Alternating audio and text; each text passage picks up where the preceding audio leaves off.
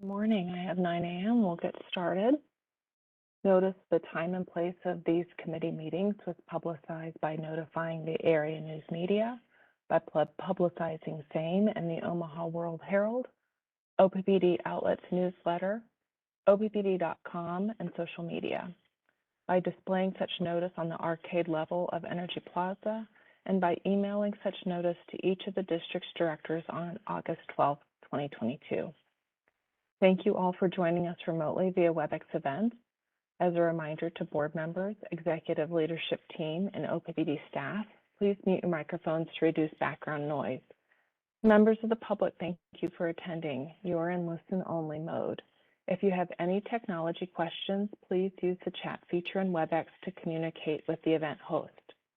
Our agenda for today's meeting is as follows. We will conduct a closed session this morning to discuss one topic, the CEO performance review and compensation adjustment for Javier Fernandez. We will conclude this morning's closed session no later than 9:50 a.m. in order to open the WebEx meeting to allow the public and OPPD staff to join. We will begin the public session at approximately 10 a.m. and receive reports from each committee. Director Moody, do we have a motion to go into closed session?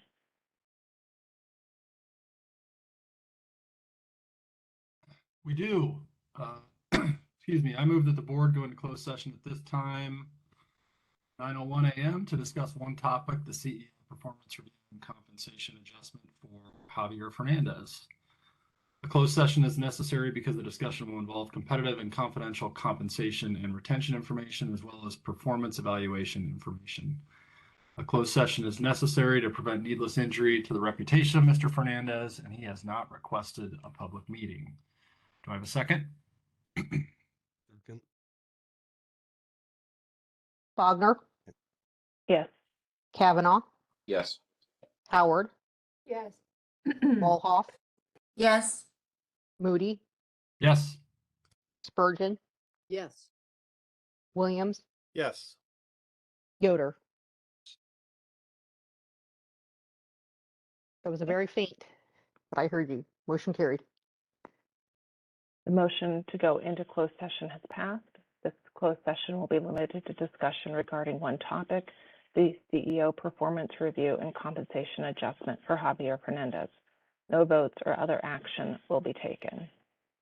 So at this time, public attendees will be removed from the WebEx event, and we'll stop the WebEx event recording. Good morning, I have 10 a.m., so we'll get going again. A motion and second is required to reconvene an open session. So moved. Second. Bogner, Yes.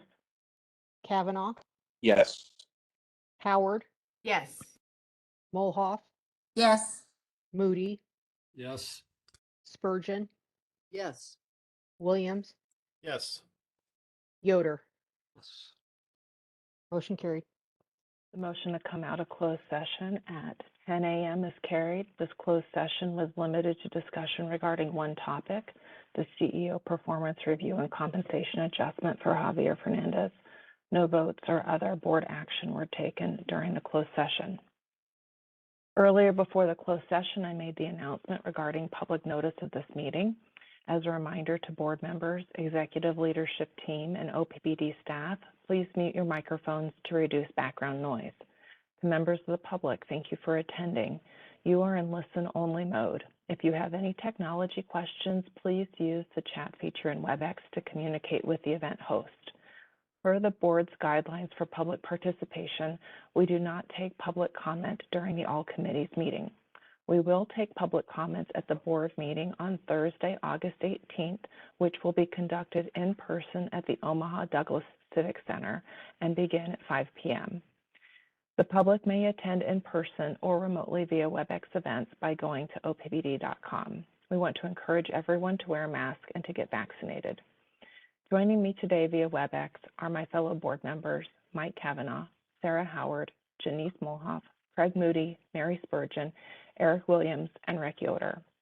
We also have President and CEO Javier Fernandez, our General Counsel Steve Bruckner with the Fraser Stryker Law Firm, members of our executive leadership team, and OPPD staff. Let's see, additionally, we have 71 attendees in the meeting, consisting of OPPD employees and members of the public. We conducted a closed session earlier to discuss one topic, the CEO performance review and compensation adjustment for Javier Fernandez. Today, we will hear the following committee reports. Director Moody will provide the governance report. Director Yoder will provide the finance report. Director Williams will provide the systems management and nuclear oversight report. And Director Molhoff will provide the public information report. Javier Fernandez will now give the safety briefing. Thank you, Chair Bogner. As we always start meetings at OPPD and any activity we do at OPPD, safety is paramount to everything we do, and that certainly applies to us today. I want to remind everyone of the physical safety pointers that are really, really important, regardless of where you are. I encourage you to take a look around your physical area, whether you're at home, at a desk, at an office space. Make sure that you know the location of AED and first aid kits, as well as the emergency exits. Sometimes those emergency exits are not used very often, and they may be blocked by furniture, or there may be cords or cables laying on the floor. Make sure that your area is free of those trip hazards if you have to exit quickly. Also, if you're not feeling well, we ask you to please stay home, try not to spread those viruses. And if you're not feeling well to the point that you need help, I encourage you to make sure that someone on the call has information so that we can assist you. Either your phone number, a loved one's phone number, a physical address, so that if you're experiencing an emergency during this WebEx call and you are by yourself, we have some way to help you and send help your way. We also, unfortunately, in this world that we live in, active shooters are common. So we do have a code at OPPD facilities, that's code 32.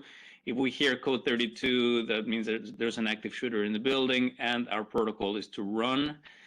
Leave the facility as fast as you possibly can. If you cannot run, then hide. And the last resort is to fight back.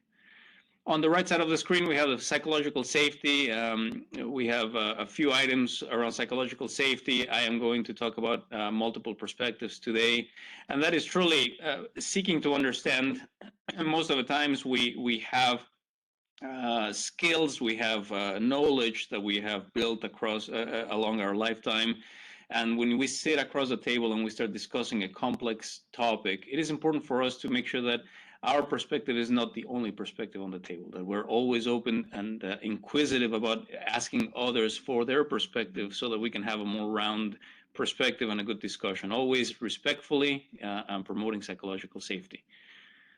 That is the end of this slide. I think there's another slide, Ms. Hinders. The safety focus for August, of course, limit distractions with summer winding down and personal schedules likely getting busier. August tends to be a month where we see a little spike on incidents. We have alerted everyone, please stay focused. Part of those distractions could be also driving. This is when school starts. And so for all of us who are driving around, remember that now there's a higher volume of vehicles on the road, including school buses, including children who may be coming from to and from home or school. So I ask you to pay even closer attention, because we haven't seen that type of traffic for the past 2 months, and we forget. Heat continues to be a factor. Thankfully, we are enjoying a little bit of a break today and for the remaining of the year, but August temperatures will continue to be hot. And so we ask our employees, and we recommend members of the public, to take proper precautions to avoid a heat-related illness. Hydrate, hydrate, and hydrate. You need to hydrate at least 24 hours in advance in order for that hydration to take effect. And also to avoid overexertion. Usually it's when we want to finish that last job, finish that last task, when injuries end up happening. Sprains, strains, or tears happen more frequently when our bodies are tired, and we tend to relax our positioning. And so be very, very careful about overexertion and try to avoid it as much as you possibly can. And with that, I conclude my safety briefing. Thank you. All right, thank you very much. At this time, we'll move into the Governance Committee Chair Report. Director Moody. Thank you, Chair Bogner. Good morning, everyone. We've got 3 things on the agenda for today for the Governance Committee report. The first will be a quick synopsis of what was discussed in Governance Committee last week. Then we'll briefly talk about the CEO performance evaluation. And then finally, we've got a severance report that Mikkel will cover. So first up, the Governance Committee Chair report. You can see the agenda in front of you. Item number 1, we will talk about in a moment. Item number 2 was something that was kind of a cross-topic item that will be covered in great detail later this afternoon during the Systems Committee discussion, so we won't go into that right now.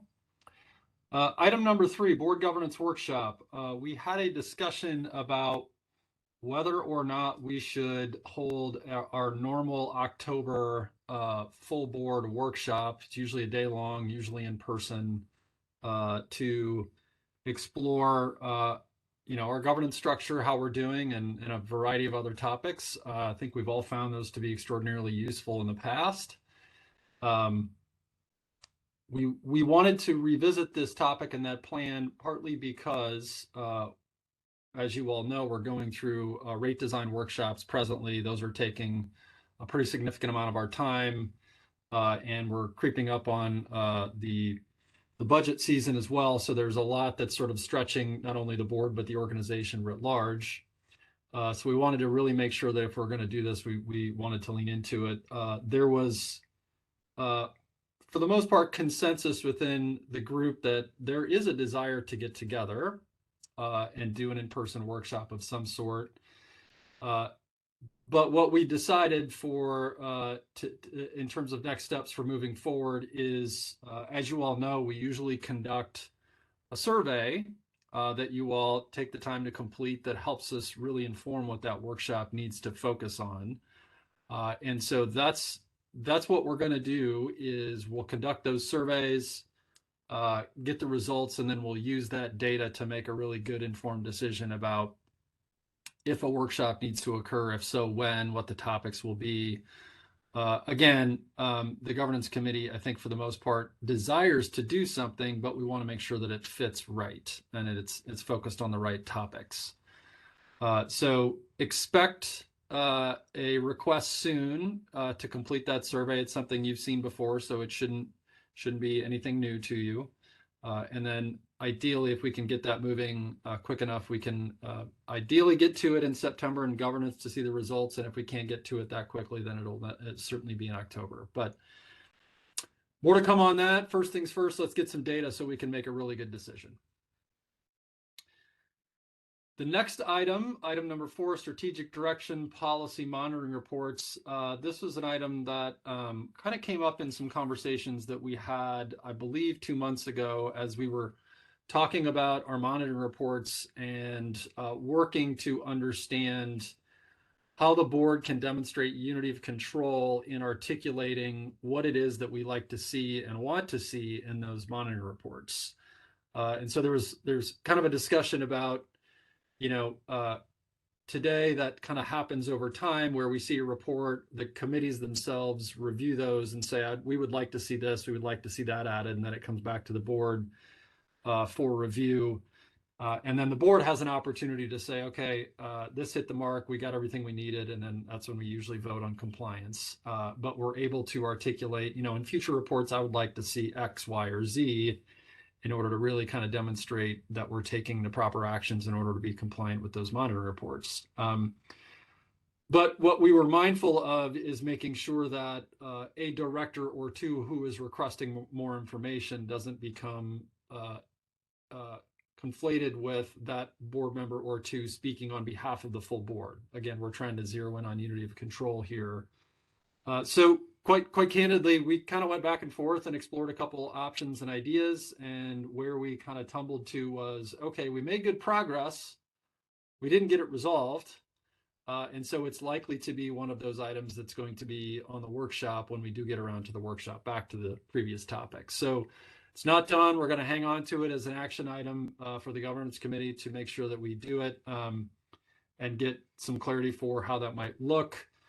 Being mindful of, you know, what the right fit is with respect to articulating those things in a strategic directive versus having some other mechanism by which we're going to sort of acknowledge and note and document the things that the board wants to see for monitoring compliance.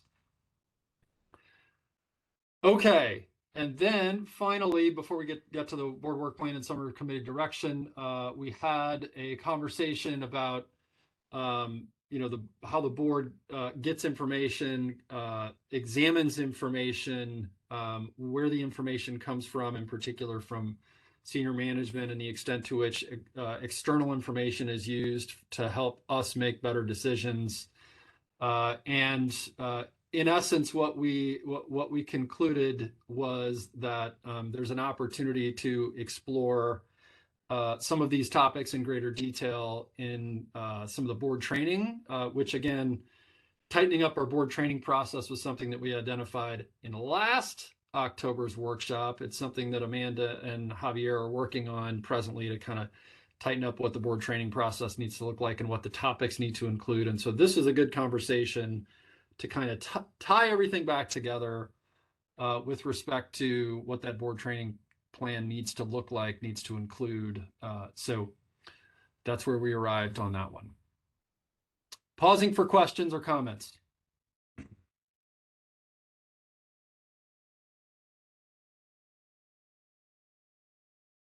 Okay, I think that's sufficient silence. Thank you, everybody. Let's move on to the next topic. CEO performance review and compensation adjustment. This is something that we do on an annual basis, and so I made a quick list of the things that I think are important that we know at this moment in time, and so I want to kind of hit a few of those things before we have much of a conversation. And from a process standpoint, we are certainly open to having a brief conversation today. But as for the public's interest, we had an in-depth conversation in closed session earlier this morning. It is undeniably one of the most important jobs of the board.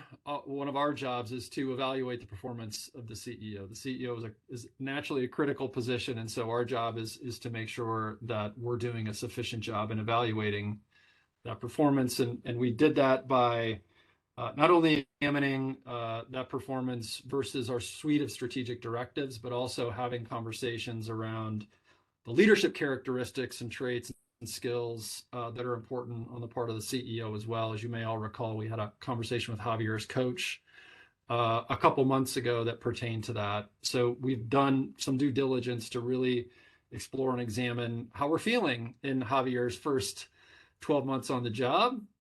And to that end, Javier started a year ago and was welcomed to his new position with the most significant storm that the organization has ever experienced. And I'll say that Javier did a wonderful job navigating that storm and leading the organization through something that was really significant in his first weeks as CEO.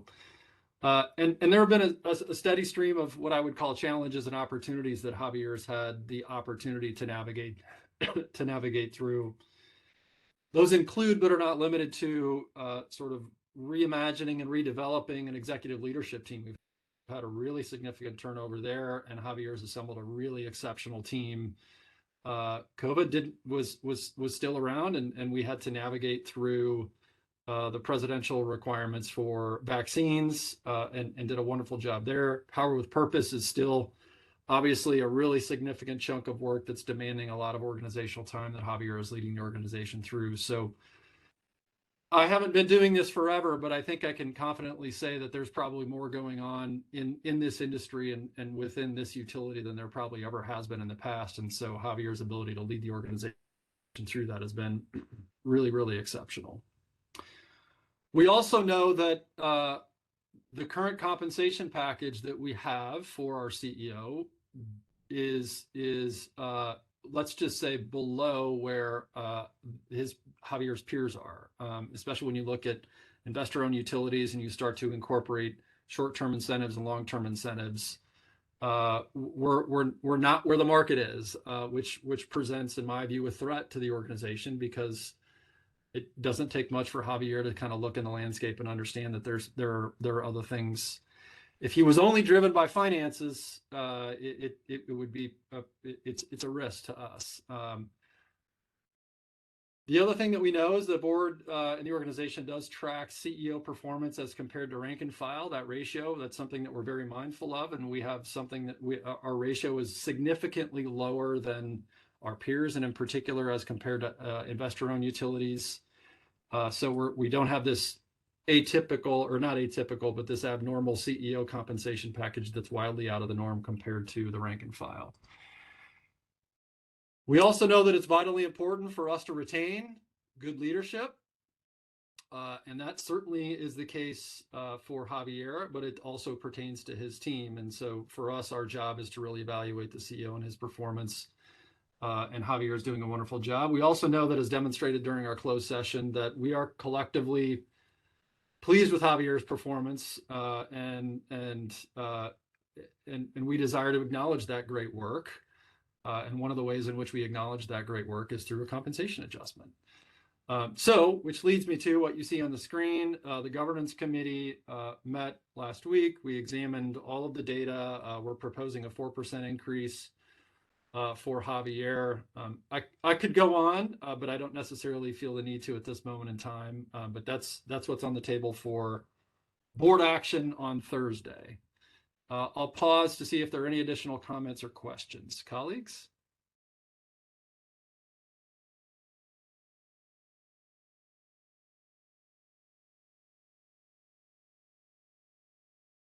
Oh, I'll just add that Director Moody and I are set to meet with CEO Fernandez on Thursday morning to review performance comments that were made in our board survey and some of the discussion that we had this morning as well. So there is a feedback loop in place. Wagner, good mention. Other comments or questions? Director Williams, I see the hand. Go ahead, sir. Yeah, I think I've pointed out in the past, I appreciate everything Javier has done over the time that he's been at OPPD, specifically as in his term as CEO.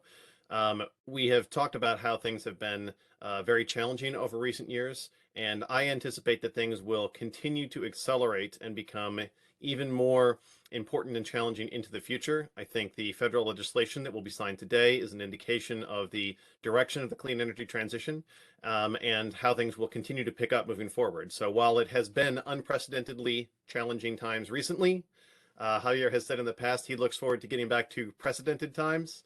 I'm sorry, sir, I don't anticipate that coming back in the way that we have seen in the past. That said, I have great confidence that he and the team he has built around him are pointing us in a very positive direction. And I look forward to additional members of the team joining to continue to strengthen the organizational muscles we will need to carry us where we want to go to get to that long-term vision. So thanks for the excellent performance to date, and looking forward to more into the future. Thank you, Director Williams. Pausing for any additional comments. Looking for hands.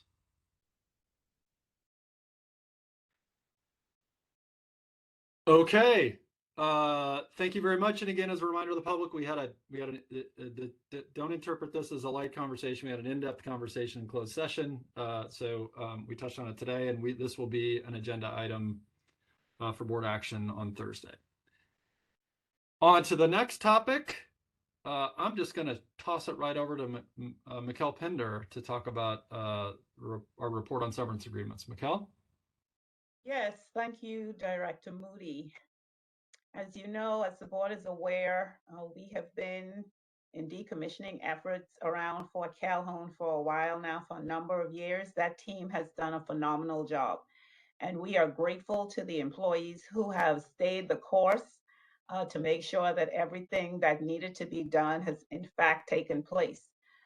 To this end, we have 12 employees who will be leaving us, and with that, they were offered severance packages. And with that, again, the names are listed here as well as the amounts. As required by law, since these severances in total exceed a $50,000 threshold, we are required to report it to this board, and that is what we are doing. Are there any questions relative to any of these severance agreements or to the severance agreements in total? I see Director Kavanaugh's hand. Go ahead, sir. Yeah, thanks, Craig. Mikkel, I'm not that familiar with these groups of folks. Do they come from one division? It seems to me we really didn't have layoffs and separation agreements until the Fort Calhoun closure, but now we seem to be having them on a somewhat regular basis. Is there a pattern here that's taking place? Are these folks from one particular area of the company, or what's the situation? These are all Fort Calhoun employees. Yeah. So all of these are related to the decommissioning efforts.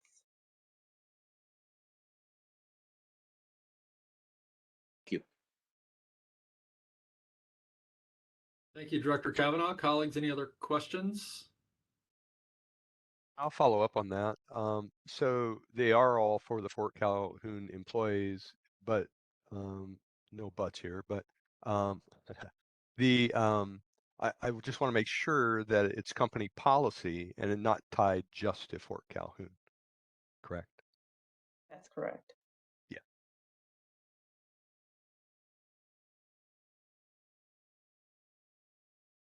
Thank you, Director Yoder. Any other questions? Director Kavanaugh, I see your hand is still up. I'm just going to assume that's a stale hand. My fault. Okay, I think that concludes this item. Thank you, Mikkel. Director Bogner, the Governance Committee rests. Back to you.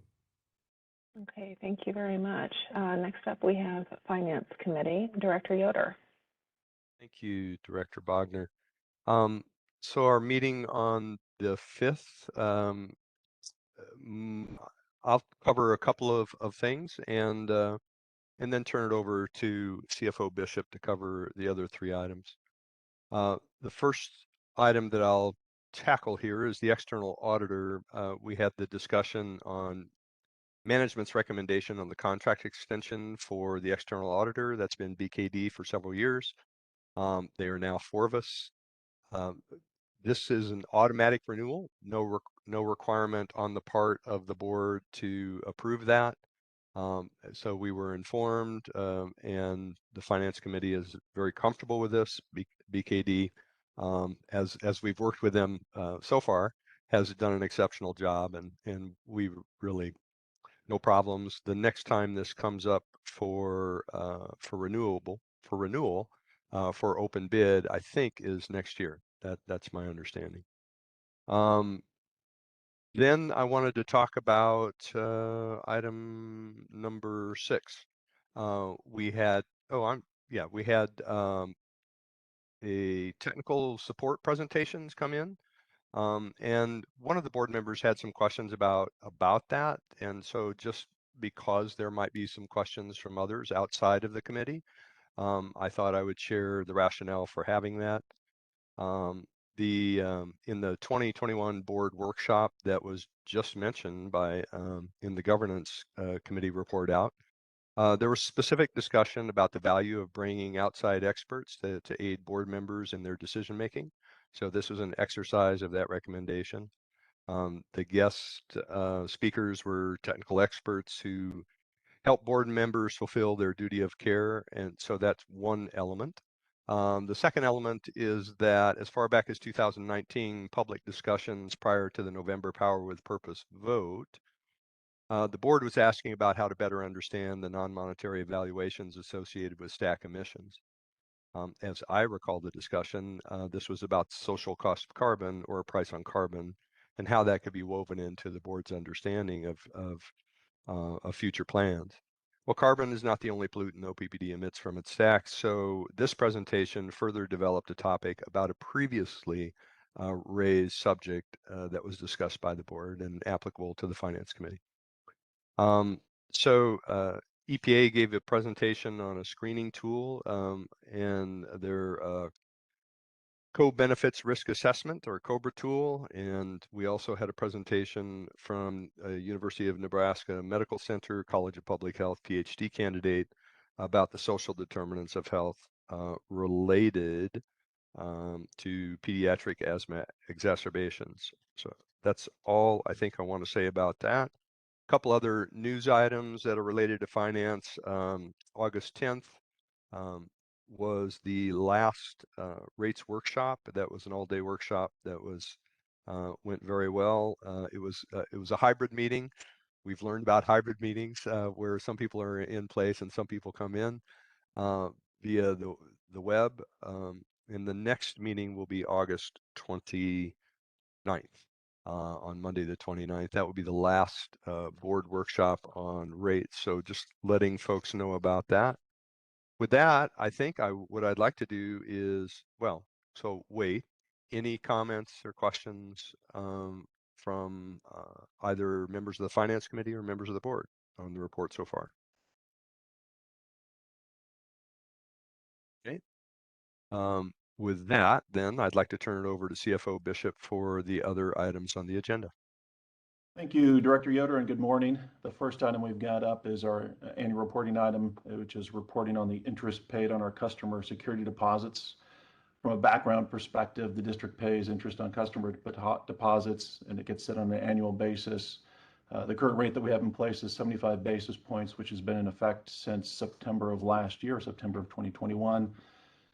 How is this determined? The interest rate's based on paying customers 90% of the one-year average earning for those deposits. That gets rendered to the nearest 1/4%. These are in segregated funds and invested separately. Just for background for the team, the measurement period is July 2021 through June of 2022 is when we're measuring that return. The updated calculation provides for 50 basis points, so a drop from 75 to 50 basis points. And ultimately, that would be put into place beginning September 1st of 2022, so next month.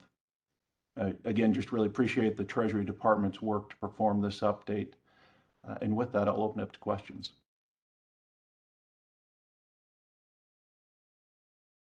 I don't see any hands. Pausing just a beat more, but I think you're good to go. Thank you. All right, we'll jump into the second quarter financial results. This again is a reporting item. We reviewed this with the Pre-Finance Committee in detail, looking not only at the budget for 2022, which was what I'll talk from a results perspective, but we also looked at year on year. It's a more detailed report. Just two points around that. Again, fortunately, looking back at the prior year, we had COVID, significant COVID impacts, and also the polar vortex. So we're very excited to have that in the rearview mirror.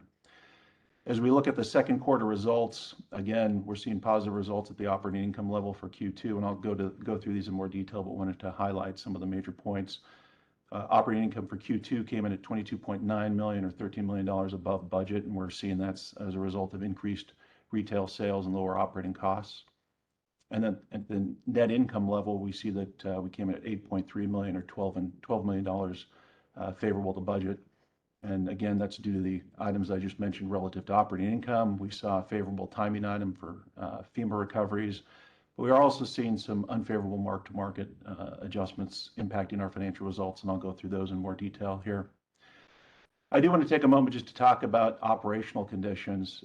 Again, a really strong quarter from my perspective with the fleet of our generation assets. It was tested. They continue to perform very well. My hat goes off to the generation team. We experienced incredibly high temperatures. SPP has continued to see a system peak load, not only in Q2, new records, but also we'll talk about those this coming quarter as we report out on Q3. Again, very stressful situations, and our fleet performed well. So good outcome there. We also saw some good results as it relates to our renewable generation in Q2. Overall, I'm very happy with the results we have for Q2. As we look forward to year end, we're expecting to hit all of our critical metrics, debt service coverage of 2 times, plus our liquidity targets. As we jump into the second quarter, if we go to the next slide, Mo. Again, I'm really focused on how we performed within Q2. So if we look at retail revenues, Q2 came in slightly above budget with $260 million in retail revenues.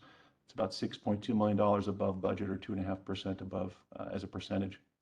Quarterly retail sales on both a volume and dollar perspective outperformed budget. And again, that's largely associated with the warm trends that we saw both in May and June when we looked at that from a cooling degree day perspective. As we move over to our, actually down on the page, to our off-system revenues, you'll notice a large increase above budget for Q2.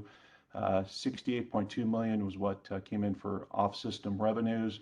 That was $38.3 million better than budget. Off-system sales during the quarter, both on a volume and price basis, outperformed budget, primarily due to higher than forecasted energy pricing. As it relates to the total amount of additional sales that we had, it was about a little bit under 3% above budget. Again, we saw a very hot quarter, and we also saw a higher dispatch of our units.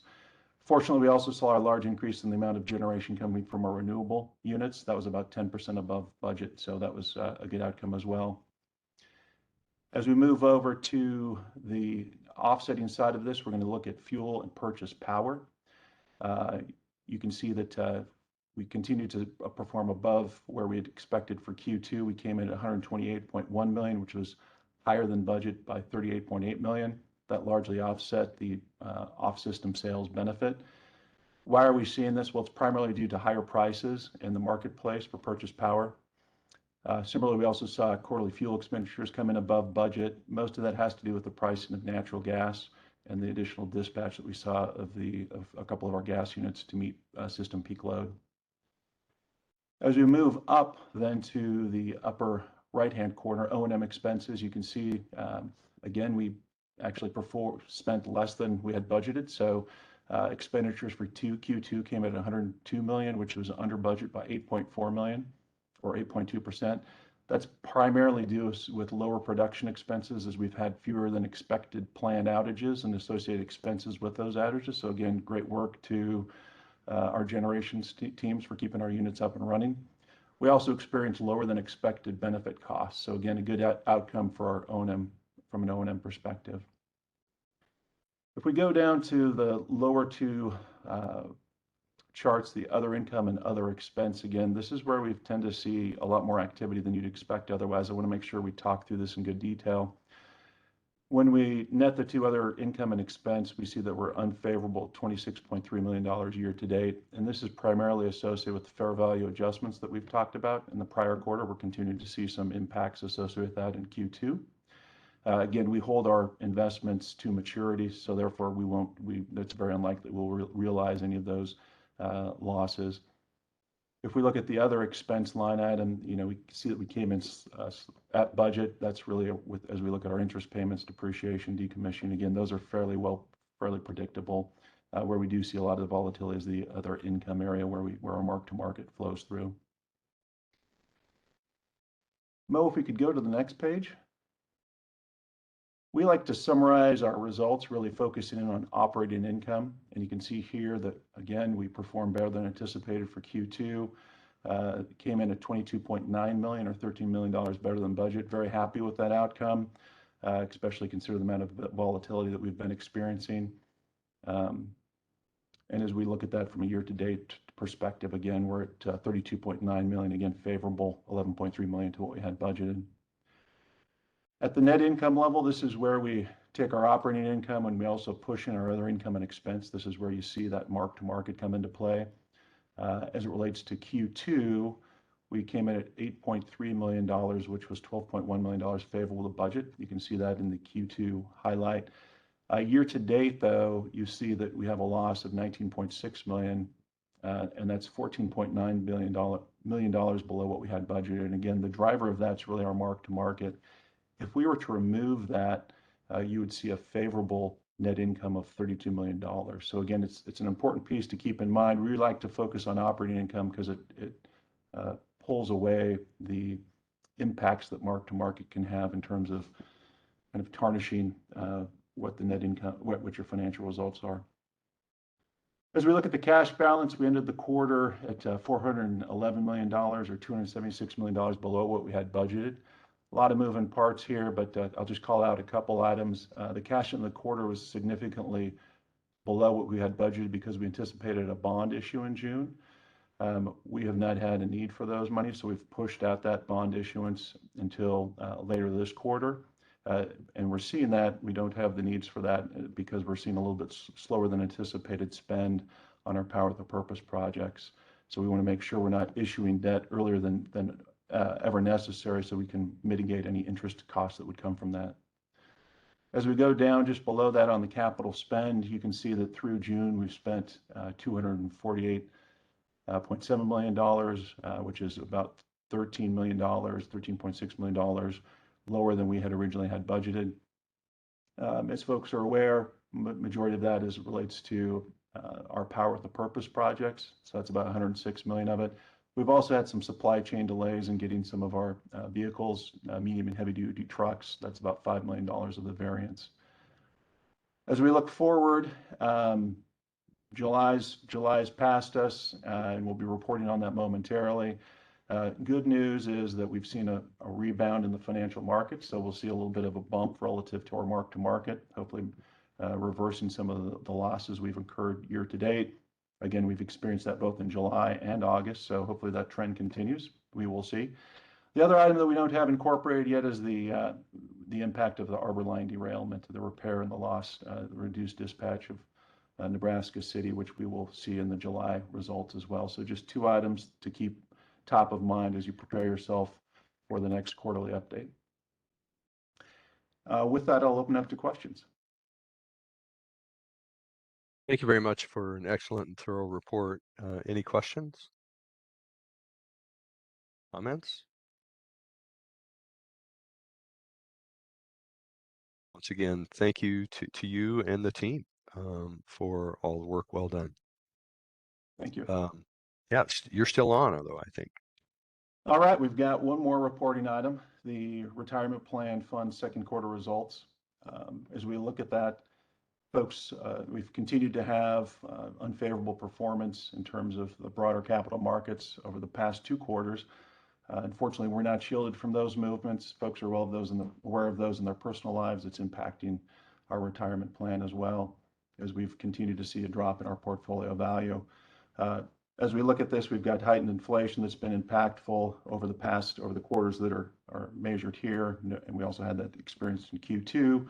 Again, we've also seen increase in Fed fund rates for March, May, and then also now in July we had an increase, possibly another forecasted increase in September.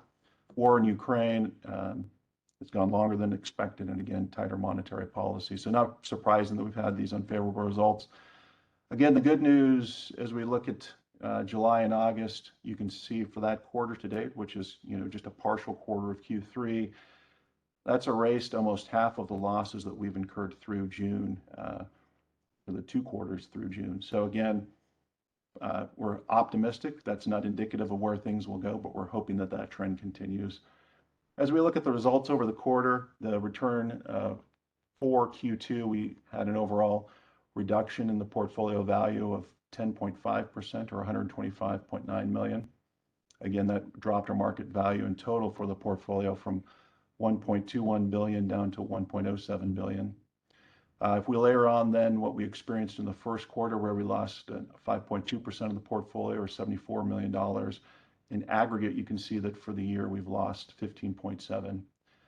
Again, I would like to highlight, and I made this comment last quarter, that we experienced very similar drops in the first half of 2020 with COVID, and we then saw those more than offset by the end of the year in terms of 2021, and at the end of 2020. So again, I don't want folks to get the idea that this will completely reverse itself, but I do highlight that there's different examples of what's going on within our financial markets. As we look at a more detailed look, again, relative to the index, we performed just slightly under 0.2%, so relatively tight with the index. The portfolio mix at quarter end, we are at 51.9% in equities, 39.1% fixed income, and 9% alternative assets. We did see a slight drop in the equity value, and then that props up fixed income and alternative assets. And so when you look at that from a quarter-on-quarter perspective, that's really the driver. In summary, again, it's difficult not to get somewhat concerned about the results, but we need to rely on our investment strategy. We've had very robust returns for 3+ years. So we need to be expecting to see corrections in the market. And again, I highlighted what's gone on in the third quarter. Again, very encouraging. I will also highlight again that we feel very solid relative to our approach. We've completed the asset liability study at the end of 2021. Continue to look at the portfolio construction and the investment policy. We feel that those are very strong. Those have been approved by the board. So again, very comfortable with where we're at with our current portfolio mix and investment approach. We're actually going to be discussing this in more detail coming up this Thursday with Siegel Marco. We've got our semi-annual retirement funding meeting on Thursday, which is a full day effort. So we'll be talking about this in great detail. With that, I'll close on the report, Director Yoder, and open it for questions. Thank you. I too am looking forward to joining you on Thursday, at least for part of that all-day meeting. Any questions or comments from any members of the board here? Other comments from anyone? All right. Well, Director Bogner, that completes the Finance Committee report. Thank you. All right, thank you. Next up, we have Systems Management and Nuclear Oversight Committee, Director Williams. Great, thanks very much. I'll try and keep the chair's report brief because we've got a lot of other things to talk about today. So the Systems Committee did meet, as you can see on screen, on August 3rd. We had the same presentation on the Power with Purpose Reliability technical support that Director Yoder mentioned earlier from the EPA and from UNMC, so I won't go into additional detail there. Same presentations that the other committee saw. After that, we had a brief discussion about the Power with Purpose Reliability North Omaha Station update. Again, that has a lengthy item on the agenda for today, so I'm not going to spend too much time on that one. But since that recommendation comes from the Systems Committee to the entire board, the Systems Committee did talk about it in our meeting on the 3rd. We also discussed the Strategic Directive 9 language update, and that has been out for public comment. And so we will talk about that a little bit later today as well, updating the language to make sure that our resource planning is aligned with where we need to head in the future to continue that progress toward our long-term vision. We talked about the frequency of the nuclear oversight updates, and we will have a nuclear oversight update today. And then we will, from here forward, we anticipate those will move from a monthly update to a quarterly update. And so this will be the last time that it'll be a monthly since last month. The next one will be next quarter. So just wanted to provide clarity to the other board members that that is the anticipated frequency of those reports from here into the future. And so with that, I don't, like I said, I don't want to spend too much time here. We have a number of other items and additional work that the Systems Committee has been doing in recent months will come up as part of the discussion, mostly related to the Power with Purpose North Omaha Station discussion. And so I think we'll save most of the discussion for that action item that we'll be discussing today. And with that, I'd like to move to the next item that rather than Troy, the presentation will be from Scott Edom. So Scott, if you can tell us about the transmission construction agenda item today. Yes, thank you, Director Williams. Again, Scott Edom, I'm the Director of Engineering Services for Utility Operations, and I'm filling in for Mr. Vi today. So the first action item is an item that comes up periodically for the board for approval. It is the fall 2022 transmission construction item. As part of that, there is something that I'd like to discuss in addition to the facts surrounding the RFP. There are 49 wood 69 kilovolt structures and 2 161 kilovolt double circuit lattice structures that were identified to be near the end of their useful life and will be replaced as part of these project scopes. Additionally, there is relocation of approximately 1 mile of a 69 kilovolt and 161 kilovolt overhead transmission line that's needed to support UNMC's Saddle Creek development project near Saddle Creek and Leavenworth. As part of the RFP, the construction labor would include the foundation construction, structure erection and framing, installation of the associated conductors, shield wires, and the fiber optic ground wire, and the removal of the existing structures and conductors. As part of the evaluation process and the RFP, 6 proposals were received. And although all 6 of those proposals were determined to be legally responsive, 4 were found to be technically responsive. Of the 4 that were technically responsive, they were determined to exceed the fair market value for the requested work. So in accordance with the Nebraska revised statutes, when we are in that condition where either no responsive bids are received, or in this case, it is determined to exceed the fair market value for the requested work, the board may reject all the bids and authorize management to negotiate in a contract or contracts for completion of the work. So that is what we are seeking in this case based upon the evaluation that was completed. We are requesting authorization by the board to reject all the proposals that were submitted under this RFP for the fall 2022 transmission construction and allow the district's management to enter into a negotiated contract or contracts to complete the work. The work will begin this September and is expected to conclude in the first quarter of 2023. Are there any questions on this specific item? Scott, I have one. Yes. Are you allowed, in a situation like this, are you allowed to negotiate with those who didn't bid on the contract as well as those who did? Or are you limited to those who showed the initial interest? I can answer that. Thank you, Mr. Bruckner. It's a great question.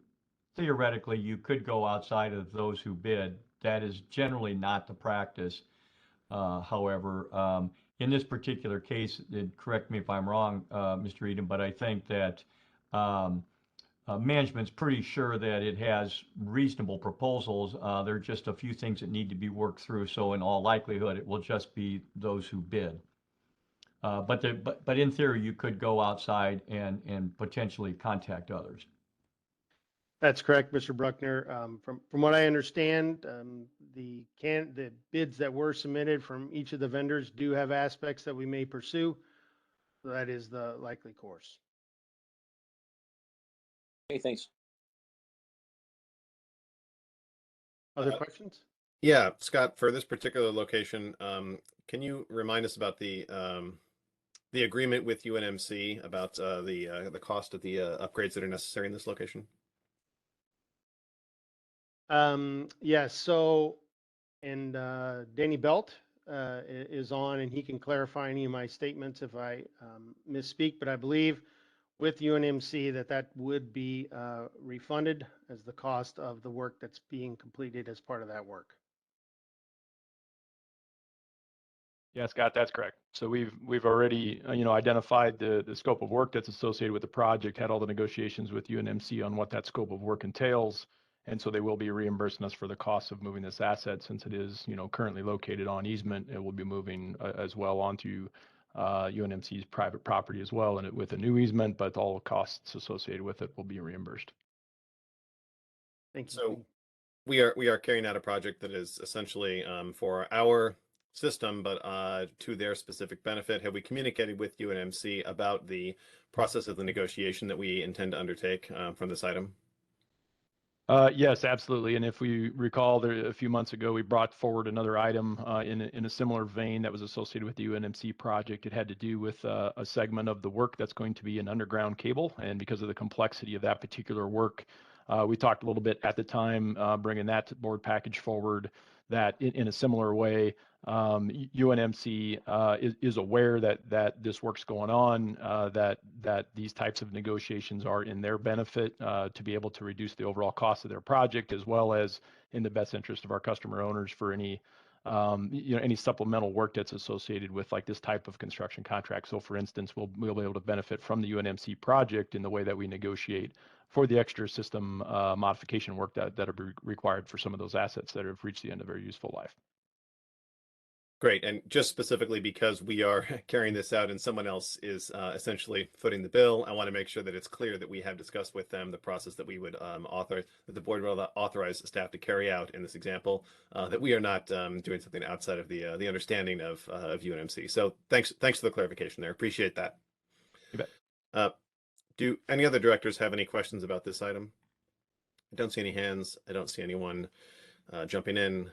I don't hear anyone. And so with that, I appreciate the update on this, and I think we can move to the next RFP item. So Scott, please continue. Yes, thank you. So this is for RFP 5977, which is for Nebraska City Unit 2, the air preheater baskets, the materials contract award. So a little bit of background context, we are seeking to issue a contract for the purchase of both the basket and seal materials for both of the Nebraska City Unit 2 air preheaters to maintain unit efficiency and reliability. These air preheaters are very large heat exchangers with hundreds of baskets that contain many steel plates.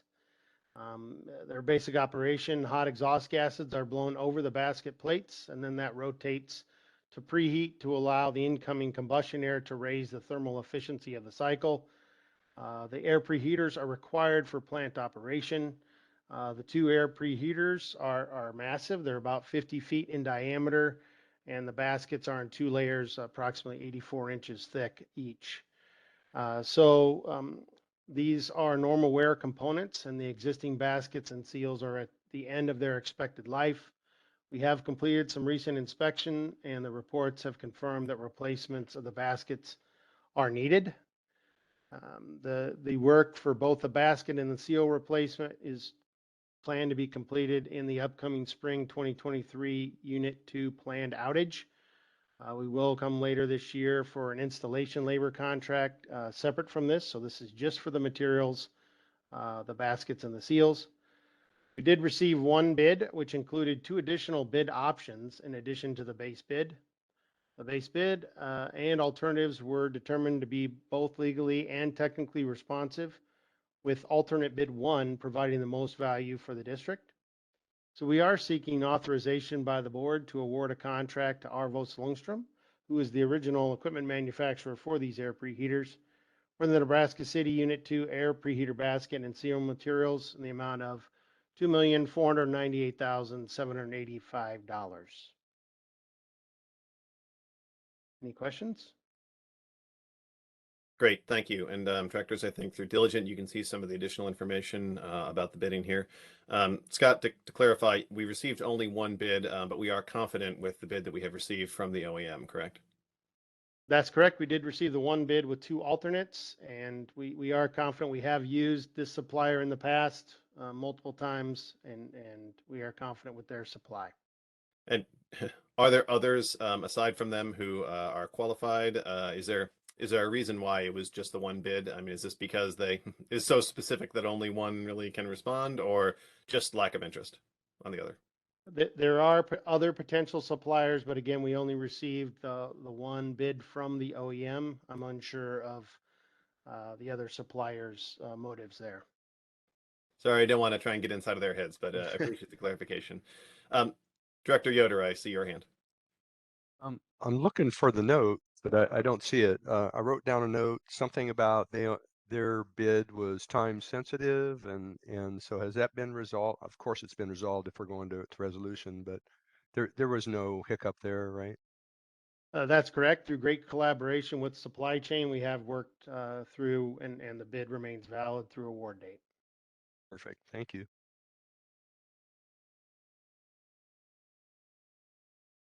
Great. I don't see any other hands, hear any other questions. So I think we can move this one forward as well. So thank you for the update there, Scott. That's great.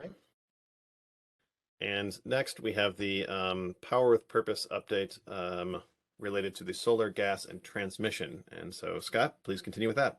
Yeah, thank you, Director Williams. So today we'll be providing an update to the board with the following agenda. So Megan Walker will walk through an update for the Standing Bear Lake and Turtle Creek stations.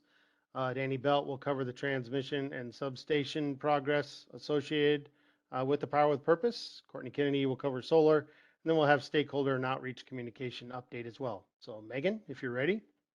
Yep, thanks, Scott. Next slide, please. Good morning. At our Standing Bear Lake Station, preliminary grading has been completed. This is despite winter weather challenges as well as other site conditions. With that grading completion, we have been able to turn the site fully over to our EPC or engineer procure construct vendor, Zachary, effective June 24th of 2022, not 2024. Apologize for that typo. With that, a lot of beyond now that the laydown areas and temp facilities have been progressing with Zachary, they have now moved into construction activities around foundation work, pilings, and rigid inclusions. A lot of effort is currently underway to prepare the site to receive major equipment deliveries. Major equipment is coming from Wartzilla. They will be delivering equipment starting in Q3 of 2022 all the way through the first quarter of 2023. Particularly near term, we are anticipating the engines themselves from Wartzilla to be received at the site.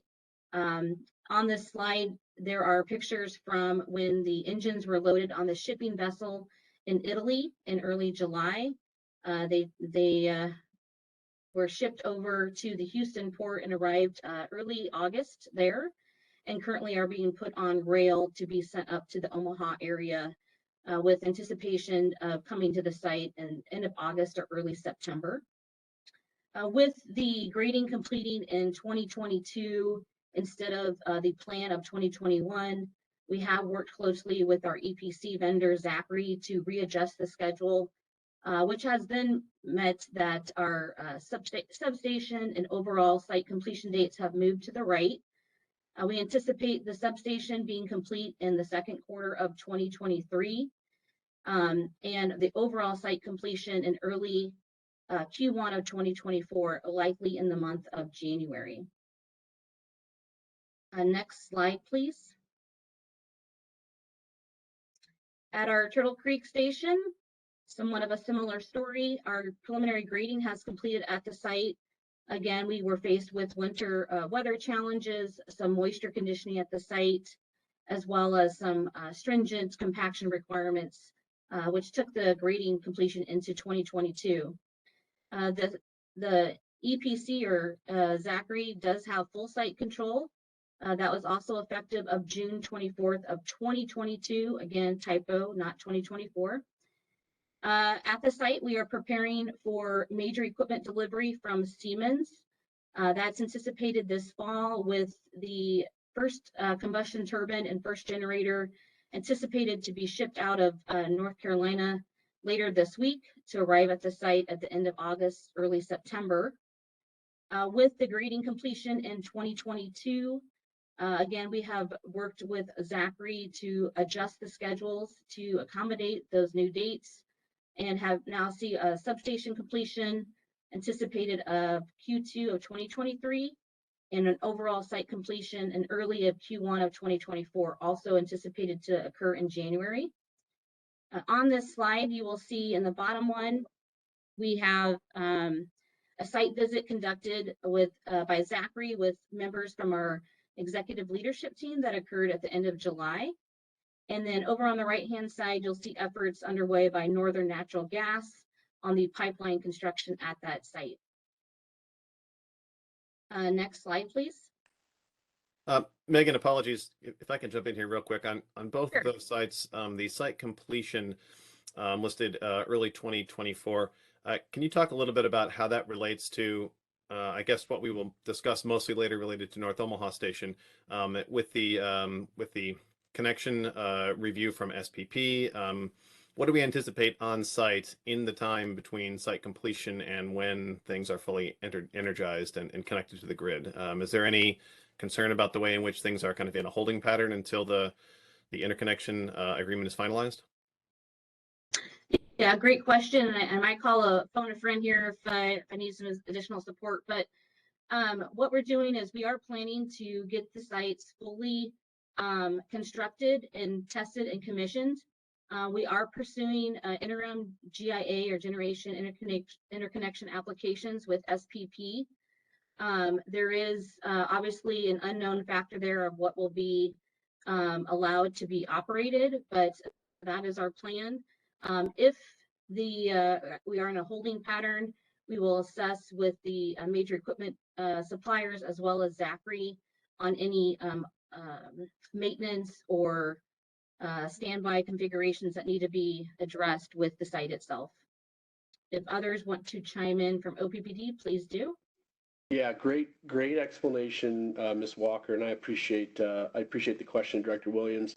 I think what we'll see a little bit later today is what we saw in 2019 and the conversations we had back then, that the completion of these facilities are critical to our reliability profile. And there's a couple of things that we're having to navigate. One is the construction sequence and the construction schedule, which is challenged by a number of items that I think Megan and the team has discussed over time. And the other is really that process piece with the Southwest Power Pool. So the big challenge with bringing the units online is the Southwest Power Pool and completing the generation interconnection agreement study. And I think you've alluded to that. And as we work that vigorously with SPP, I think we want to extend our gratitude for the construction teams for continuing to move these projects along from a construction perspective, so that both challenges can be worked contemporaneously to get the best system outcomes. But they are related, and I appreciate you asking the question to make sure we keep that in front of folks. And we'll certainly discuss more later, as you alluded to. Yeah, and I guess whether we should discuss the new gas assets as part of the gas asset item or the North Omaha item, well, this is where we're at. I guess I appreciate the clarification about the fact that we are moving forward and that the critical path will remain the SPP connection agreements, and that we are doing a good job on the site construction. I appreciate you highlighting that, because we have talked about what is causing what will be the discussion item later today, but that the effective work on site by our team and the selected contractors is moving forward. And the pinch point is on the SPP timeline. So I think this does a good job of highlighting something that will come back in the schedule in the item that we will discuss after lunch. So I appreciate the clarification here. I do see two hands. I guess let's go with Javier first. CEO Fernandez, I assume this is a response to something that was mentioned, and then we'll go to Director Moody. That is correct. And just to round a little bit of the the response here, specifically answering your question, Director Williams, when we get the interim generation interconnection agreement, and it's very important to clarify here that it will be interim, right? What we're waiting really for us to continue with the other parts of Power with Purpose, which includes a transition to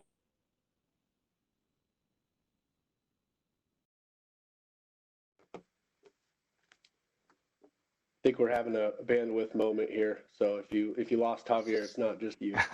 Please 1 moment. Take a look at that. Yeah, I think as he's navigating that, the one piece I think he may be alluding to is there's a lot of pieces and complexity to the solution. There's new generation, there's transmission, and if you take one piece of the solution out, the solution's not the solution. So we need the solar that we've talked about, we need the natural gas, we need the transmission, and there are different headwinds for each of those projects to move forward. And I really appreciate the astuteness of, I think, Director Williams, where principally, if you pull one of these things out, the solution's not the solution. So when we talk about network systems that are highly integrated, that can be unforgiving at times, I think it's important to keep that in front of us. And I see Mr. Fernandez back. I'm sorry for that. I think I'm back. Thank you, Brad. I was able to continue listening to what you said. And really just to round this discussion, when we get the interim interconnection, it is possible for us to start the engines and start generating power at the new stations as early as Q1 of 2024. So that site completion is incredibly important for us to be able to start generation. Now, again, the permit could be taken away from us, et cetera, but from a generation perspective, we could start generation as early as that Q1 of 2024. EPC full site control happens later that year. The EPC personnel will continue to be there checking off last minute items before they fully hand off everything to us. But I think it's important that the power generation could start as early as Q1 of 2024. Right, and I don't want to confuse this too much with discussion about what we anticipate for the timeline in North Omaha Station, because we have a separate item for that. But I appreciate the clarification about the technical aspects of the construction and how that relates to the other decision. So thank you. Director Moody, do you want to jump in here? Sure do. Thanks for that conversation. I had a lot of similar questions. And to your point, Javier, that Q1 2024 date is pretty important. Help me understand, and I know we can't predict everything, right? But like, can you help me understand and give me a sense for the risks that might exist that could delay it further out? Not asking for a specific, level of confidence as a percentage or anything, but I'm just kind of curious about what we've identified in terms of construction risks going forward. Yeah, sure, Director Moody. Things we're obviously paying attention to is the supply chain. We've been able to navigate that to date so far. When there are challenges, our EPC or our major equipment vendors are able to work on expediting those. We haven't seen a major detriment to the schedule related to that, but it's obviously, given the environment that we're in, something that we're paying close attention to. Additionally, anticipating, because there's a low unemployment market, we are paying attention to, at least from the EPC perspective, their ability to bring in workers to support the work. Again, hasn't been a hiccup to this point, but something that's being addressed and focused on, and has its ups and downs as they hire people for the specific work that's occurring at any given time.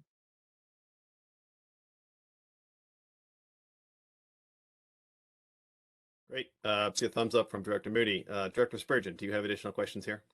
Well, not questions, just not being on the systems committee. This is just great news. I assumed that work was ongoing, but I'm really pleased to see those dates, which could have been out a lot further. And so that's really very wonderful news. Thank you for all your work. Thank you. Great, Megan. I don't see any additional questions, so appreciate the break there, and I think we can continue forward with the normally scheduled presentation. Of course. Next slide, please. And this last one rounds out my update for Standing Bear Lake and Turtle Creek Station, but just wanted to share, and maybe it's obvious to several people, but it's these are large projects, and because of that, there is a significant lift across the whole organization, OPPD, beyond just the project team. And so just wanted to call out several areas that we're working with and collaborating with. A lot of these are our internal stakeholders. Some of the examples might be in the training area. We work closely with our operations, maintenance, and training staff to ensure that we are setting them up for success so they know how to operate, maintain, troubleshoot our new equipment, our new facilities. So we have very specific training plans and identified for both our major equipment vendors, Wardzilla and Siemens, as well as the scope being provided by our EPC vendor, which really rounds out the balance of plant side of the house. Additionally, one other area I would sort of call attention to is like our operations, spending a lot of good time working with some of our new staff, and I know they're still continuing to hire, but really what's our operation readiness planning for these facilities, looking at, starting to get into very detailed things with procedures, operating instructions, what are we going to do from a cold weather preparation perspective. And so I just wanted to highlight this particular slide, probably well aware of it, but a lot of the effort is going into this project beyond the project team, and certainly appreciate all the support from our internal SMEs to make sure that we are successful moving forward with these plants.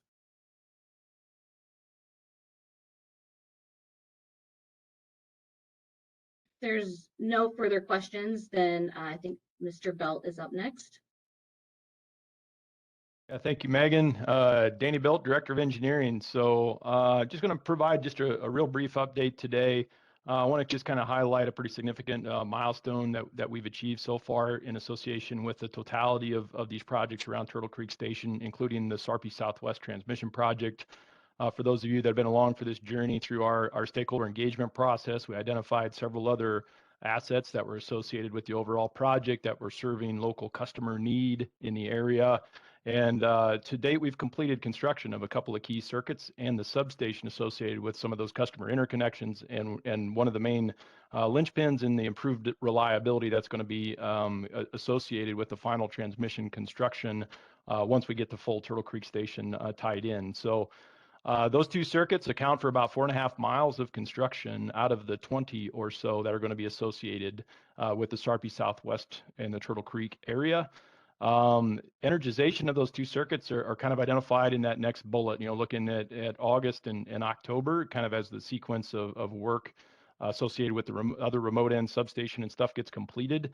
Although this presentation was prepared, a few weeks ago, that August 8th date might be moving just a little bit to better align with some of the customer energization requirements, make sure that they're fully ready for us to be able to energize our side of the project. But all in all, great progress on this project, kind of to the points that Megan was making around supplier performance, around the supply chain space. We saw some great deliveries on material that were timely and within expectation, strong performance by our contractor partners that we have on the project as well. So overall, we're meeting our expectations for both this customer as well as the overall project needs. The remote end substations, that's kind of what that picture on the bottom is really showcasing the 144th and K part substation that is now complete, fully commissioned, ready and waiting for the customer side connections in order for us to finalize that last connection. The one other substation project to really provide the level of redundancy that are going to be required for this customer, that 180th and I-80 substations, approximately 70% complete and still really on target for that October energization. The other photo in this on this slide is really kind of showcasing some of the unique construction opportunities we took on this project. The contractor brought in a helicopter, and as you can see, it's maybe a little bit harder to visualize in the smaller photos. But you can see the bucket truck and folks standing in that bucket truck trying to connect the wire pulling dollies to the suspension insulators, all brought in by that helicopter. It's been a much quicker way for us to actually perform a lot of this work, and allows us to speed up and limit the amount of challenge with getting in additional cranes and things in the area. So we've got some additional communication that'll be shared on that through OPPD Community Connect, through the wires, kind of showcasing some of the video flights of that helicopter and some of the unique ways in which that they're employing that for the construction of this project. So that's all I had for an update today, and if there are no questions, I can forward on to. Yep, I do see Director Moloff. Yeah, so this transmission and substation, is this related to the connection and commissioning of our 2 gas plants, or is this something separate? Do we have the transmission and substations in place to fully connect our gas plants as well?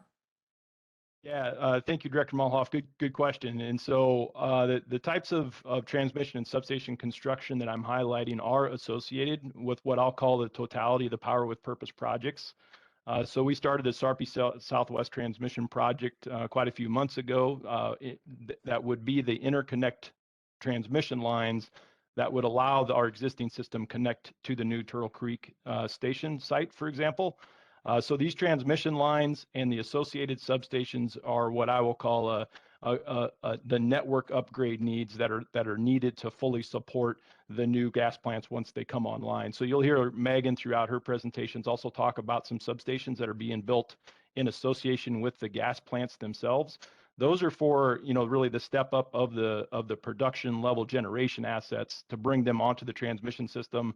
And these substations and transmission lines that I'm highlighting will interconnect that substation then to the existing transmission network that exists in our territory. So it's all part of the greater Power with Purpose project, but we're also trying to accomplish many other needs on this, including, the increased customer load in the area, improved customer reliability, and some of the other aspects that that all need to fit congruently within the project schedules, in association with the new gas plant. So yes, they're all supporting Power with Purpose. And if I may, Danny, great answer. And I'm going to tie these back to the generation interconnection topic we discussed earlier today. And that when people ask me, hey, what are you doing? What is OPPD doing in order to mitigate risks about our ability to future interconnect these assets? Well, these are the projects. This is a perfect example of a project we are working on today that we know is going to be needed in order for us to safely interconnect the two new generation stations. Now, the Southwest Power Pool will study a much larger area, and they will come out with their recommendations at some point, whether it'll be on the interim generation interconnection or the final generation interconnection. What we believe is very likely those studies will point out to the need for us to make these investments, substation and transmission structure. So we are ahead of the game.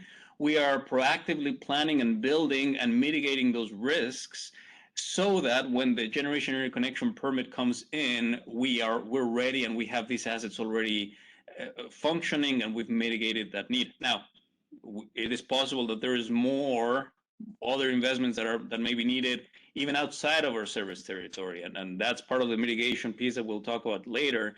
But I want to clearly connect this amazing work that Danny and his team are doing to our not only meeting our current needs but our future needs for generation interconnection. So that was a fantastic question, Director Molhoff. I hope this helps tie those topics even further.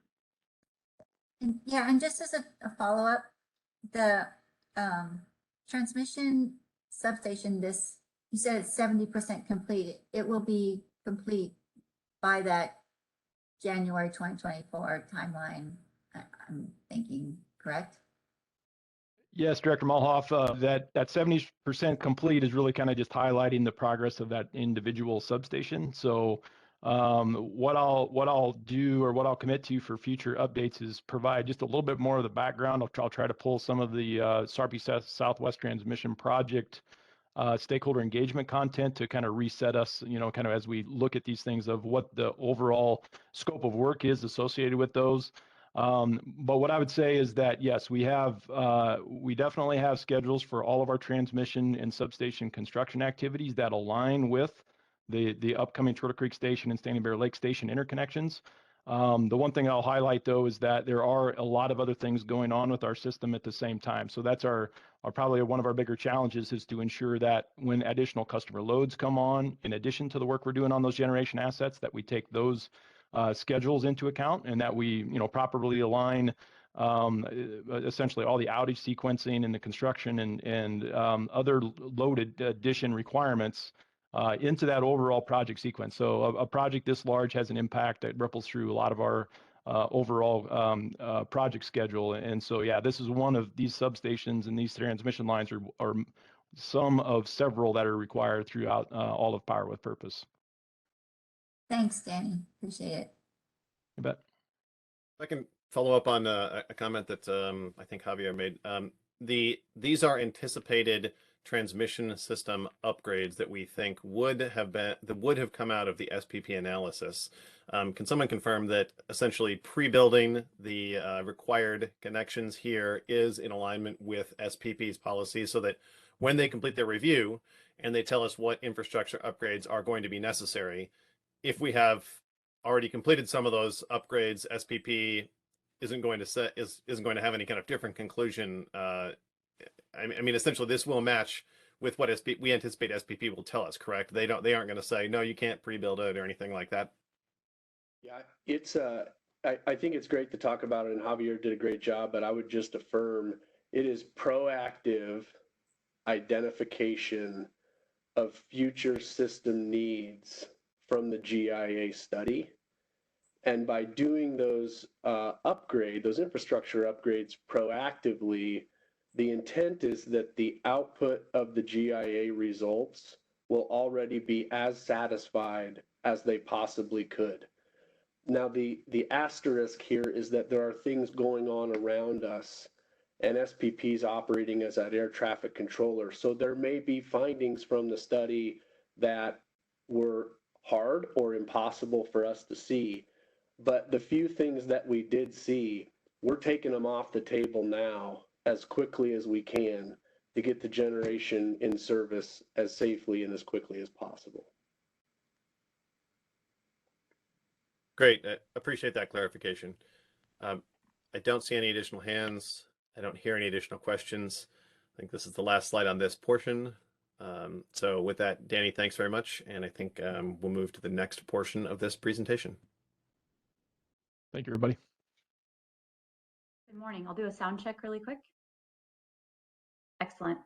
Good morning, Courtney Kennedy. Happy to talk through Power with Purpose Solar, the part of the project. I'll kind of kick off with where we're at with Platteview, what we can expect, and then we'll round out with the rest of solar. So first of all, excited to publicly update on Platteview, and we've had some milestones to share. One of those is that OPPD is excited to partner with AES, who will be responsible for the long-term owner and operation of Platteview Solar Facility. They will also oversee construction. If you remember back to the spring of 2021, OPPD executed a PPA, or Power Purchase Agreement, with a solar developer, Community Energy, knowing that that would have to transition to a company that would own the facility long-term. AES did acquire Community Energy, and with that, they acquired the Platteview PPA, so they will be our long-term partner. A quick reminder, Platteview Solar is 81 megawatts, located just south of Utan in Saunders County. We can go to the next slide, Mo.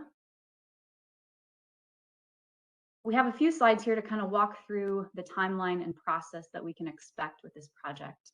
So first off, we do have an update on the schedule. So when we originally executed the PPA for this project, we were looking at a spring 2023 commercial operation date, or a COD, but we've experienced some delays, and we'll talk about more of those here in a few slides, really around supply chain and equipment availability. And so that's pushed us out to spring of 2024. So we will be looking for this facility to be operational by that time. The other comment I will make, and definitely in light of the conversation we were just having around interconnection, the Platteview project continues to make progress through the interconnection process through SPP. And today it has an executed interim generation interconnection agreement, or an IGIA, which is the first step in bringing this facility online. It still will have to go through the normal, or the standard generation interconnection study process along with the gas assets. But this was a big milestone for this project. As we kind of look at the next months ahead, we'll start to see activity on the site beginning early in 2023. And really the first visible activities will start to be site preparation and equipment deliveries. This allows obviously to get through some of the winter months, but also allows for harvest of the current land here at the end of 2022. We can go to the next slide, please. All right, I'll take a couple slides just to help folks kind of envision what's going to be built in Saunders County. This is a photovoltaic or PV solar field. And just for clarification, we're getting some questions from the public around what this will look like. So this is PV. This is what we are expecting at Platteview. There is also solar concentrating, which has mirrors and a tower and lights, and that's not what OPPD is building. So I just want to make sure it's clear what we can expect. These facilities have steel piles. They have single axis tracking, and that's really what holds our PV panels. The PV panels generate DC, or direct current electricity, is what they create. And then that is moved to the central power inverter that you can see along with the step-up transformer. That's what takes our DC power to AC, or alternating current, for the grid. So this will connect to the transmission grid. So this is what it kind of looks like from an aerial view. There will also be a security fence, which is important to keep the facility safe, but more importantly, to keep the public safe, since this is a live facility. We can go to the next slide, please. A couple of the components I just want to highlight. So the first one is the panels, the PV panels. Those are composed of a lot of common materials. Glass is a large portion of that, aluminum, silicone, and wiring. In fact, about 80%, 80 to 85% of these panels can be recycled. And so that's something, as we look at the environmental stewardship and the long-term view of these projects, that's something OPPD continues to learn and understand what happens at the end of the life of these facilities. We will have approximately 200,000 panels for this site. So just if you think about the magnitude of this facility. And so it's a big portion of this. The other piece is the piling. You can see the picture there. These are really like fence posts. There's no concrete. They're just driven in the ground, kind of like a fence post, anywhere from 6 to 10 feet, depending on the soil, the moisture content, etc. And then the last thing for this facility, it will be single axis tracking. So again, like a sunflower, it'll start in the east and end in the west. And that gives us a little bit more efficiency from just a standard fixed tracking facility. Something to kind of highlight is the amount of time and effort that OPPD staff, along with our owner's engineer, Burns and Mack, have put into really calling out technical specifications and requirements for this equipment within a purchase power agreement.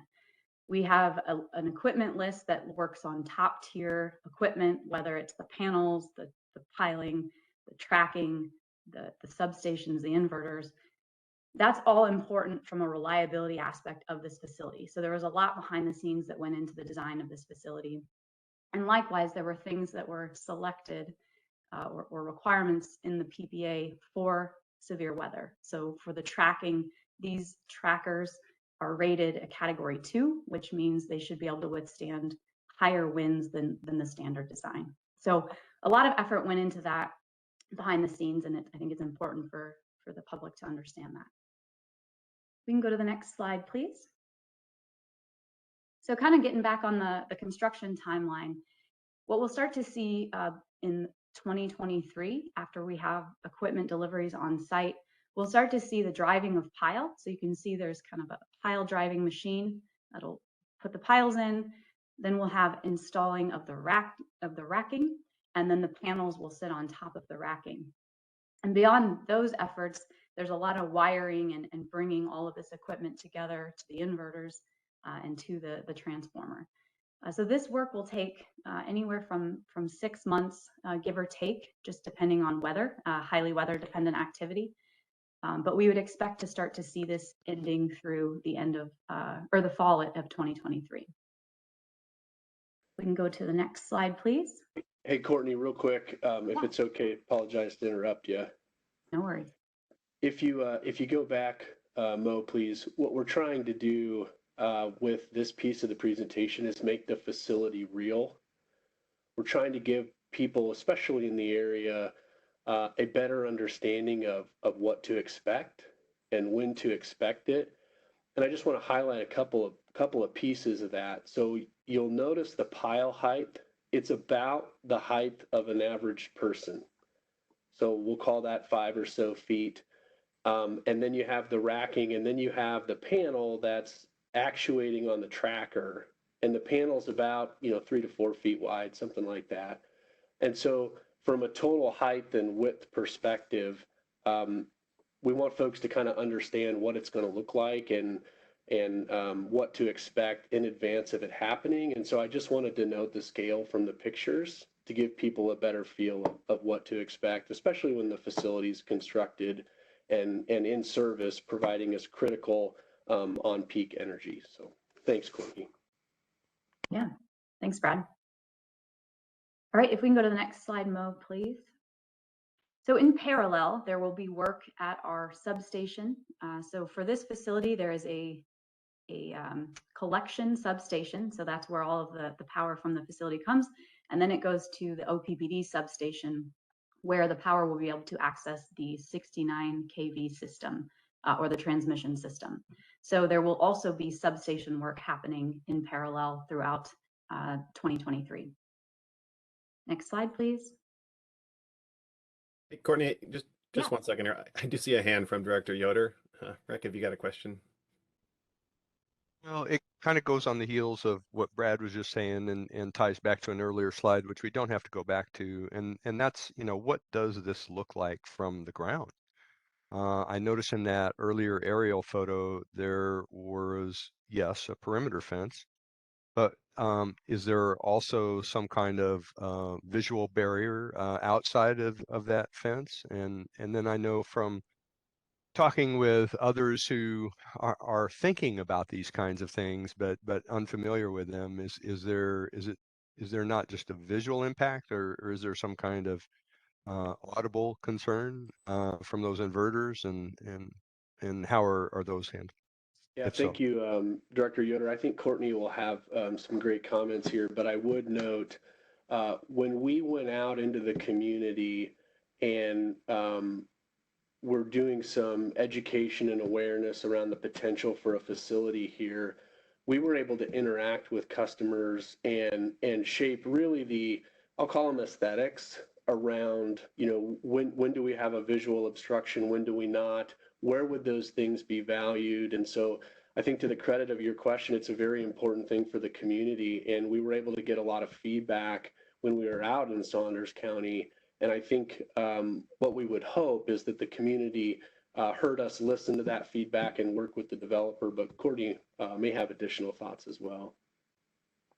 Yeah, so the fence is an 8-foot fence. And then to some of your comments, Brad, when we were going through the permitting process for this facility through Saunders County, there were some screening requirements. So there will be natural screening with trees and that will be planted according to that special use permit. So happy to provide further details on the types of trees, things like that, but those will be in place.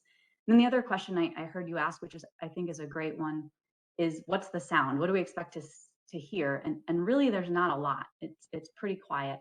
I think on the next slide, Mo, if you don't mind moving, we have another aerial view, but it kind of points out, you can see the equipment pad kind of not in the middle, but in between the panels. Typically that's the design where you have your inverters, if they're centralized, you have all of your equipment kind of inside the panels. And so any of the minimal noise it's making is away from the perimeter. If you are standing in the facility and you happen to be there at the right time when the trackers move, you hear a slight little movement, but there's not a lot of sound from these facilities. Thank you very much. Courtney, is it safe to say that your characterization is around operations of the facility, and that, if you're close to the facility, you will hear some noise during construction, specifically as it relates to the pile driving, just in the spirit of transparency there? Yes, that's a great add, Brad. There will be some construction activity, pile driving, just overall movement around the site. But once it's operational, is kind of the delineation I was making. It's pretty quiet, but good add. All right. So if no other questions, I appreciate folks telling me if there's hands. I can't see them all. This is, then we arrive at commercial operations. So again, expecting this by spring of 2024. So overall, fairly quick construction process. This is the Fort Calhoun Community Solar Facility, just as a reference point. And so we'll start to see something similar in Saunders County. One of the comments I want to make, because I know the public has expressed interest, and I think it's important to highlight, this facility, the Platteview facility, will also include pollinator and native habitat throughout the facility. And so that will be planted according to a ground maintenance plan that we will work through with AES. But that'll be on several in several parts, whether it's the perimeter, whether it's in parts that don't shade the panels. And so although you won't see the pollinator mix the first year, it'll take a few years to establish. We're really excited to have that as part of this site to learn more and really to see what we can do on future sites. Looks like we have a hand, Director Yoder. Yeah, follow up on the pollinators. I think that's excellent. So was this ag land prior to the installation? Is that correct? I see you nodding yes. Any kind of projections on when the project is done, 20 years, 40 years, whenever it is, what the deconstruction and ultimate long-term impact is, or value of that ag land after the project? Yeah, so I think definitely partnering with our environmental group on this, but there has been a lot of, I guess, work in this space. And when you take kind of the land out of production from an agriculture perspective, and you're planting the right mix of plants, native species with the right root structures, that's actually sort of replenishing the soil. Again, you've also got sort of just fence posts in the ground, so there's not a lot of destruction or disruption of the soil.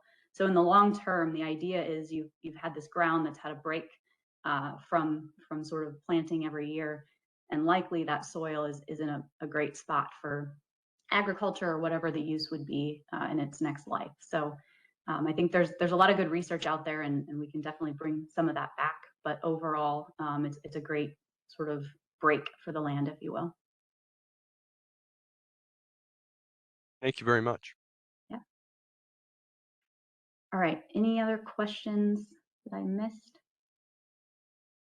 Okay, if we can go to the next slide, Mo, please.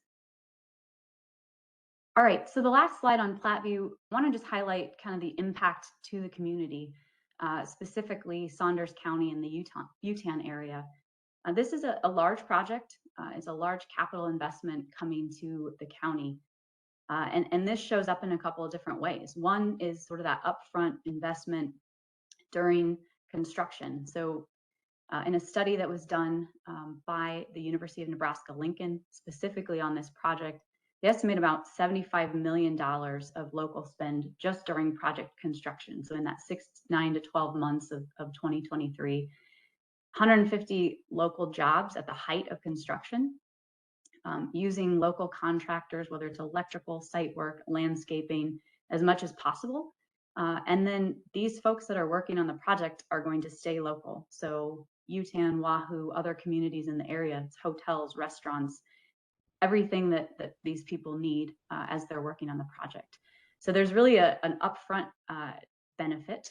And then long-term, this will continue as a private entity. AES will continue to pay taxes on this. And so there will be about $300,000 of annual taxes estimated. And that'll go out according to the mill levy. So that's impacting local schools, the local volunteer fire department, the county, et cetera. So this is a great partnership with this project, with AES, the Saunders County community, and OPPD. Okay. Yeah. Can you talk a little bit about what the ongoing maintenance and is going to require? What are the frequent visits, maintenance, et cetera, et cetera? Yes, I might have cut out just a little bit, but my understanding of your question is ongoing maintenance, what that's going to look like at the site. Yep. Great question. So there'll be probably 2 to 3 people that'll be employed full time at this site, depending on kind of how AES makes it up. So ongoing maintenance, probably the biggest one you're going to see is going to be the ground maintenance. So however that is being maintained, that'll be happening at the site. Really, I think we get questions around panel washing. In this part of the country, there's not a lot of that done. So just for clarity, a lot of times we have enough rain that it keeps the panels clean. Other types of maintenance, especially in the first couple of years, as we're commissioning new equipment, there may be folks coming in and making sure the trackers are tracking, that if a row's out of sync, that it's working. But as we get further out into the future, maintenance will be done on inverters, kind of preventative maintenance on the tracking components, on the cables, things like that. So there's going to be maintenance maintenance cycles for each major piece of equipment, but fairly minimal outside of that. Courtney, we got a question on one of the values on the image here, the $2.5 million of local economic impact annually to the community. Could you maybe talk a little bit about that? And there may be others on the phone who are familiar with the study as well that may be able to contribute, but could we spend a few minutes there? Yeah, and I think Tim O'Brien, if you're on, I know your team was heavily involved in this study. I think some of it, is coming from, these are lease agreements. So there are lease payments going to the landowners annually. You have the tax revenues. Tim, if you want to jump in, is there anything else you want to add there?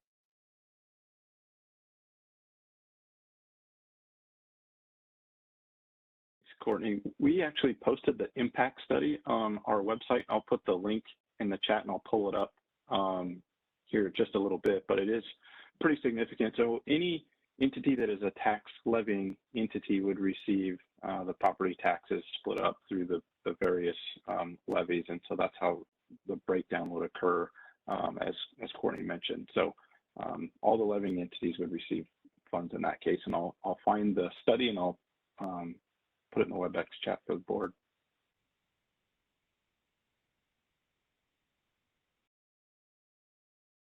Thanks, Tim. Any other questions?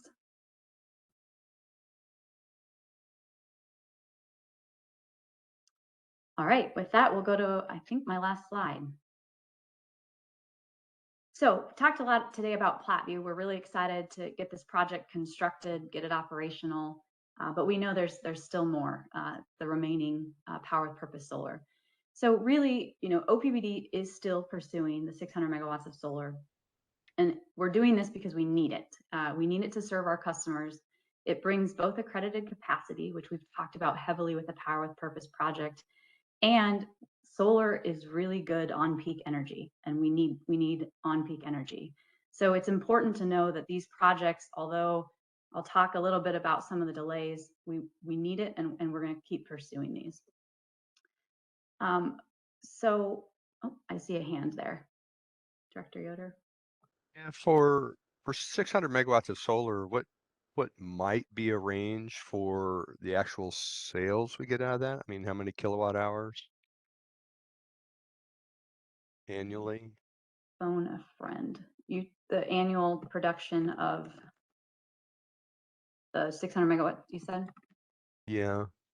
Why don't we, if it's okay, Director Yoder, why don't we compute that, take a moment, and maybe we'll put that Sure. in the chat for the group's benefit. Okay. Yeah, that'd be perfect. Thank you. Thank you, sir. Thanks. Okay, did I see another hand or? No, ma'am. Okay. All right. So the rest of the portfolio has been challenged by delays. Some of these are probably familiar. Others we'll talk through a little bit more. The first one is the generation interconnection backlog.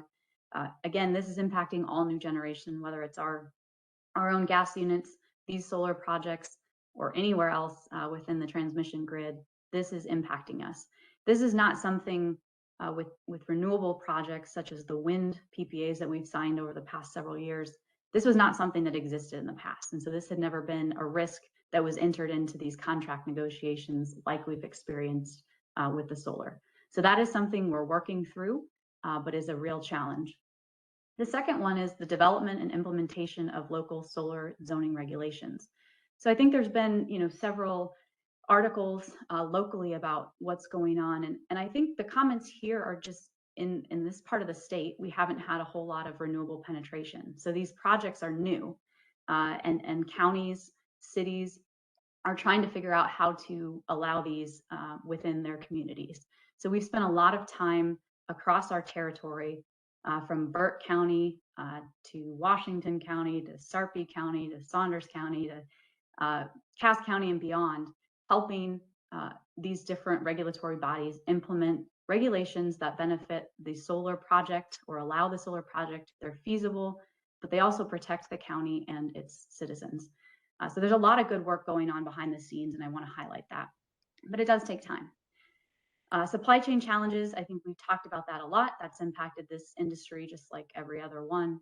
And then the final one is the federal policy changes and the focus on solar imports. So we shared a bit about this in the springtime with the board, but this is something that really halted a lot of projects moving forward this summer.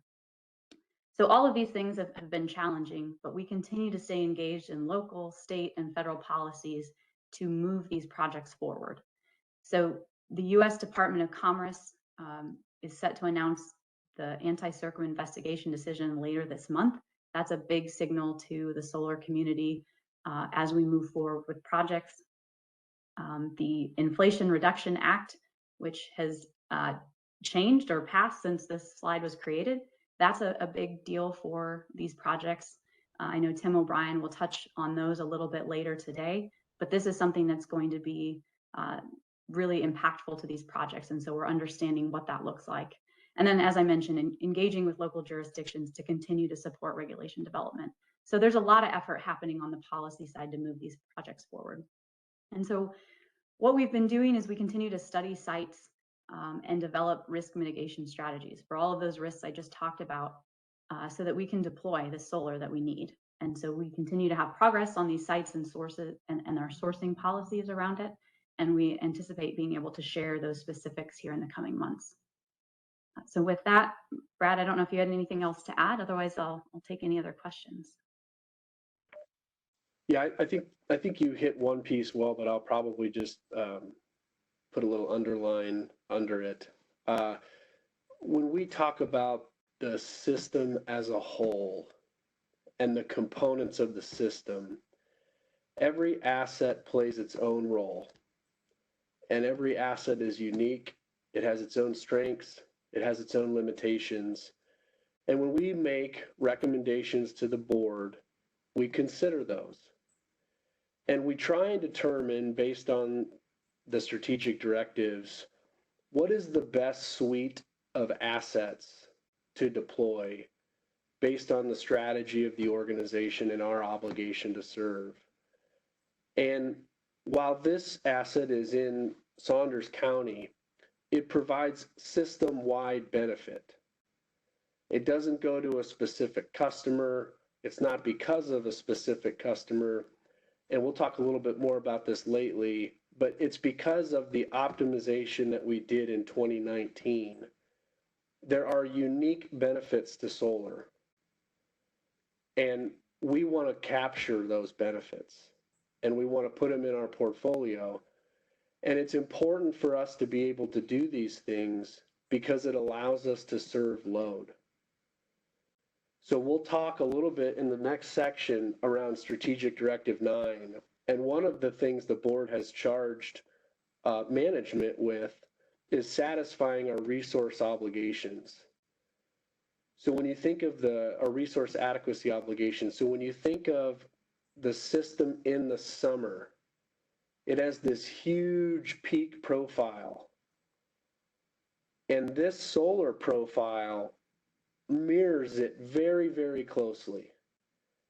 And it's not dispatchable, but the production of energy when the system needs it because of heat on the system and the air conditioning load is very, very good. And there are few components of a solar facility that can fail, especially that can take out the total facility. So it's very, very important for us to be able to serve the growing load in eastern Nebraska, to be able to keep that system reliability specifically in the summertime when the heat is high and people need cooling, that we're able to bring this on. And we think there's community benefits. We know there's system-wide benefits. And so I just want to make sure that that stays in front of folks, that people understand the criticality of the system needs for this asset within the context of our conversations with communities around how is the best way to go about this and what are the things we need to consider. And so I appreciated your presentation today, Courtney, and I'll yield back to Chair Williams.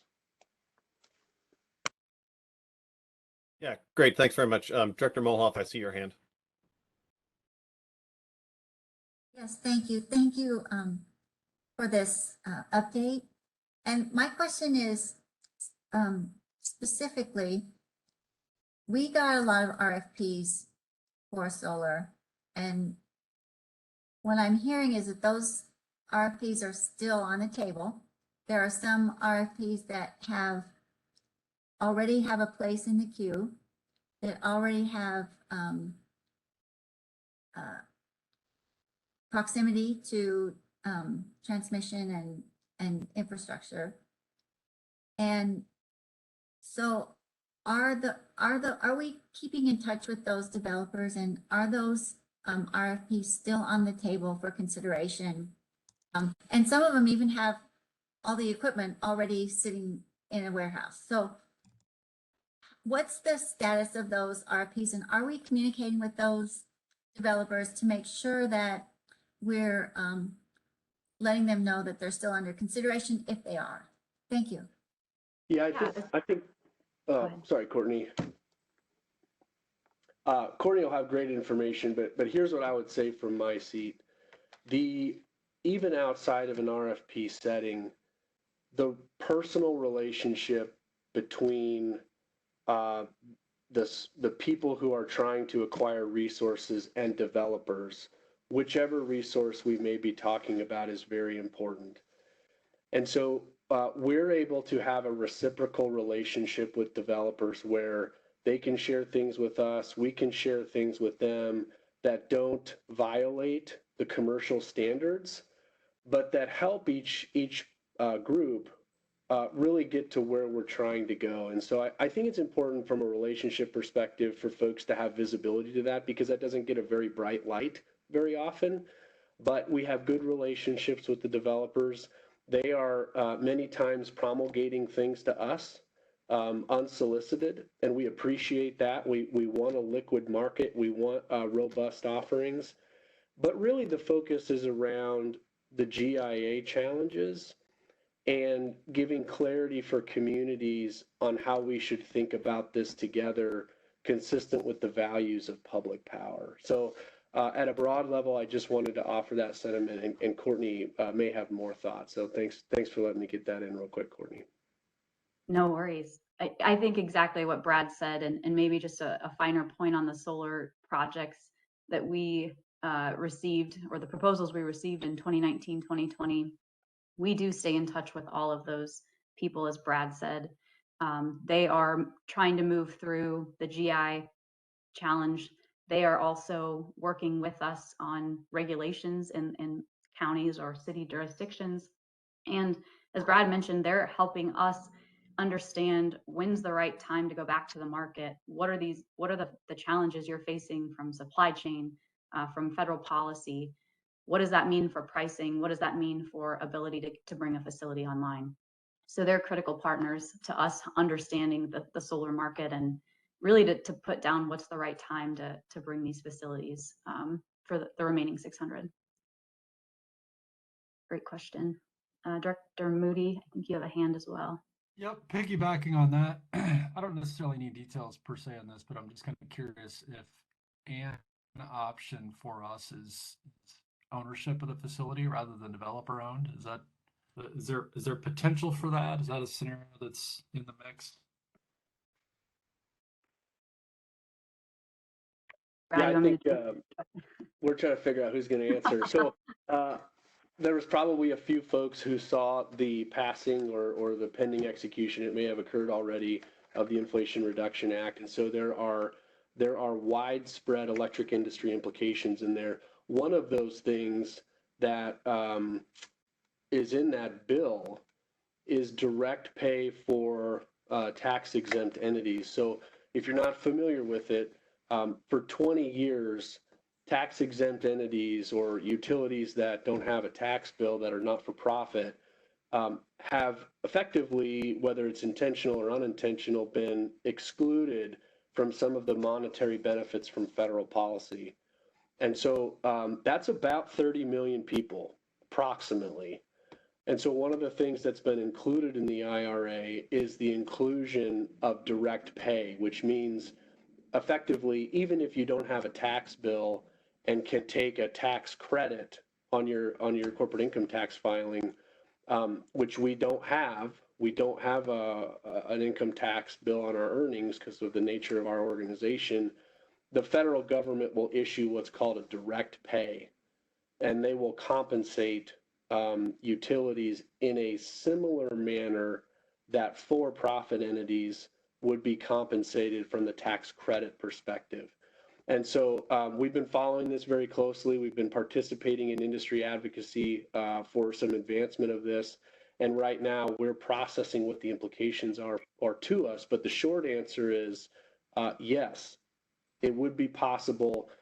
And the economics, we think at this point, would be fairly consistent with what we would compare to a purchase power agreement or a third party doing it themselves. So I hope that was helpful. And Brad, if I may, this is fantastic news for OPPD, fantastic news for our customer owners, because it gives us yet another source for us to consider adding more generation, right? It does not mean, and let me repeat this, it does not mean that we're immediately going to switch from a PPA construct into owning any future renewable, because there might be opportunities for us to do both, right? But now we have another option. It levels the playing field, which is fantastic, and we now have another tool at our disposal to continue to expand on our generation portfolio and do that in a manner that is always looking for the lowest possible cost for our customer owners. So I'm really excited. This is a piece of legislation that Public Power has been working on and pushing for over a year. It looked like it was dead for a while, and then it came back, and I can tell you there's most of my colleagues in Public Power were including myself, we celebrated when we saw the inclusion of direct pay.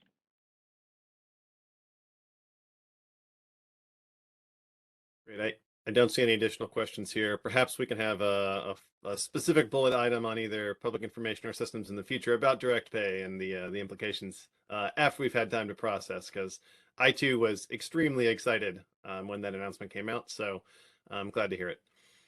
As I said, I don't see any additional questions here. I think this concludes the technical or project side updates related to solar, but we do have some information about public outreach. So let's move to that portion. I'm not sure who's presenting this. Is this Lisa, maybe? I believe Tim. Mr. Williams, I've got this part. Thank you very much. Good morning, everyone, for another minute here. Pleasure to provide a quick update and thank the teams and the presenters that were in front of me. Hopefully to the board and the public, Mr. Underwood stated this very clearly, is we've changed the way that we're presenting and telling and showing our story. So hopefully that was conveyed clearly. So much of the stakeholder update was already done in the prior slides and how we're educating and moving things forward there. But I do have some key things on two slides that I want to add or provide a little bit of impact on. One is we spoke earlier about the impacts of solar to the community, just for the board and for the public. If you'd like to see the impact report, if you go to OPPD Community Connect, click on solar and gas, and then click on solar, and then in the bottom right corner, you'll see the impact and tax implication document. And that's been really a helpful document that we've shared with the public at various meetings and other things as well. So I wanted to just provide some clarity there. On this first slide, Standing Bear Lake and Turtle Creek Station, Danny Belt did a nice job discussing where the transmission outreach and project is continuing to go. We are managing our journey again on OPPD Community Connect, so another commercial to go to the website, but we've also put up new banners at the site. So if stakeholders or those interested have questions or comments, there's an easy way to get in touch with our team. There has been really light comments or interest from stakeholders around the area, but as new materials or the sizable items that Megan showed earlier, we are working closely with the community and those to make sure that they're aware as we move those large components into each of the sites. So pretty light update this month on the natural gas side, but if we'll go to the next slide on solar. We have been doing a lot in this space, as Mr. Underwood and Ms. Kennedy spoke on earlier. I wanted to provide just some more color on what this looks like. We've been working very closely with Sarpy County for many months on updates to their regulations, and so they are going through their land use plans and actually working on all things. And so even today, this evening, they will be making some recommendations from staff on ground-mounted solar, not utility scale, but ground-mounted solar. And so they offered the opportunity for OPPD to provide comment for that.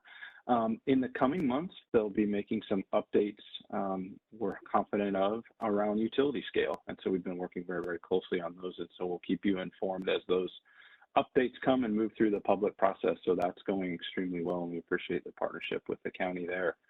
Additionally, in Cass County, there's been a lot of work going on in Cass County on their regulations. So the Planning Commission has been working on how they utilize what's called Trans-Ag, or the acronym's TA, Trans-Ag. How does that relate to solar development? And so Trans-Ag is really along the highway corridors, or maybe next or closer to a community. Other developments is that at some point that agricultural land will transition to some other development, and that's where we get the term from. The next meeting, the Planning Commission will have a recommendation on that. We understand will be the 29th of August, and so we'll be in attendance and provide feedback and insight there. We appreciate Director Yoder, as he's been at nearly all the meetings on these topics. So things are moving well with the partnership in Cass County as well. Again, for our purposes, this is a needed tool for developers for their project certainty. So I wanted to provide a highlight there. Then continuing to do lots of making things visual. So Courtney and Brad, again, showed some great images earlier. We've also put up a YouTube video that kind of conveys what a solar installation will look like, and we're continuing to do more and really building, I'll call different packages for elected officials or decision makers to answer those key questions that they might be getting around sound or height or decommissioning, and really have OPPD be the first and best source of information. That is our mission in that regard, and our journey is again at our Community Connect website. So with that, I have no further prepared remarks. I'll turn it back to you, Director Williams. Great. I don't see any hands or hear any questions about this. And since this is the last thing directly before lunch break, with that, I guess let's wrap this part. I'll hand it back to Chair Bachner. Okay, we're going to break for lunch. We will return at, let's do 12:35, and we will have a full afternoon, starting with another Systems Committee item. So I will see you guys at 12:35. Thank you. All right, I'll wait to see everyone coming back, and then we can get started on the next topic. Director Williams, I'll turn it back to you. Great, thanks very much. We'll continue with the Systems Committee. The next item is the Power with Purpose, Reliability in North Omaha Station update item. This is an agenda item that has had significant amounts of public interest, and we've allocated a significant amount of time to this. We've got 80 minutes on the agenda here. So in terms of kind of where we're heading through this item, I'd like to see the presentation, maybe ask brief questions during the presentation. I anticipate there will be kind of a significant amount of discussion after the conclusion of the presentation, both about the technical aspects related to SPP, generation interconnection, and the things that we know we'll be discussing, and then also the way in which we engage with the community and the way in which we understand additional considerations related to the action item that we have here. And I anticipate there'll be some good discussion from the board at that time. So with that, I'm going to hand it over to I believe we'll start with Brad to introduce this item and give us some of the background information, work through the slides, and then get to the robust discussion that we expect.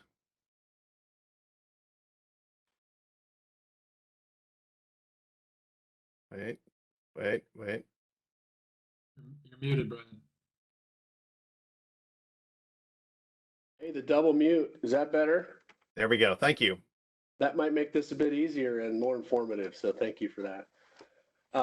So we've had a lot of discussion on this subject matter, and we'll continue to have a great bit of discussion as we should. I just want to provide a few contextual comments before Dan Lenahan comes on, who's our Director of T&D Planning and Strategy. And really this conversation started in its infancy in 2019. And it started with what you might recall was power with purpose. And Dan will get into this piece of the conversation, but back in 2019, we were looking at the 2024 system. And we identified that our 2024 system, based on decreasing capacity contracts, a growing community, and our planned changes at North Omaha, we were not going to be able to do those without a significant change in our resources. And in that conversation in 2019, and we're going to get a chance to relive some of it today, we talked about that there were specific things that needed to be restored on our system. And specifically, there needed to be a restoration of reliability and resiliency. And so in 2019, as we considered the solutions that we would deploy, both on the generation side as well as on the demand side management, we were guided by some pretty specific things. We were guided by electrical engineering truths. We were guided by power system modeling tools. We were guided by reliability standards. We were guided by the operating history of the types of events that can occur in eastern Nebraska and the impacts that they have on our system. So as we saw in our models, the changes to North Omaha in 2023, we saw a degraded system, and the solution for that system need is power with purpose. And if you recall, this will push a lot of you, I think, but there was some dialogue in the power with purpose discussion that said, how many solutions did you consider before we got to the recommendation of natural gas and solar? And we considered over 70 million. And we talked a great deal about that back in the 2019 timeframe. Some of those solutions were excluded because they couldn't be put in service fast enough. Some of those solutions were excluded because they didn't solve the reliability problem. And the list goes on and on for how we whittled down 70 million. But we're coming to a point in the organization's history where if we don't get the sequence of events correct, we expect an unfavorable system outcome. And Dan will talk about the specifics of that, and he'll use the term blackout. And I want people to understand that we have been watching this over the last few years. We have been fervently deploying the solutions that are available to us to try and avoid this, to get the sequence of events lined up in the right chronological order and have them occur at the right time. And ultimately, because of events outside of the control of OPPD, we're left with a decision, and Dan will talk more about this.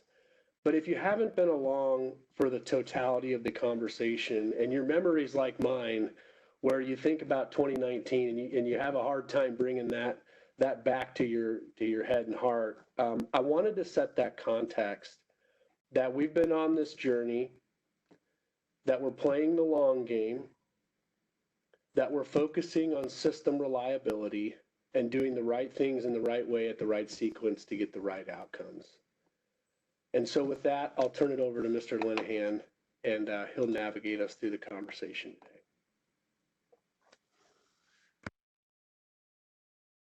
Thanks, Brad, for that introduction. So again, I'm Dan Lenahan, Director of System Planning here at OPPD, and just do a quick audio video check. You can hear and see me, correct? Excellent. Okay. So the slide you see here is a brief outline or agenda of what will be discussed today. So I presented on this topic pretty in depth a couple months ago at our June board committee meeting. So I'm going to start off this presentation with a recap of that material, as that includes some critical context for which the recommendation before you is being made. Also, after that presentation, after we gave that presentation at that June board committee meeting, we stated we would initiate stakeholder outreach efforts along with soliciting customer feedback, which we have done, and we'll summarize those results here today, along with providing some material in response to some of that customer feedback we received. And then finally, I'll just end with a summary of this information along with the recommendation at hand. So if you go to the next slide, start with the recap of the meeting. Thanks. So I'm going to start off with a little bit of background on Power with Purpose. Brad alluded to some of that, since some folks may be tuning into this topic for the first time today.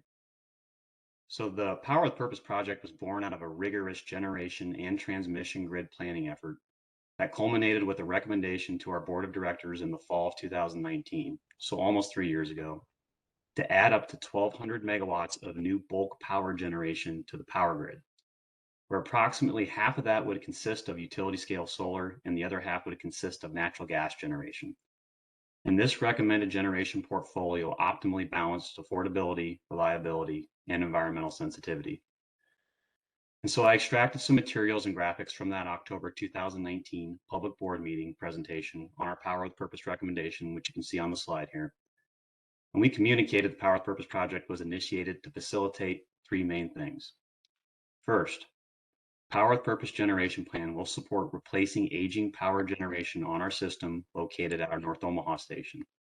A few years ago, we initiated a transition plan to cease coal operation at that station and partially fuel convert some of the units from coal to natural gas. And to date, we have converted roughly half of the station's capacity from coal to natural gas, with ultimate plans to retire the 3 oldest units there and fuel convert the remaining 2 units from coal to natural gas by the end of 2023, thus ceasing all coal operation at the site. In addition to facilitating the planned retirements and refueling at North Omaha Station, the Power with Purpose project facilitates very large electric load growth that we forecast coming on our system in the next few years. And the graph in the middle of the slide shows our projected electric load growth indicated by that ascending orange arrow, along with our declining generation supply, primarily due to the planned retirements at North Omaha Station, which are indicated in the gray shaded area in that graph. And there's an orange space in between the load growth line on the top of the graph and the generation supply in gray in the bottom of the graph.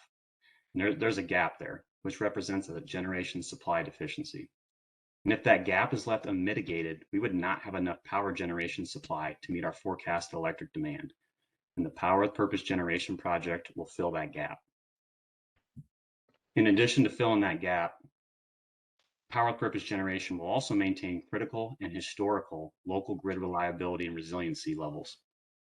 And in our 2019 board meeting materials, we shared and discussed those other 2 graphics on the slide here, which referenced the changing generation landscape in and around us, in and around our system, along with our experiences to some extreme weather events, such as tornadoes, flooding, polar vortexes. We talked about how those 2 items are challenging our ability to maintain the reliability and resiliency of the grid. And we stated that if these items were left unchecked, our local grid reliability and resiliency margins would decline to an unacceptable level, leaving our system prone to potential large-scale blackouts. And the Power with Purpose generation plan will maintain and restore those grid reliability and resiliency margins to help avoid those blackouts, while also serving our projected load growth and replacing aging power generation on our system. So with our planned generation retirements and refueling plans at North Omaha Station and the generation expansion plans with Power with Purpose, this creates a scenario where there's a significant amount of bulk power generation changes that are set to occur, where the coordination of decommissioning and commissioning dates for these generation changes becomes critical for successful project outcomes and maintaining grid reliability and resiliency. So upon approval by the board for Power with Purpose in the fall of 2019, we started on project execution for the project. But over the last year, we began to experience some pretty significant challenges and events, which are being shared by many other electric utilities across our industry, which I will now like to discuss on the next slide here.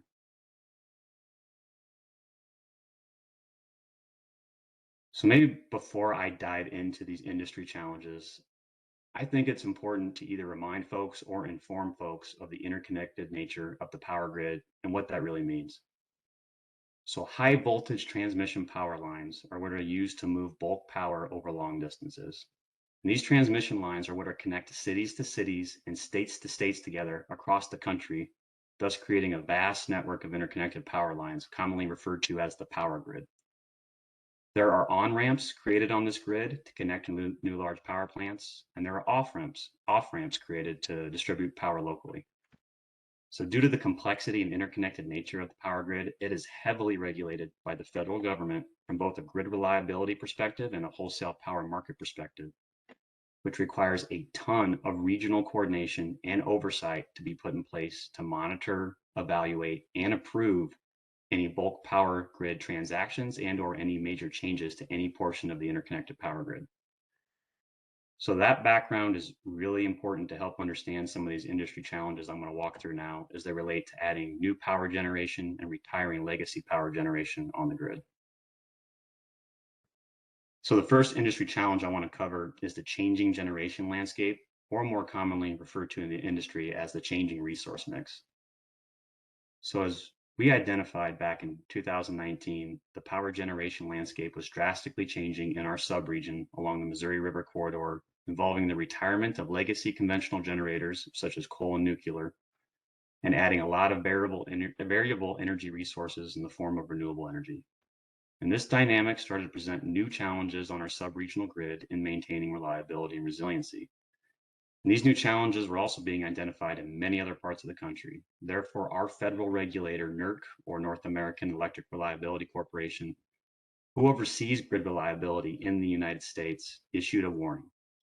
And that warning stated that the pace at which these generation changes are occurring could lead to significant grid reliability concerns and large-scale blackouts.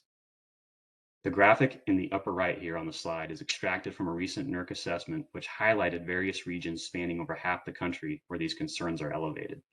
And in some regions, not OPPD's region, during the summer, they experienced some significant challenges trying to avoid generation supply shortages. So this reliability risk is very real and present in our industry today. Due to this grid reliability risk, regional grid authorities are starting to require more power generation reserves to be put in place, along with stricter requirements for reliability performance for power generators on the grid, which is impacting generation expansion plans and generation retirement plans for many entities. A second set of industry challenges I wanted to discuss specifically focus on new solar generation. So earlier this year, the federal government opened what's known as an anti-circumvention investigation, where they're investigating if certain entities are bypassing laws or regulations around solar panel imports into the US. And this investigation has essentially brought the solar supply chain to a pseudo standstill as this investigation continues. In addition to that, there have been a lot of siting challenges for solar, where zoning jurisdictions are passing moratoriums blocking utility scale solar development, either to discourage solar development altogether or to temporarily pause solar development so that new solar regulations can be developed, as utility scale solar technology is new to many zoning jurisdictions, and we ran into both situations locally. Third set of industry challenges I want to talk about involves connecting new generation to the grid. Interconnecting any new generation to the grid is a heavily regulated process by the federal government, and those regulations are administered by various regional entities across the country. As part of those regulations, any new generator requesting to interconnect to the grid is required to formally establish its queue position or get its place in line, and then go through a formal interconnection request evaluation study process to ensure the federal grid reliability standards are maintained. And this process actually worked very well until relatively recently. New generator grid interconnection requests have skyrocketed across the entire country the past few years, creating a landscape where each region's interconnection request studies are severely log jammed and backlogged by multiple years. which are quickly becoming a major impediment to adding new generation to the grid in a timely manner. So if you see the graphic in the lower right-hand part of the slide there's a map of the US showing each region's backlog generation interconnection requests, the thousands of megawatts of new generation requests waiting to be evaluated.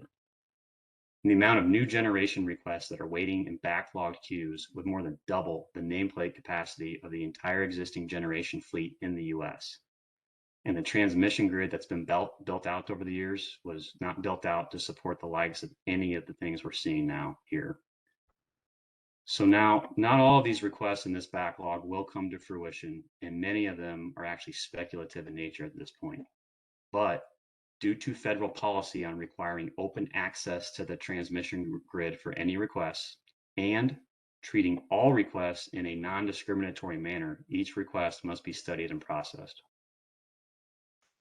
So a little bit about the regulated grid studies. So these regulated grid reliability impact studies are complex electrical engineering computer modeling simulations, which really determine transmission grid expansion requirements for these new generation interconnection requests.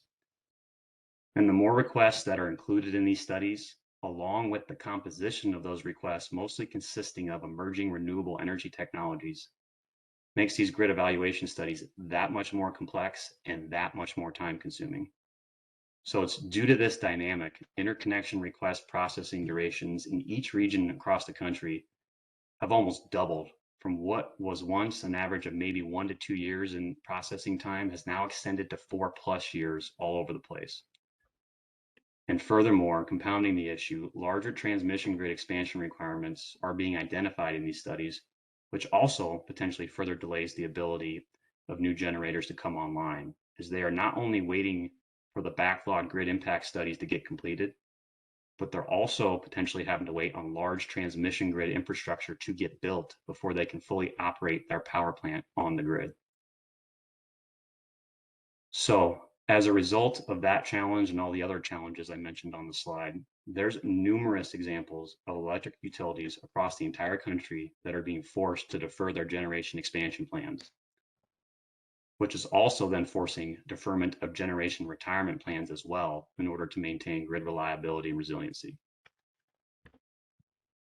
So how does all this relate to OPPD's Power with Purpose project? Well, unfortunately, our project is not immune to these challenges, and we're dealing with all of these as well. And if you go to the next slide, I can dive a bit deeper on that.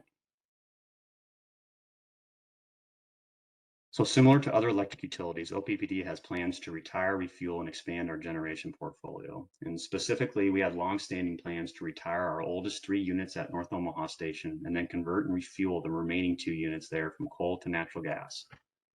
And all these changes were set to occur by the end of 2023. And the Power with Purpose generation assets were largely planned to be put in service prior to those North Omaha Station changes occurring. However, we're running into those same industry events and challenges I just discussed on the previous slide, which is impacting our Power with Purpose generation project, with the most impactful challenge being the multi-year study backlog and the regulated generation interconnection request evaluation process for new grid interconnections.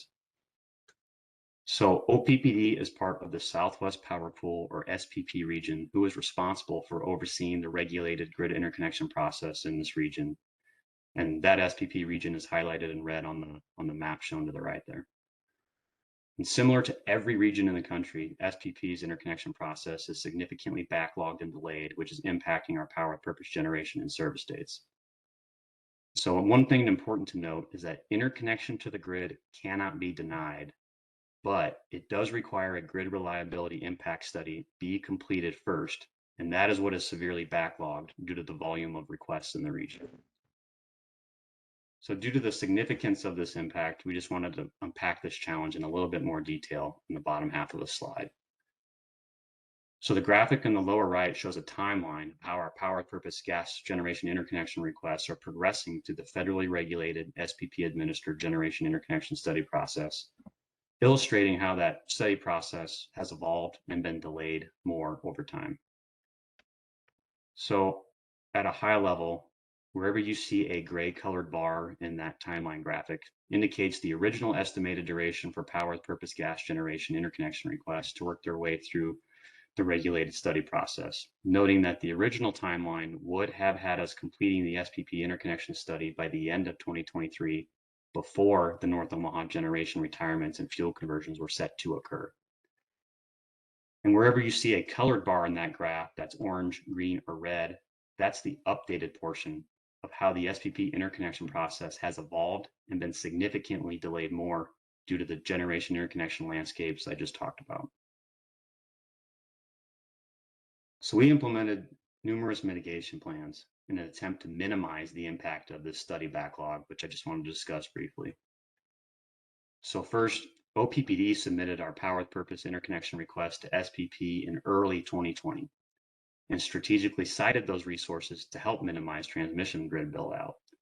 And at that time, it was estimated our request would be processed well ahead of our planned in-service dates. And also at that time, there were relatively minimal amounts of transmission network upgrade build-out requirements that were being identified in these studies, notably for requests near our subregion. So since then, the SPP interconnection study backlog landscape drastically changed. Request processing times more than doubled from what was once 2 years, now ballooned up to 4 to 5 years. In addition to that, massive long lead regional transmission network upgrade build-out requirements are starting to be identified, which are pushing interconnection service dates out even further. So due to this growing study backlog, SPP developed a short-term option called interim interconnection service to allow generator projects the potential option to bridge a gap until the final interconnection study is complete. And we began pursuing that option. However, that interim interconnection option is challenged as well, and we received initial interim system impact study results earlier this year that had multiple issues to work through. And even if we successfully work through all those issues, there's going to be perpetuating risk with this option, as interim service is only a short-term product and it is reevaluated at least annually. And upon reevaluation, this service can be revoked or taken away due to changing grid conditions. Therefore, this interim service option cannot on its own be relied upon to mitigate our grid reliability and resiliency concerns. So despite all these mitigation efforts, the backlog generation interconnection process has not been resolved for our Power with Purpose generation project, and a new mitigation plan needs to be considered, or our applications are pending evaluation. If you go to the next slide. Dan, I apologize. I did say brief questions, but related to SPP, can you talk a little bit about some of the other changes in SPP's process aside from the interim status that will hopefully accelerate some of the existing projects and avoid this problem continuing? Because as we look forward, we have significant new resources that will need to come online over the coming years and decades. What else has SPP done to avoid this problem spilling forward in time? Yes, thanks for the question, Director Williams. So SPP saw this backlog growing and they initiated various process reviews to try and make their process more efficient to get through their backlog quicker. And so each of the year over the past couple of years, they've initiated multiple changes. Some changes came internally from SPP staff, but they are also a very stakeholder driven organization, which we are obviously members of and participate in all their working group committees to talk about things like this. And many of the stakeholders offered up potential solutions for them to mitigate some of these backlog issues, and they've implemented various measures to do that as well. And so it is probably one of the biggest topics that is discussed at all the SPP working groups on a monthly basis. So there's a ton of stuff in flight to try and review this and make it more efficient. I think one potential light at the end of the tunnel is the federal government has also elevated this as a top issue to deal with, and that would be the Federal Energy Regulatory Commission. And they are looking at potentially changing their federal policy about how this stuff is processed, because SPP is simply following the federal process for how they're supposed to do these studies. But I'm sure, as you know, any federal policy changes can't take place overnight. So the changes that are getting discussed nationally probably won't work their way into these kind of processes until months, if not potentially years later. But there are some short-term measures that SPP's changed to mitigate some of the backlog. And some examples include requiring different types of financial security requirements for application requests to potentially weed out maybe those that are more speculative in nature versus those that maybe have more land control and site control to move forward with their projects. So those are just a couple examples. So hopefully I answered your question there. If I may, and I see Joe Lang just turned his camera on, so maybe Joe can expand on this a little bit more.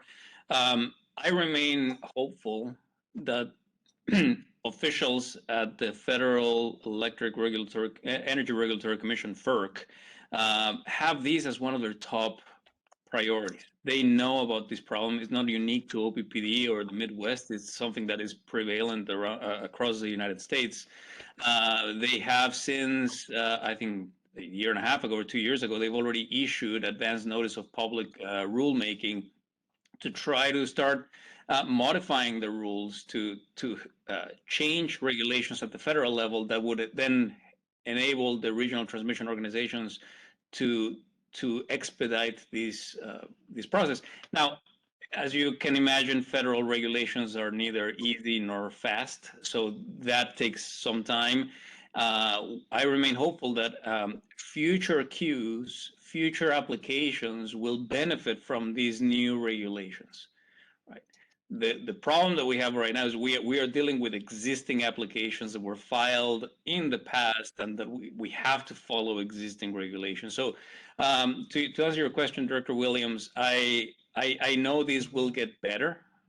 It will get better because it's not just OPPD, it's utilities across the country asking for help, asking for the process to be changed. We know that the rules are already started to be discussed for changes, but it's the speed of those changes and the nature of those changes won't necessarily affect the queue positions that we have for our power with purpose projects. Joe, anything I missed? No, you hit it well, Javier, and Dan certainly as well too. In addition, certainly Director Glick, the chairman of FERC, he's noted this as his most important item at FERC, and so I'd love to know and that he's been receptive and he understands that this is a national issue and is put a lot of pressure on FERC staff to seek to address this. And we've had a lot of discussions with FERC staff to give them thoughts as well to address this. Director Williams, to your question, kind of directly to your question, we reviewed this with the board, but for others, certainly the biggest aspect here is the previous generation interconnection process in essence didn't have a limited opportunities for requests to revoke and pull out of the process. And so in essence, what that does, that unlimited excuse me, those unlimited opportunities allows those applicants, when they pull out, it causes SPP to have to restudy the pool. And when they do that, it just drags on, and they're given 30 days to request their to rescind, et cetera, et cetera. And so there's a big timing variable that occurs. And so as Dan was hitting on, what SPP has implemented that will help significantly, and we'll go into why it will help, but not immediately, the 3-phase process. And so applications have 3 opportunities to get out, and it's a very defined structure. And so it just doesn't drag on and on and on. The issue, even though SPP has implemented this new process, these generation interconnection applications, the backlog is all these requests that are grandfathered into the old process. And they like to be in that old process because it gives them more flexibility to get out whenever they want, and it doesn't limit them. And so as that backlog is being cleared over the next 4 or 5 years or so, unfortunately, they're grandfathered in that process, and we have to wait for that backlog to clear before the new process will become implemented by SPP and utilized. Yeah, I appreciate the clarification. I didn't mean to imply that the change would impact this project, but just looking forward, as our decarb study identified, another 1,000 megawatts of solar in the next 10 years. I want to make sure that we are looking into how our resource planning is preparing for that. And in the alphabet soup, everybody cheer for the FERC NOPR on GIA. Am I right? Woo! All right. And Director Moody, do you have additional comments? Yeah, and this may this may be a tangent. So if so, please just stop it and we'll move on. How does the Department of Energy's grid deployment office play into this? Is that something separate that's really examining macro level, or not relevant? Relevant? Just kind of curious. It is very relevant. It is certainly informing the Secretary of Energy of the needs that exist across the country, and that coordination is necessary with FERC in order for FERC to develop policy. So all of these federal efforts are tied together. Okay. I know that, I have lots of connections back with the Department of Energy from my former job, and I can tell you there is significant work underway by all of these agencies within the Department of Energy to understand the need and carefully consider different policy. As you know, federal policy is incredibly important, and they need to consider all the positive and negative effects of the proposed policy making. So this is what this office is doing right now. Got it. Thank you. Yeah, thanks, Dan. If we can continue forward, appreciate the slight diversion. Perfect. No problem. If we want to, yeah, thanks for going to the next slide here. So said a lot the last few slides. So just trying to quickly summarize what I said there. So the Power with Purpose Generation Expansion Plan was originally intended to largely be put in service by the fall of 2023 to facilitate the North Omaha Station transition, to support our growing communities, and to maintain local grid reliability and resiliency.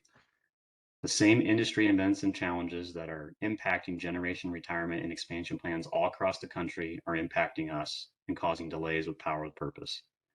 In order to ensure OPPD's grid reliability and resiliency margins are preserved to help prevent large-scale blackouts, a mitigation plan for Power with Purpose generation delays is recommended to be put in place. And based on the magnitude of the generation portfolio changes and the local and national challenges, there are very few options that are available that can be satisfactorily executed within the time frame needed. And if you go to the next slide.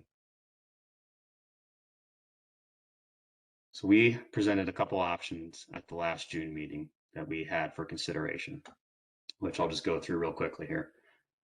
So option one, this is to basically move forward with the North Omaha transition plan as originally planned, which would be retire units 1, 2, and 3 at North Omaha Station and convert the remaining units there, 4 and 5, from coal to natural gas by the end of 2023.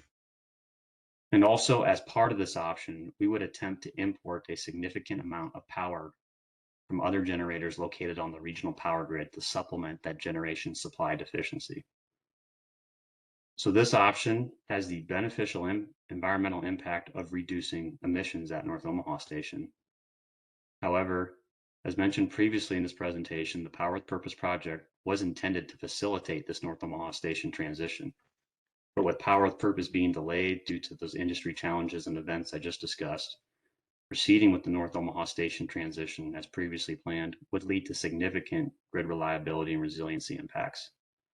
So particularly our voltage stability and import capability, which are both electrical properties that need to have margin to keep the grid operational, would be more than cut in half, reducing to approximately 60% of current levels, leaving the OPPD system degraded and in an unacceptable condition, susceptible to large-scale blackouts.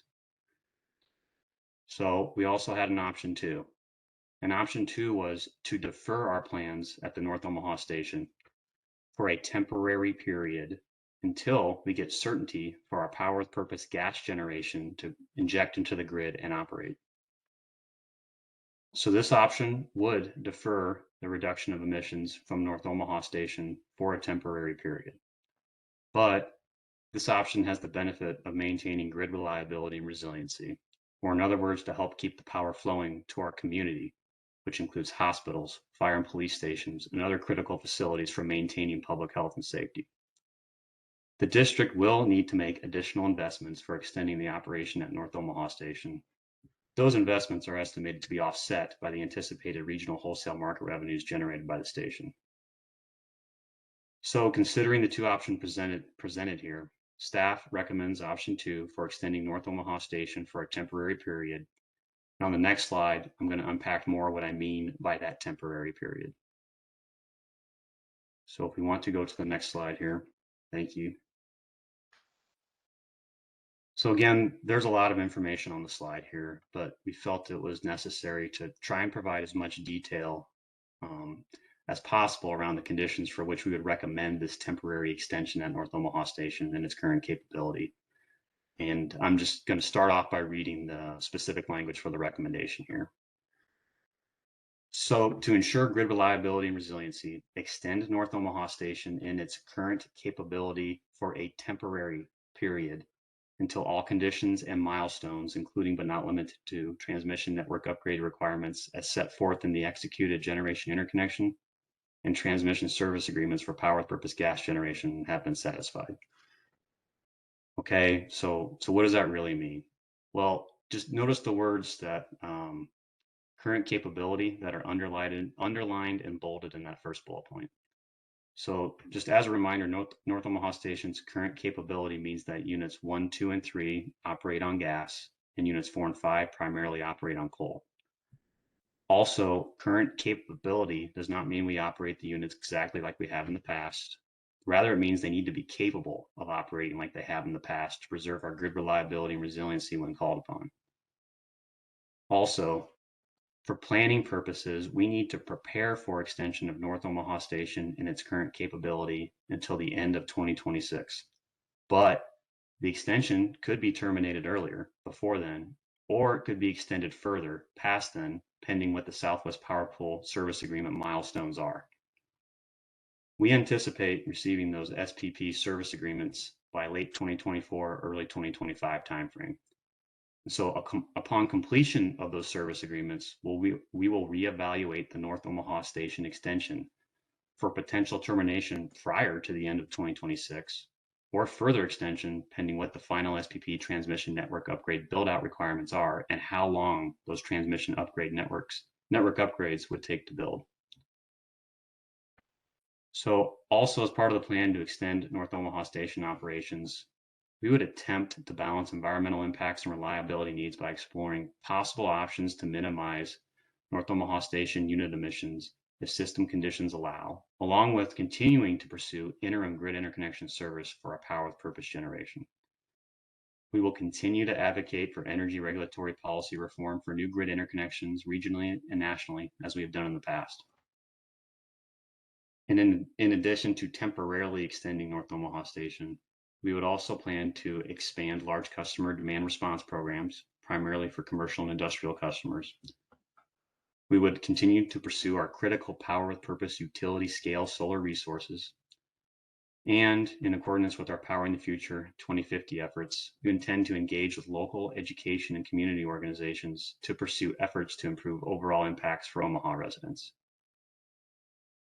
Okay, so now that I've gone through the recommendation, I'm just going to pause a quick second and scan and see if there's any quick questions before I'm going to transition to a next slide on why we need to start those preparations now. Hey, Dan, if it's okay, appreciate the pause for discussion. Let's go ahead and get the next slide, and then we'll maybe pause for a little comment. Okay. So yeah, thanks, Brad. I think after this next slide, there's a natural breaking point for questions. So in this slide here, so why do we need to start these preparations for the temporary extension now? Well, the reason we need to begin now is that the decision to extend North Omaha operations at North Omaha Station cannot be made on a month-to-month or even a year-to-year basis, as there are various factors involved in extending the operation of North Omaha Station that require long lead multi-year preparations, and I've listed some of those long lead items here.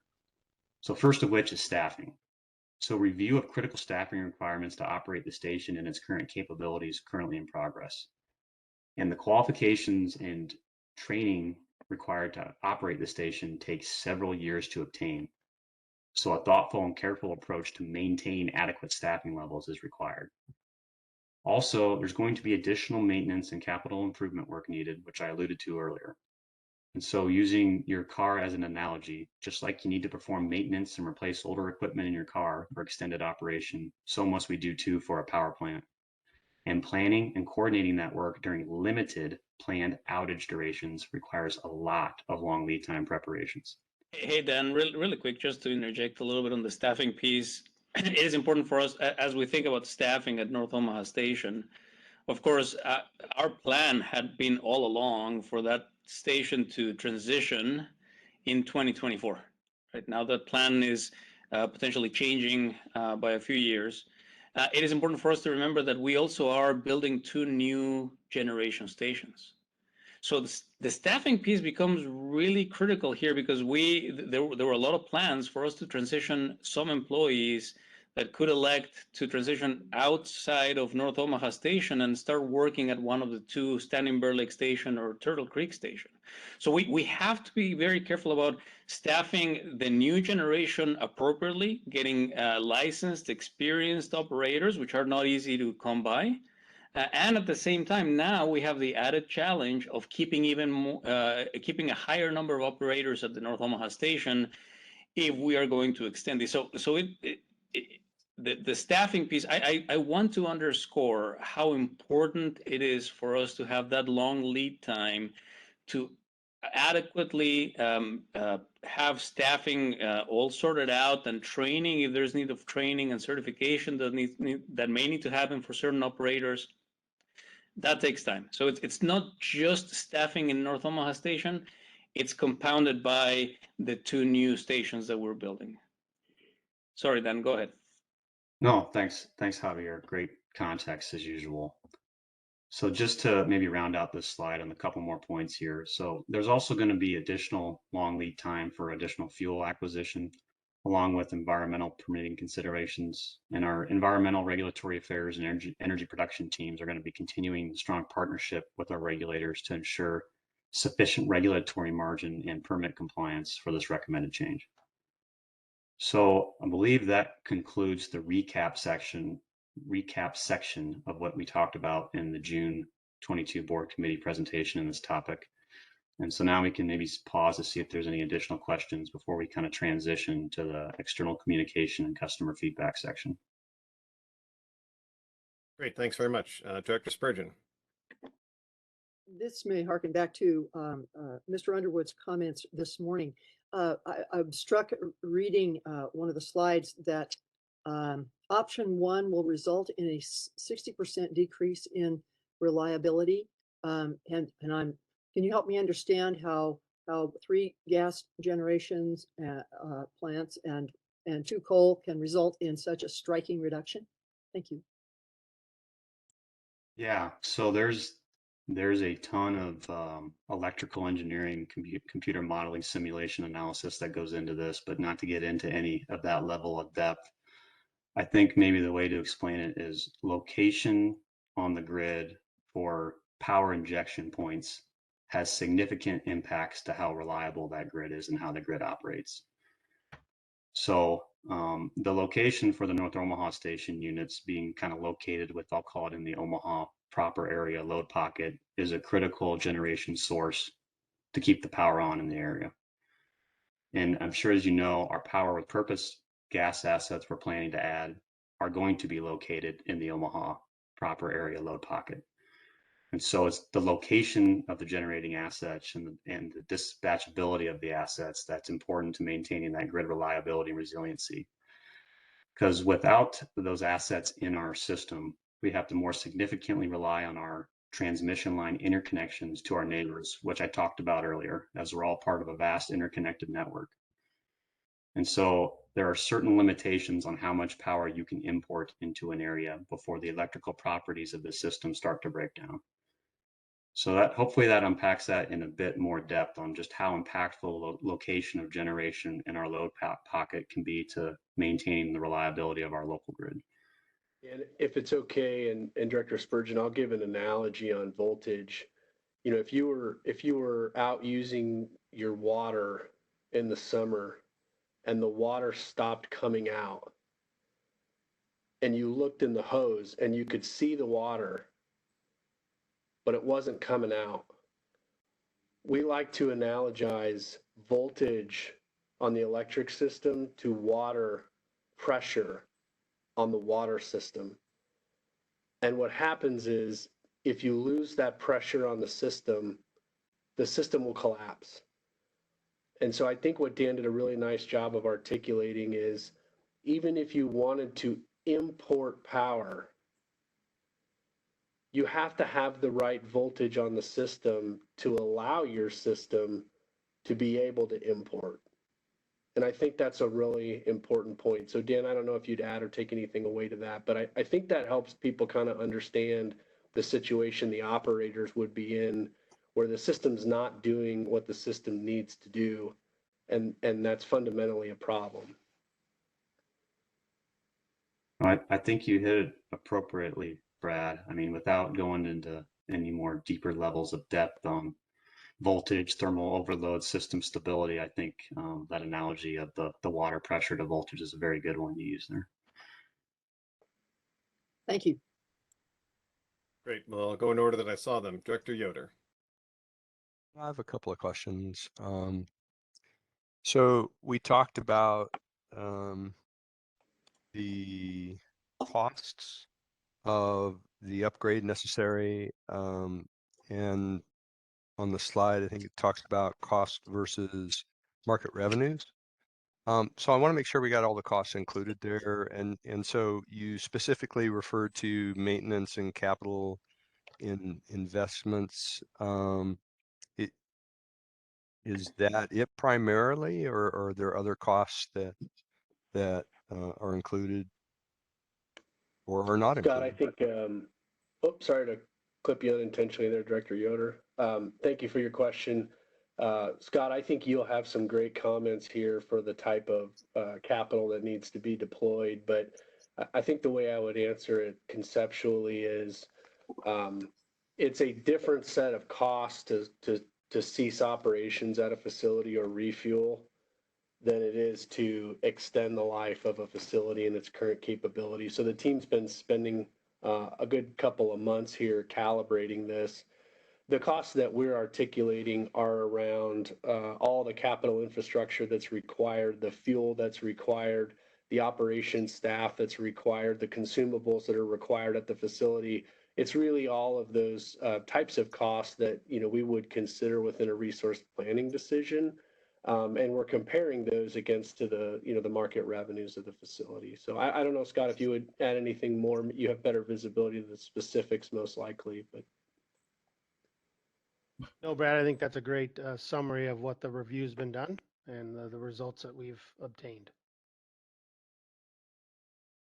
A couple of drilling down just a little bit. So we've got an ash landfill out there, and so if we're going to extend the operations, then we're extending the life of that landfill, and so there's some bonding obligations, I think, for that, or some kind of financial performance capabilities that go beyond the life of our plant and are tied with that. Are those some of the things that you're including in this? Yeah, any sort of post combustion component costs for storage or other would be included.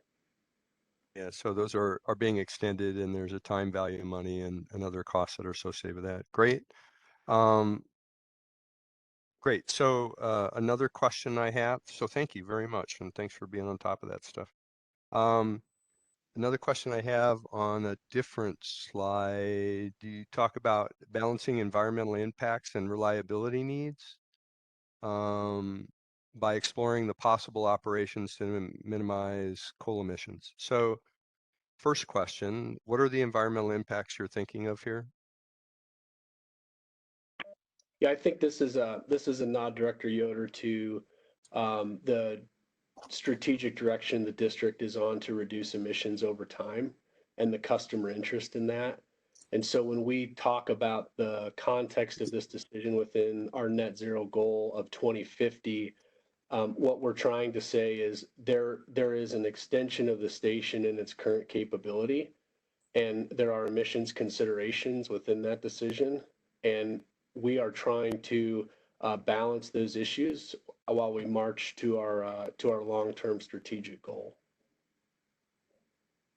Yeah, so I hear you referencing Strategic Directive 7, and then the emissions that I then understand you to be talking about are carbon emissions. Is that correct? Yeah, we publish our emissions online, but most folks are familiar with CO2. Okay, and then kind of tied into this is, are there other ways to minimize those environmental impacts other than minimizing North Omaha Station coal unit emissions? Yeah, I think we have information a little bit later in the deck that talks about the framework of market rules and system needs relative to how we're operating the asset, and so we might be able to touch on that in a few moments if I followed your question correctly, sir. Okay, well, I'll certainly raise my voice if not. So thank you very much. Thank you, sir. Great. Director Moloff? Thank you. Earlier, you had said that interconnection cannot be denied. So can you help me understand then what would be the consequences if we went ahead and interconnected our gas plants and went ahead with this decommissioning or this the changes up in North Omaha? What would be the consequences if we just went ahead on our own, connected our gas plants to the grid within our district, and then proceeded to shut down North Omaha as we had previously planned? Yeah, great question, Director Mulhall. So the reason these policies and requirements are in place is to protect overall reliability of the bulk grid across the country. If people or entities started connecting or disconnecting facilities without going through these proper evaluations, that's what can lead to significant issues if those type of changes on the grid aren't coordinated. And when I say significant issues, this is where we get into large scale blackouts. So if the system is not properly assessed or set up to accommodate a new interconnection or accommodate a retired interconnection, that's where we have significant concerns, which is why the whole grid is super regulated and we have all these processes in place. So when I say we can't be denied interconnection, we cannot be denied interconnection, but there is going to be a time frame with which we have to have a reliability assessment done, and the transmission system needs to demonstrate it can accommodate that interconnection request first. Right. So great distinction, Dan and Director Molhoff. I think this is exactly to the heart of the question. It's the Southwest Power Pool cannot deny our connection, but they can tell us not quite yet, right? They will say there are a few investments, transmission infrastructure investments that are necessary in order for you to connect. And so the danger here is we have our two new gas generation stations, Turtle Creek Station and Starling Bear Lake Station, ready, up and going, energized in 2024. We have an interim generation interconnection. We start generating, and then a year later, let's say in 2025, the Southwest Power Pool comes back with their final generation study and they say, you have to turn those off. There's too much risk in the system. There are a few more infrastructure investments that need to be completed before you can turn that on. So they would not deny us, but they would ask us to temporarily shut them down. At that point, if we had already proceeded with the conversion of North Omaha Station, we would be without that the capacity that units 1, 2, and 3 North Omaha currently provide, and we would immediately lose also the capability that we would have from Standing Bear Lake Station and Turtle Creek Station. That is an untenable solution. And this is going back to the question about the 60% degradation in the system reliability. That would put us in an incredibly weak point where we could be the cause of regional blackouts at that point. So I hope that helps explain the answer about the SPP cannot deny it, but they can postpone it, and that is a risk that is not that is one that our engineers do not recommend taking. Thank you for that. I appreciate the explanation.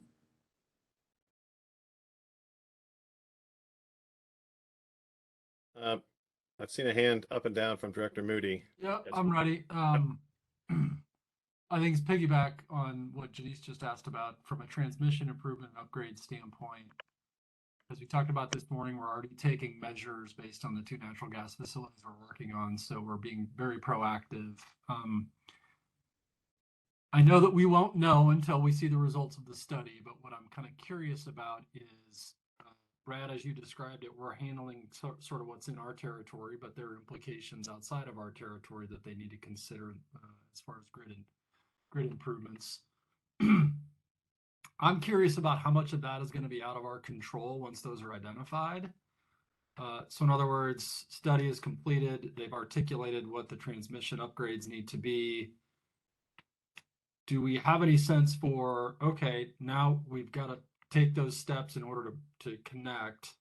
Transmission upgrades are required. Any gut check on how much of that is going to be within our control versus outside of our control? Yeah, I think it's very difficult to estimate, but Dan, I would ask for your voice here from an engineering perspective, and it's probably worth highlighting who the TO is, who the TO isn't, and how these infrastructure needs can be identified. It may not even be on the OPPD system, and Dan, I think, can be able to speak to that. But Dan, would you add anything to the conversation? I think you articulated that well. So again, SPP has been likened to like an air traffic controller for the region. And so we're pretty confident on what our local grid conditions need to be expanded upon to support the new infrastructure on our system. It's what's going around our system and other utilities in other parts of Nebraska, parts of Iowa, parts of the Dakotas, parts of Kansas that can impact different areas of the grid. And that's kind of the SPP more regional review, that they have the latest and greatest information from across the region.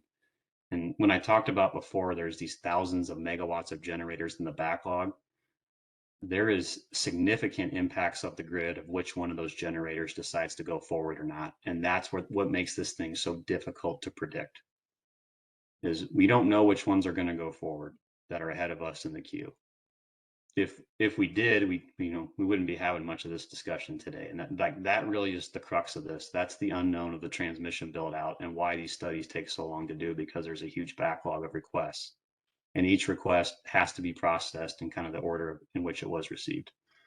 So hopefully that helps a little bit. I don't know if I got to your question or not. Yeah, that did. Let me, if I could just ask a quick follow-up. I think we saw that MISO announced a pretty significant transmission expansion plan. Is the result of an SPP study something that's that significant in magnitude, or are we taking it kind of a few at a time?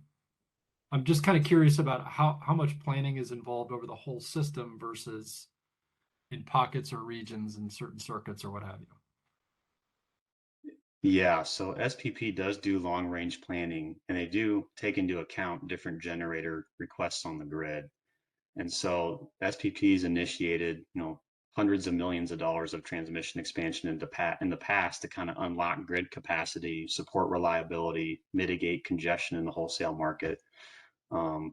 But depending on the amount of generator requests that are going to move forward, it's kind of hard to move forward on a plan like that until you have more surety on, are the generators going to move forward as well? And so it gets into this huge cost allocation battle of, does load pay for all these, or do the generator connectors pay for all of it? And I think there's a ton of debate and discussion going on right now in SPP on what's the best way to move forward. But I think we all can agree larger transmission build out across the region is going to support more load. It's going to support more bulk generation. It'll free up capacity. It'll unlock some of these backlog queues. But unfortunately, building huge transmission takes many years to build. Sometimes takes longer to build than building power plants themselves. So still a lot to work through, but that is a huge debate going on in the SPP region right now. Okay. I'm good for now. Thank you. Great, thanks very much. Let's keep going forward, and if we need to come back, we can. I think this slide has got a lot of good information. Maybe we can revisit it in a little bit after we get through some more of the next steps. Okay. So I think this next section, we get into the external communications and customer feedback efforts that were launched since the June board committee meeting. And I think with this, I'm going to turn it over to Kate Thomas in our public affairs group. Thank you, Dan. Appreciate that. And we just have a few summary slides that we'll go through here that will provide a little bit more color into our communication outreach approach during this time. So just to ground ourselves, when we thought about the communication outreach needed for this effort, we knew that educating employees, customers, stakeholders about the complexity of the issues this recommendation was solving for would be critical. We use the INFORM approach from the International Association of Public Participation, or IAP2 model that we've been using for a few years now to guide our efforts. And so what that meant was that our focus would be building awareness and understanding among employees, customers, and stakeholders why we are making this recommendation. So making sure that you're crisp on messaging about why it was needed and what our approach has been to get to this point was key. And we used a number of tactics to get there. Our efforts began, if you look on the right side of the slide, with our employees around the June committee meeting where this recommendation was announced. And then we engaged our customers and stakeholders throughout the June, July, and August period up to this point, because keeping both our employees and our customers and stakeholders informed along the way was a priority. So next slide, please. So externally, we used a variety of tactics and channels to inform and educate. Following the recommendation that was made in June, nearly immediately after, we published a story on our brand journalism site, OPPD The Wire, which was shared on social media to the public and which we saw traditional media either share, retweet, or use as a basis for their own media coverage. And you can see what some of these views and visitors look like. We were pleased that the average time on our post was 6 minutes and 7 seconds. That's far above many benchmarks you see where it's around 2 to 3 minutes even for an involved post. So for those who did visit, we saw that they were spending time understanding, or at least seeking to understand. We also saw more than 20 individual stories from local and regional news outlets, including the World Herald and our larger local TV network affiliates throughout this June through August period. You may have seen some of that yourself, even over the last couple of weeks. And we've been really grateful that the media has helped us raise awareness and understanding by just amplifying the message, how important it was. And we love that they pulled on our content and then also helped to amplify it. We made the information available on OPPD.com on a unique page and on OPPD Community Connect.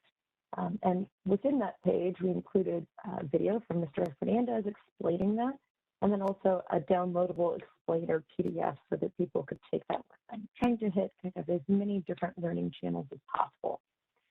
We also featured the recommendation in our monthly bill insert newsletter outlet. All customers receive this newsletter, so even if they're not online or connected to media or watching the news, they had an opportunity to see it in paper form. And then for our paperless employees, outlets is also provided digitally via email. So in addition to those broad channels, we also use in-person conversation and personal outreach through calls and emails, which included touch points with regulators, city officials, state senators, and community groups like Sierra Club and Citizens Climate Lobby.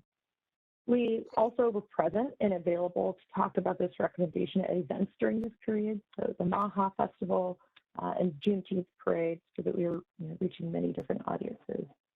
And in sum, what we found is that while not all liked the recommendation, they did understand the rationale behind it, which was our aim. We understood there was a number of complex factors leading us to this recommendation. Also, anecdotally, we heard that our thoughtfulness on reliability and keeping the power flowing was acknowledged. And some even asked if it might impact our longer range 2050 net zero goal. And we were really happy to reinforce that this recommendation would not impact that goal. That seemed to helped quite a bit in several of these conversations. Hey, We Kate, also this is have really Lisa. appreciated. Sorry for the interruption. I also wanted to just take a moment here.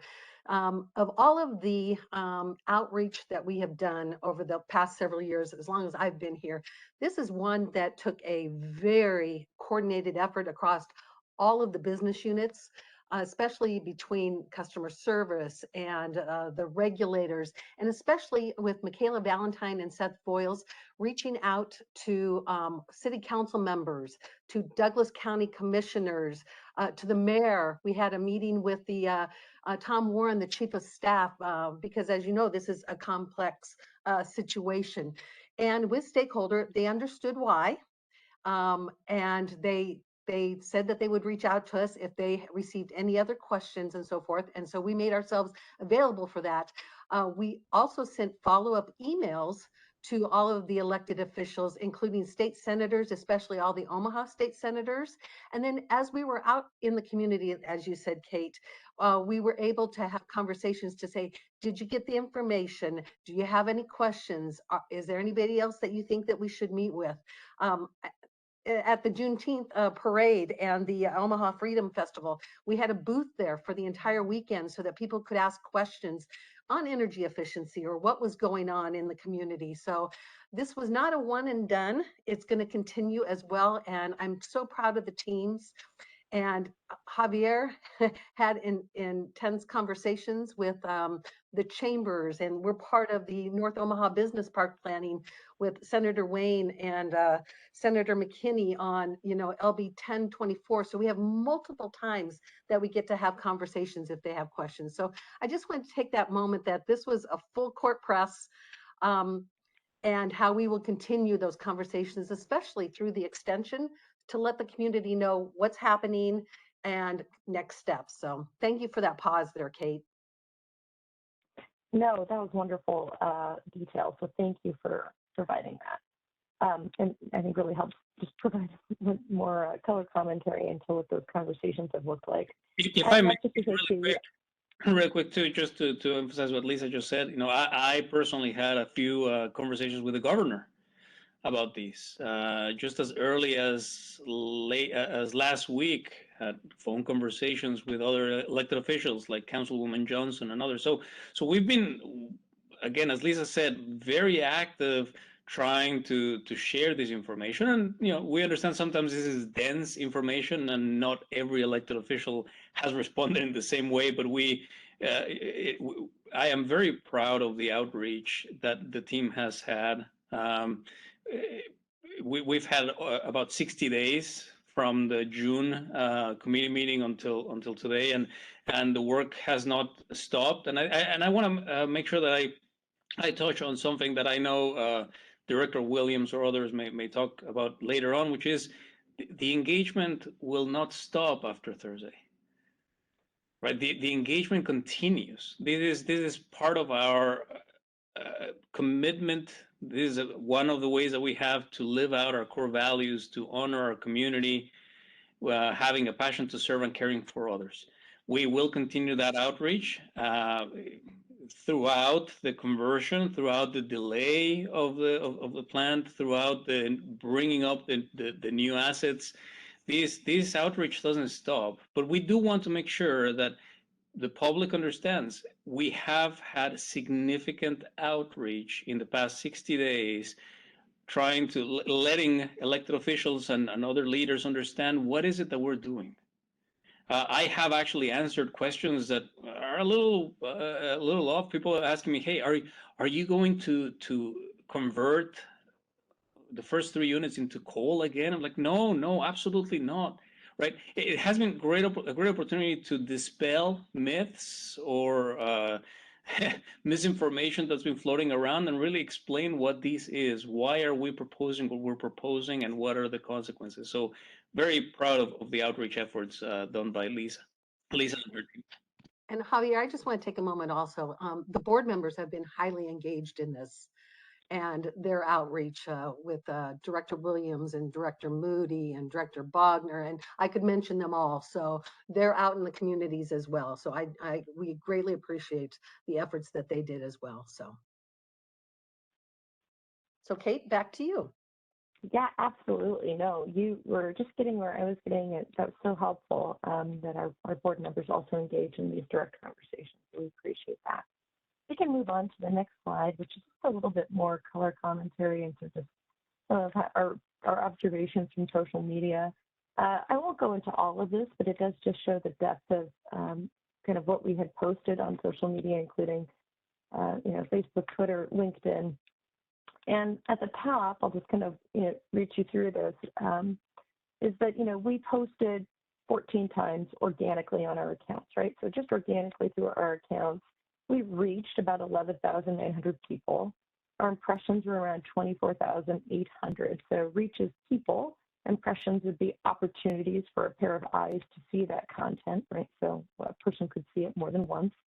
We saw, over a couple hundred links, engagements nearing 800. So that's anytime someone comments or posts or likes or just has a reaction in any way. But it also shows you this next piece, the power of sharing, and when we are able to get others to share our content, what that does. So we had 33 shares of our posts, our organic posts by others. That includes media outlets. And what that led to, if you look just right below, is yes, we got additional mentions, right, in kind of the social media conversation.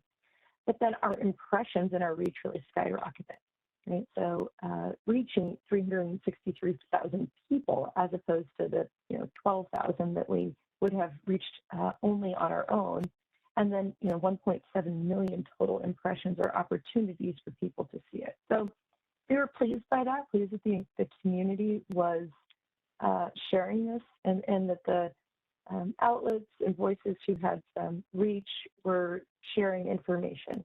I think what's also interesting is if you look over here on the right, it's a small pie chart of sentiment volume. So we are able to use a tool that is powered by AI, and what it does is it scans all of the kind of topics related to these posts or the conversation around this topic specifically, OPPD's North Omaha Station recommendation, and it analyzes language and engagement and kind of assign sentiment to it. And so it's not perfect, but it is an interesting thing to note that 83% of all of the coverage that we saw had a neutral sentiment. So either an outlet wrote about it in a neutral way, or the reactions were somewhat neutral, or comments were somewhat neutral, and then about 6% were positive. So again, not necessarily representative of all of the conversations that we have in our outreach, but something that's, I think, good to note as we think about the impact on social media. Okay, next slide, please.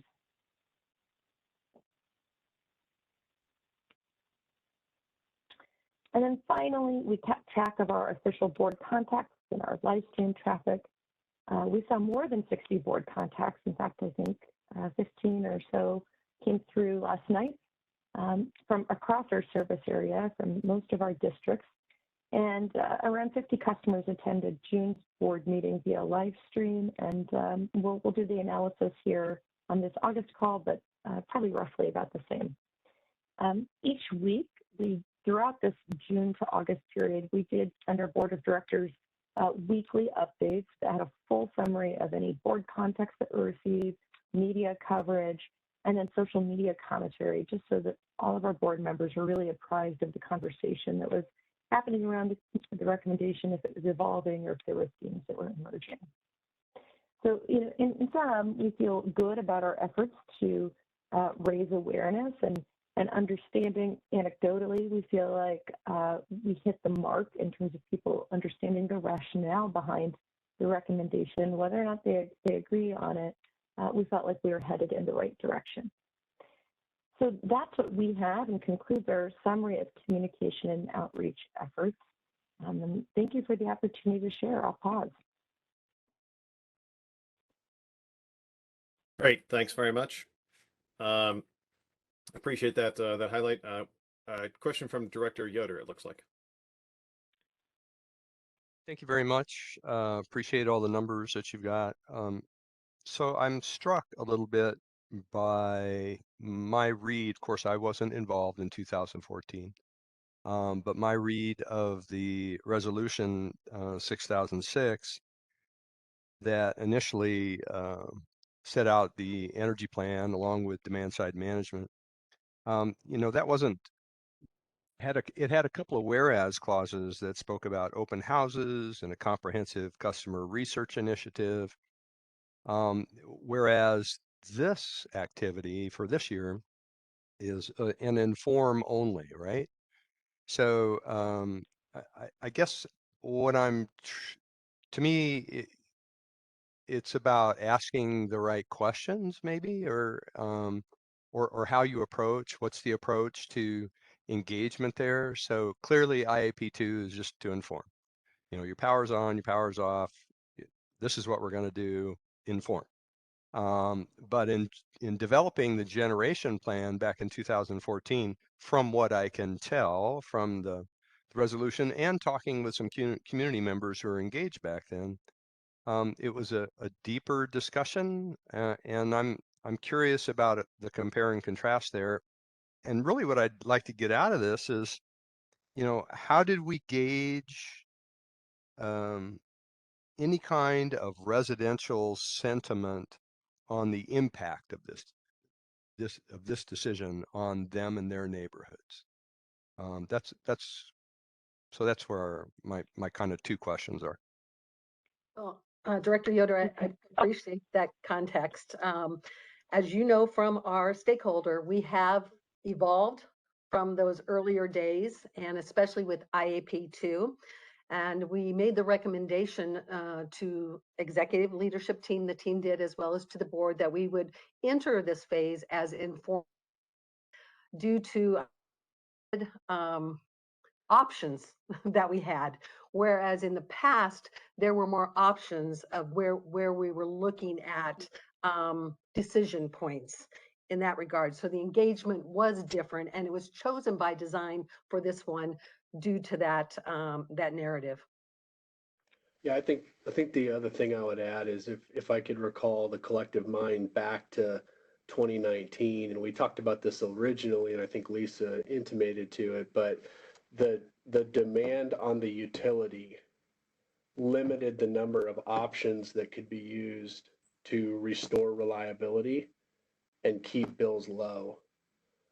And so when we had that power with purpose conversation, we talked about the truths behind that and why we were viewing it the way we were and the way we are, in order to make sure that folks could understand what was going on and why it was happening and the obligations that we had to satisfy. And so I heard the 2014 analogy, Director Yoder, and I hear today, but I didn't hear a nod to the conversations that we had in 2019 when we set this plan in motion, and now the plan is still good. It's temporarily challenged by some of these regulatory processes that are much discussed, but I hope that is also helpful in some regard.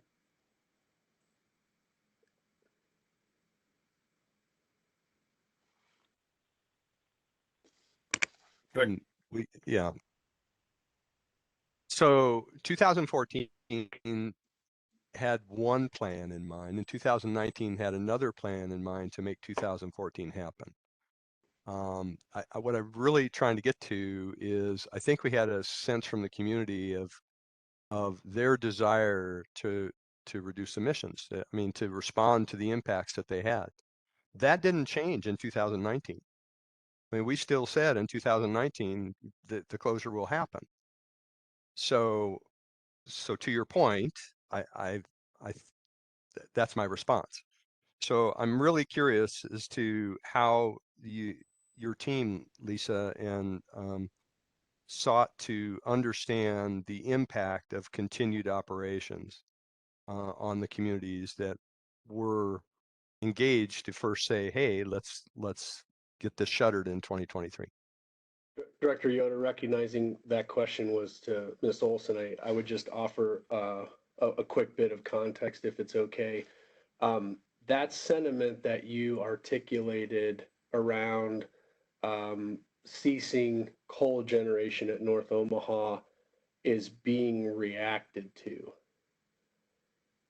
And the best way to reduce those emissions is to bring on other assets that maintain our reliability and allow us to have an 80% reduction in emissions at the station, which I believe and I hope would be recalled to your memory from the 2019 evolution. And so when we think about the system, I would counsel that the system is dynamic.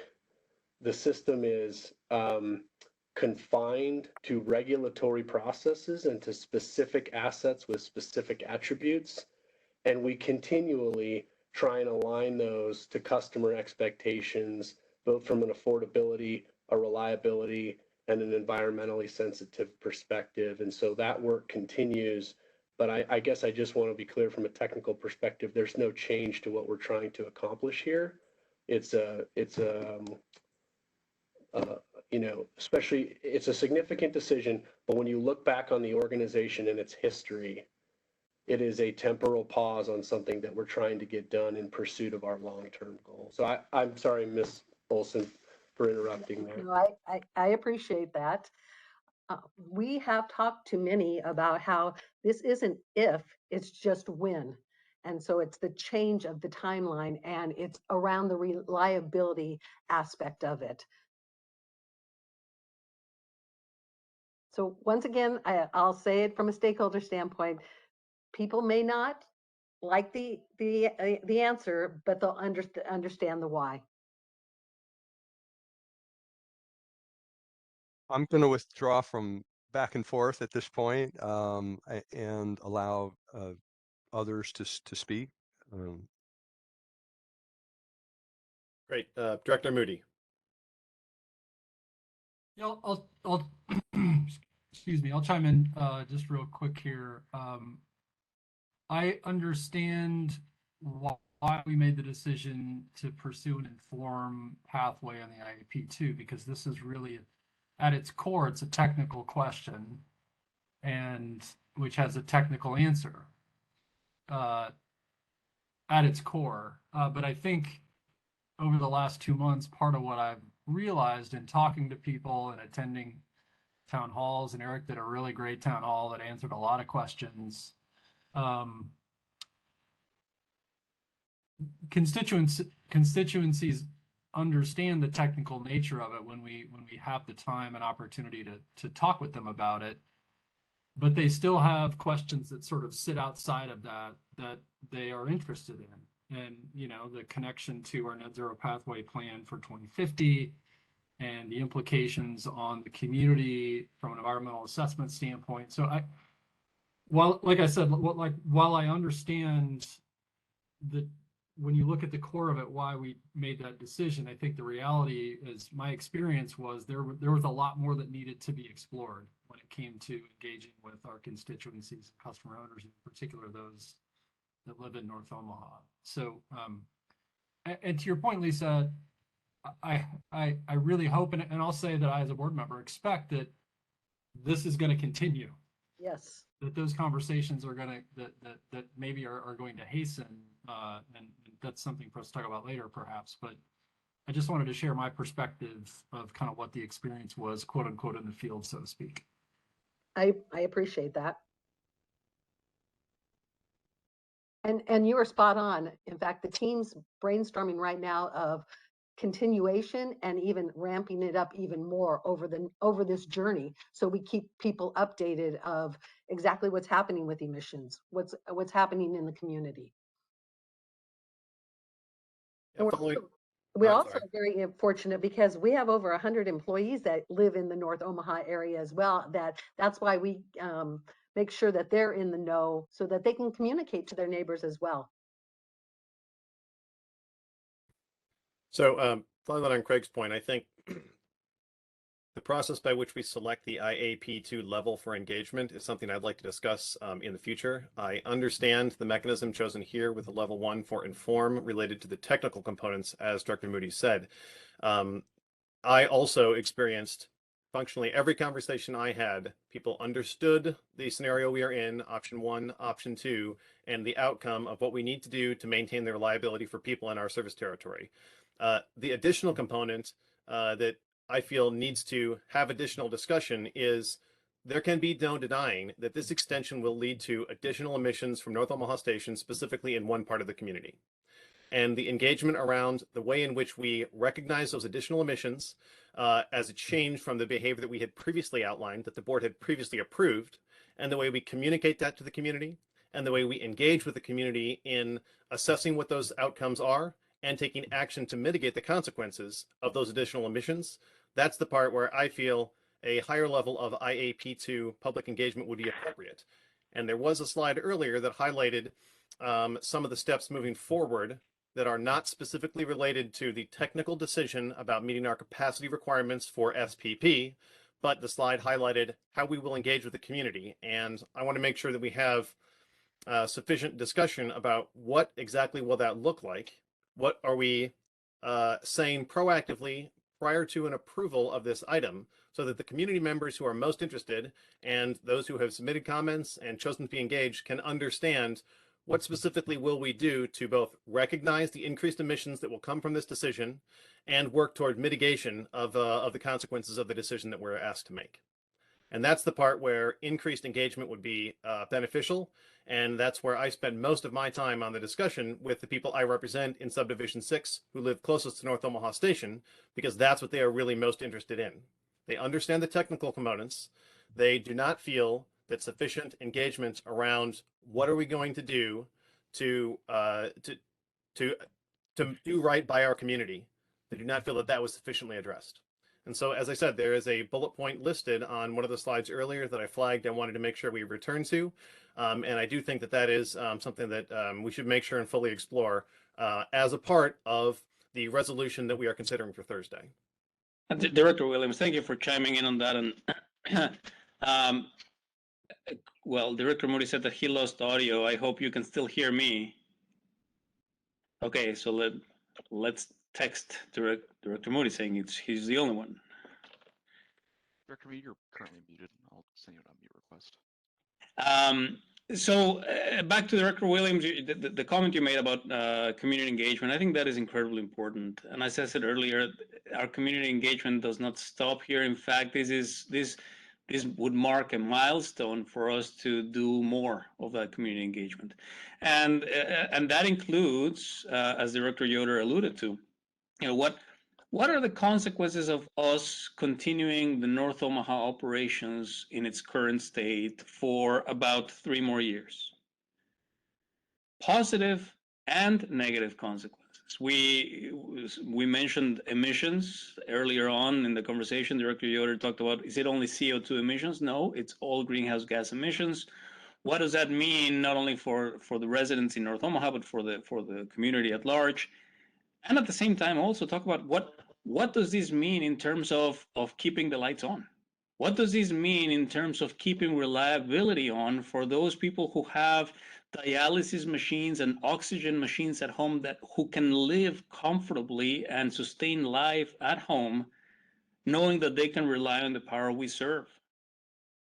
For those hospitals, water treatment facilities, sewage treatment facilities, public safety, etc., who rely on the power that we provide. So we really clearly need to do more engagement, and we will continue to do this. And this, again, the resolution and the vote does not stop our engagement. We will continue to do that to better understand how can we act as a catalyst of change, as an agent of change in those communities, fully acknowledging that it takes many to make this change, right? OPPD on its own, there are certain things that statutorily we cannot do.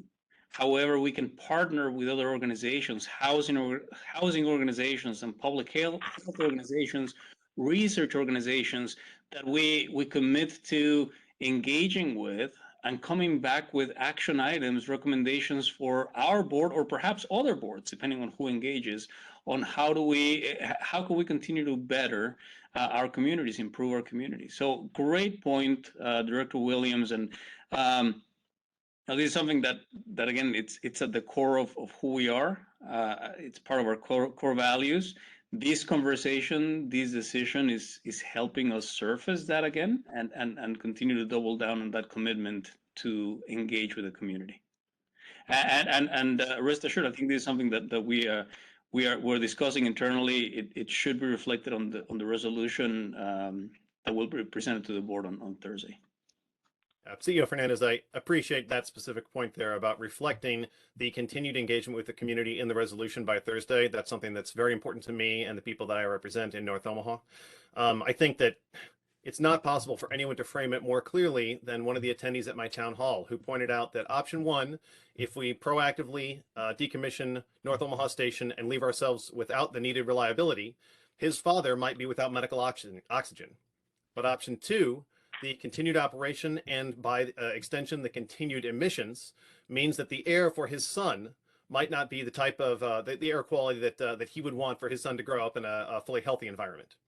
And so I think it's important that we remember that the technical components of operating the grid to meet the mission of our organization are critical. And as we make this decision, what are we going to do to proactively let people in our community know here is how we will respond to the concerns under option two for the recommended extension to address the emissions that will come from this. And again, including that in the resolution is critical to me, and I appreciate you mentioning that. And I look forward to making sure that we have the right language in the resolution to clarify the ongoing engagement that we will have with the community, specifically related to identifying environmental impacts and developing an action plan for how we will address those moving forward. Director Moody, do you have an additional comment? If I may just quickly here, and maybe this is a little reporting on something I reported in June, I'm going to talk about the new executive position that I am recruiting at OPPD. We are recruiting for a new Vice President of Sustainability and Environmental Affairs. It's a position that we've never had at OPPD. The position closed at the end of July. We're in the middle of reviewing resumes and we will start interviews here soon. I fully expect this type of engagement to be one of the first projects that this person will take on. And clearly in partnership with Lisa's team on the public affairs and stakeholder engagement, it's one that will benefit greatly from these organizational change that we're making. So I'm just connecting a few other dots that will, in my mind, that's how we're going to be able to drive these home and make an even bigger impact. I'll hop in sound check. I had to switch audio. Am I good? All right. Two things. I wanted to reinforce what Eric just described in terms of having this in the resolution. I think that's extraordinarily important and really sends an important signal where the board can speak as a unit about its expectations and desires for what's going to come forward. So I think that's really good. And I also want to double down on, I think, something that perhaps both Javier and Eric said, which is this is a community effort. This is not something that we are just going to own as a utility. The environmental impacts, we certainly should own those, and we should think about what we can do. But there are so many other layers that the North Omaha community in particular is susceptible to. So we need to we can play a pretty amazing role as a catalyst for something that could be really important and special. And so I'm looking forward to whatever that looks like. Great. Thank you. And I guess, yep, sorry, Director Howard. I haven't weighed in on a lot of this because I've wanted to listen to everybody's thoughts about some of these changes. And I've expressed this concern to Mr. Underwood, and that is in the resolution itself, I don't see a timeline, not even for completion, but for us to revisit the issue as a board. I know there's the intention that we would have these consistent, we would get consistent feedback on how things are going. But for me, I would have a lot more comfort if there was some sort of deadline, if there was some sort of action plan, if it was clear that, in 2 years, we would sort of force the issue and make sure that we as a board had our eyes on it again. That's the sort of thing that we did a lot in my old job. We would put sunsets on things so that we would have to revisit it. And I think when I look at the resolution, I understand why, folks don't want a timeline. But just from where I'm coming from, this is something where we need to keep our eyes on it in a more aggressive way. I think of it from a health perspective. What I'm hearing from my constituents, and my district is directly south of Director Williams' district. I'm hearing it from a health perspective around our shared constituents. And so I want to make sure that I honor what they're telling me to do, which is to get some of those clarifications around mitigating those health impacts, and also get a clearer timeline of when we as a board will revisit this. I'm not even asking you to know when the work would be complete, but when will the board have a date certain that we would be revisiting it? And right now, I don't see that in the resolution as written. And so that's what I'm struggling with as we have this conversation. And I just wanted to be very candid about that. So I'll note that there is a little bit of content left, but not wanting to be dismissive of the question by any means. What we're talking about now is you may recall the Power with Purpose monthly updates. We bring updates monthly around the project, and we've tried to do a better job of talking about the upgrades as a whole and the complexity around them, because all of this is tied together. So some of that discussion has led to a monthly update on the interconnection. And so what my suspicion would be is that as part of our monthly updates on Power with Purpose, we talk about the status of the interconnection. So we have that data point. We also have a data point that is moving more than I would like, but as it relates to getting the GIA results back, we have that at the end of 2024 or early 2025. And then based on that data point, we will have the highest level of resolution on what will be required and how long it will take. And that's when we really start kind of channeling that milestone thing. So, as far as customer feedback goes, and I think Director Williams maybe or somebody said it where they said, hey, they understand what you're doing and why you have to do it, but they're disappointed that you didn't do what you said you were going to do when you said you were going to do it. And I am reticent that if we put a date on this, that we will miss it. We may be earlier, we may be a little bit later, but it's worth noting that that is real, that we can't control that. And so in light of that, what are the frequency of updates that we'll give to the board? And we're moving around monthly at this point. So there may be more thoughts, but that would be my reaction. So Brad, thank you for that. And Director Howard, I fully understand where you're coming from. And yeah, if it were me, I would like more certainty. The reason why, as Brad correctly pointed out here, it's to have that flexibility, right? Reputation is incredibly important, and we are already telling the public we need to amend the plan. We may have to amend the plan again if, for whatever reason, the interconnection approval process takes a little longer than we're anticipating already, and this moves us into Q1 of 2027.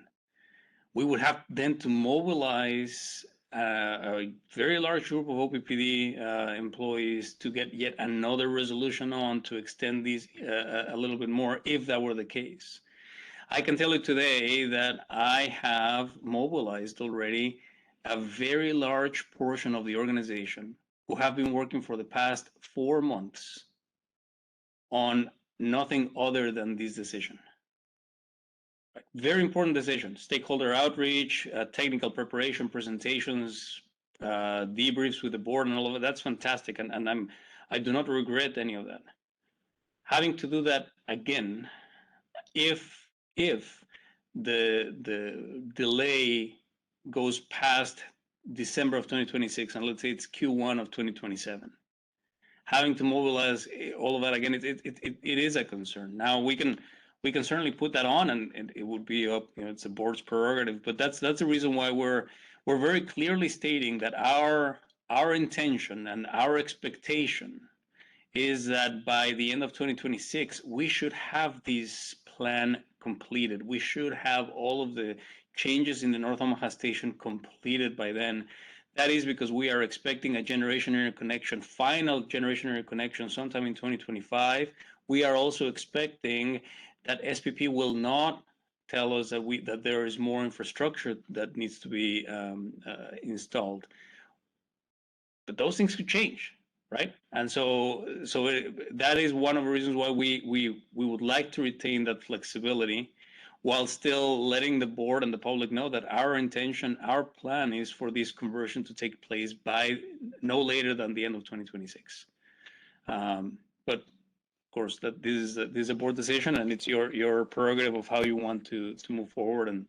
And those of you who will likely be here in 2 years, who would have to then help us sort this out and vote again, right? So we've talked about the potential to include a timeline for the completion of the conversion in the past. And I understand the technical reasons why that would be extremely complicated. In the Systems Committee, we have talked about an adjacent policy that would be closely related here. Specifically under Strategic Directive 7, we have been working toward an update for interim metrics on carbon emissions reduction. And so from the original flyer that was handed out in 2019, we highlighted that the conversion and removal of coal from North Omaha Station would lead to something like a 90%, I think I heard someone say earlier today, 80% reduction of carbon emissions from that facility. If we look toward the entire fleet, something like 30% overall. So I might suggest that instead of looking at a timeline specifically in the resolution, we can find an adjacent policy update that matches the expected completion of the North Omaha Station conversion by the end of 2026, that has accountability from the staff to the board to the public through an interim metric of carbon emissions reduction in line with that completion at the end of 2026. This is something we have talked about in the Systems Committee, and I'm not sure if Brad or Javier, if you would like to respond about the Systems Committee bringing forward that policy update as another mechanism instead of specifically a date included in the resolution related to North Omaha Station extension. That is an excellent point, Director Williams, and one that solution would provide the flexibility to staff that we are seeking in this resolution for the North Omaha extension, and the accountability for us to make those changes. There is no other way that we could reduce emissions by 30% system-wide, or 80 or 90% at the North Omaha Station, unless we cease coal operations of units 4 and 5. So these would, again, close down that loop of accountability for us to make sure that the conversion takes place in the 2026 timeframe, so that we can achieve that milestone, that interim metric in 2027. I think that would be a solution that would provide the accountability that Director Howard is maybe some of the accountability that Director Howard is looking for, and the flexibility that staff is looking for too. Director Moody, do you want to jump in here? Yeah, that strikes me as an interesting solution that could work. I guess it in a scenario where it's going to happen, let's just say on January 30th of 2027 rather than December 31st, it at least allows us that flexibility to allow that to happen and not go through this process again. Ultimately, the measure of accountability here is the monitoring report of that strategic directive, right? So that's what we would get to. I think for the public's, from their perspective, one way or another, we're going to communicate the heck out of this. We're going to tell them where we're at, what's coming, what's next, where we're at in the process, and then certainly as we get, if we're starting to sniff that date and get close to it, that's something that we're gonna make sure that we talk publicly, because the last thing we want is for anyone to think that we're just trying to sneak this in the back door because we're using a strategic directive as accountability. This will be a topic we'll talk about a lot leading up to those dates. I think that could work. Great. appreciate the follow-up there, Director Moody. I don't see any other hands here, but from the discussion we've just had, moving forward, I would anticipate the Systems Committee would be prepared to discuss that specific policy update during our September meeting and bring forward a recommended language update in line with that. There would be some flexibility around the specific month of completion, and I think that the annual CO2 emissions reduction metric would allow that to be a little bit more compatible with the timeline that's been expressed here. If it is Q1 2027, I think we would understand that while still providing the accountability that we've talked about for successfully completing this conversion on the timeline that we anticipate. So I guess on that specific note, I don't see other hands or hear other directors right now. I want to make sure that we resolve that part specifically for steps moving forward. Director Molhoff, I do see your hand now.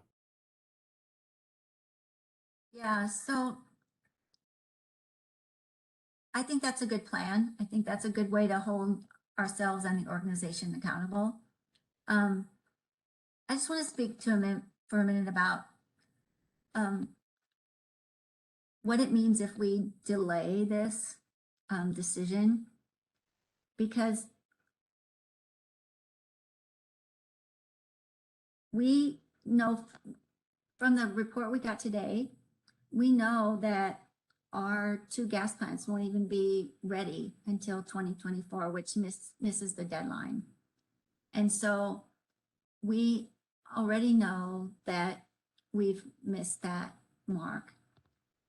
We have to think about our employees, our ability to meet reliability, and future outreach to the North Omaha community that helps them to be involved with this, with the mitigation procedures. And we can do that all at the same time with this resolution. And I guess my concern is back in 2019, when we were talking about Power with Purpose, and we kept delaying the decision because we wanted to do more community outreach, and we wanted to, bring more people into the discussion, and we wanted to make sure everybody was on board with it. Well, then here we are. Those delays in decision-making, I think, doesn't help the organization, and it doesn't help us as directors to make sure that we're leading and not trying to push this down the road.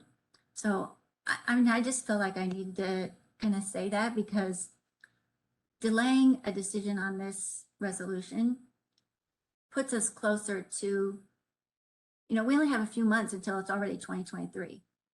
And so the organization really needs a chance to respond, to plan, to change their operations, to make sure we have employees on board. And so I think it's just really kind of dangerous to continue to push this to another month, because the outreach will happen, whether we make that decision this month or next month. The outreach will happen, and I think that it's important to move forward with making this decision. Yeah, I appreciate the wisdom in your comments, Director Molhoff, and there would be significant compression on various aspects of the organization, specifically utility operations. And with that compression comes more risk. And I'd ask Scott Edom to really talk about what this does to the utility operations business and what it means and the implications of a delay, which are significant. Yeah, Brad, Director Molhoff, I would agree with Mr. Underwood. You have very good points. And I'll offer some very specific as well as some high level thoughts on what those. Scott, would you mind introducing yourself just for the benefit of the Oh, public? yes. Again, Scott Edom, Director of Engineering Services and Utility Operations.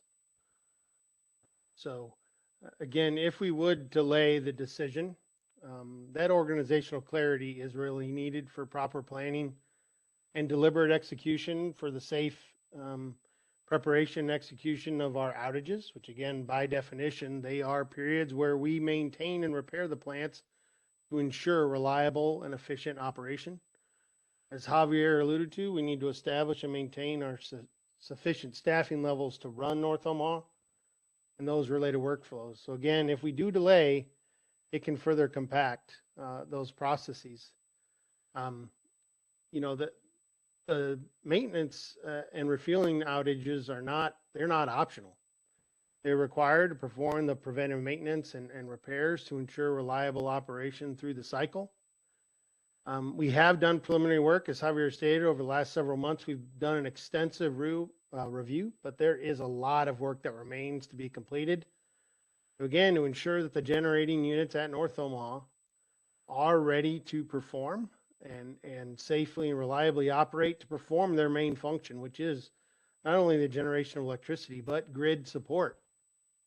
So some of those specific details that I think can be challenged, and again, this is just to provide that information to the board so you understand just what type of massive undertaking that utility ops and the rest of the organization goes through to pull off these outages in the spring and the fall, which is when we normally plan for them.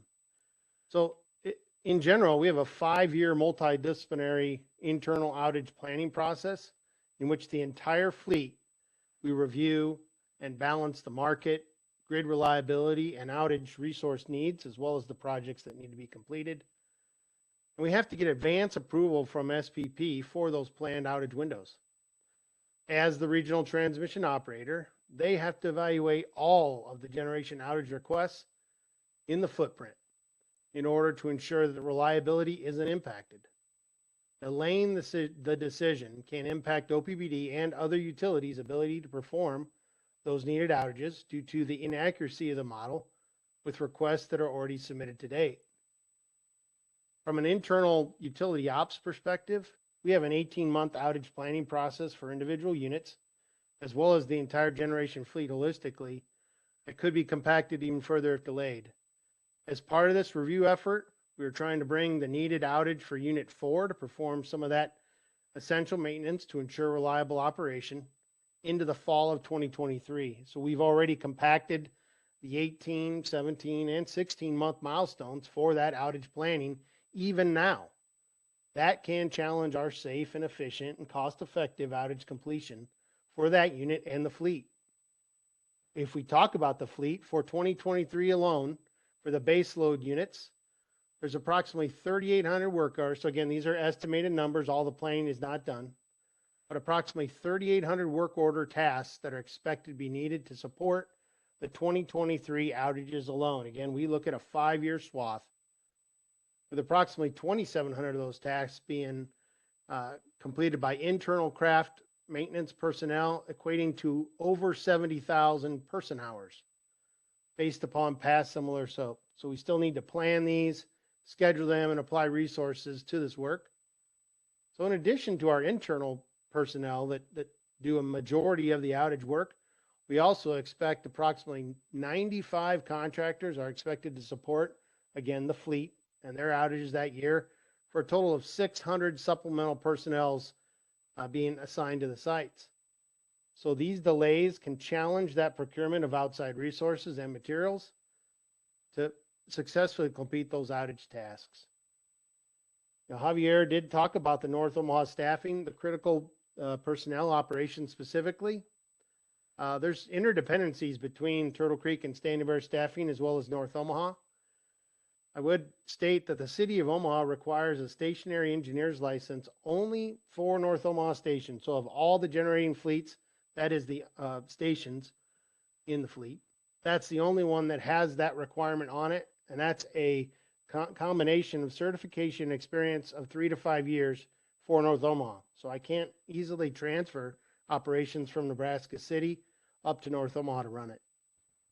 So those are just some of the details, and I did go very deep just so that you fully understood that this planning has to be completed now so that we can be successful. And it is enterprise-wide, but there is a huge utility ops focus for the completion. And again, the entire reason why we do the outages are to ensure that the units can perform their reliability function when called upon. So again, thank you, Director Molhoff. I appreciate the ability to provide some of those details.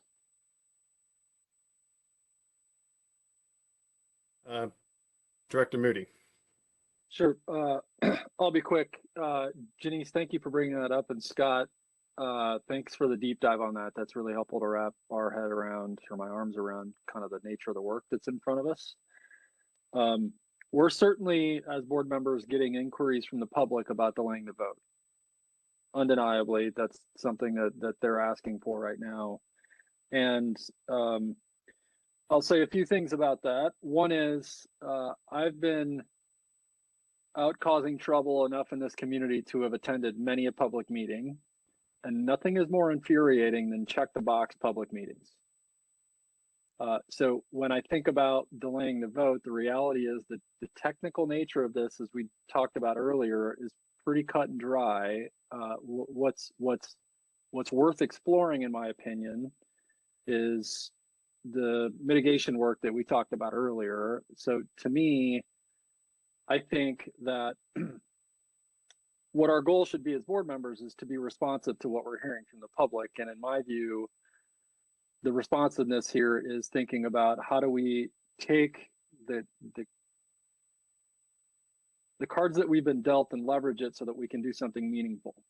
And really, I hope that we get the resolution right to articulate what our plans are, and then pivot our engagement work to be really focused on that rather than revisiting the technical part of this over and over and over again, which again is not going to change in the next 4 weeks.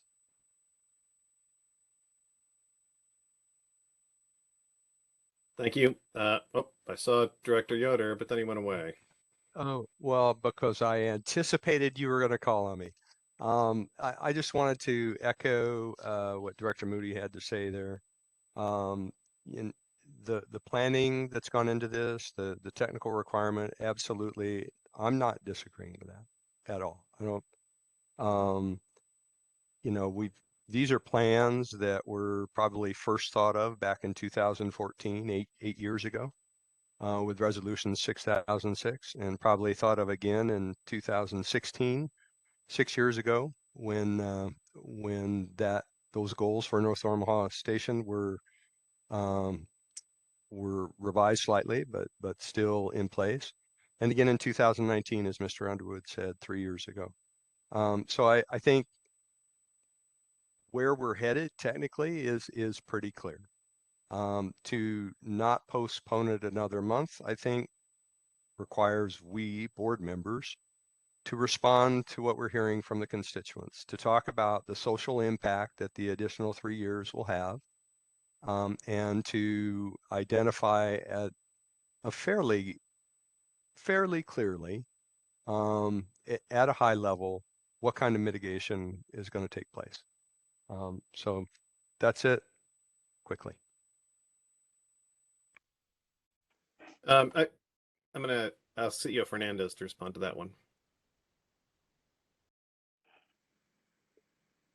He may not be there. Oh, I am here. I'm just getting my microphone ready. Apologies. Yes, thank you. So thank you, Director Yoder. Yes, and we will, as I mentioned to Director Williams earlier, we will include that in the resolution. I think it's premature and preliminary for us to lay out exactly what type of mitigation items we will find. I think it's presumptuous of us to think that in the next couple of days we will come up with a suite of mitigation actions.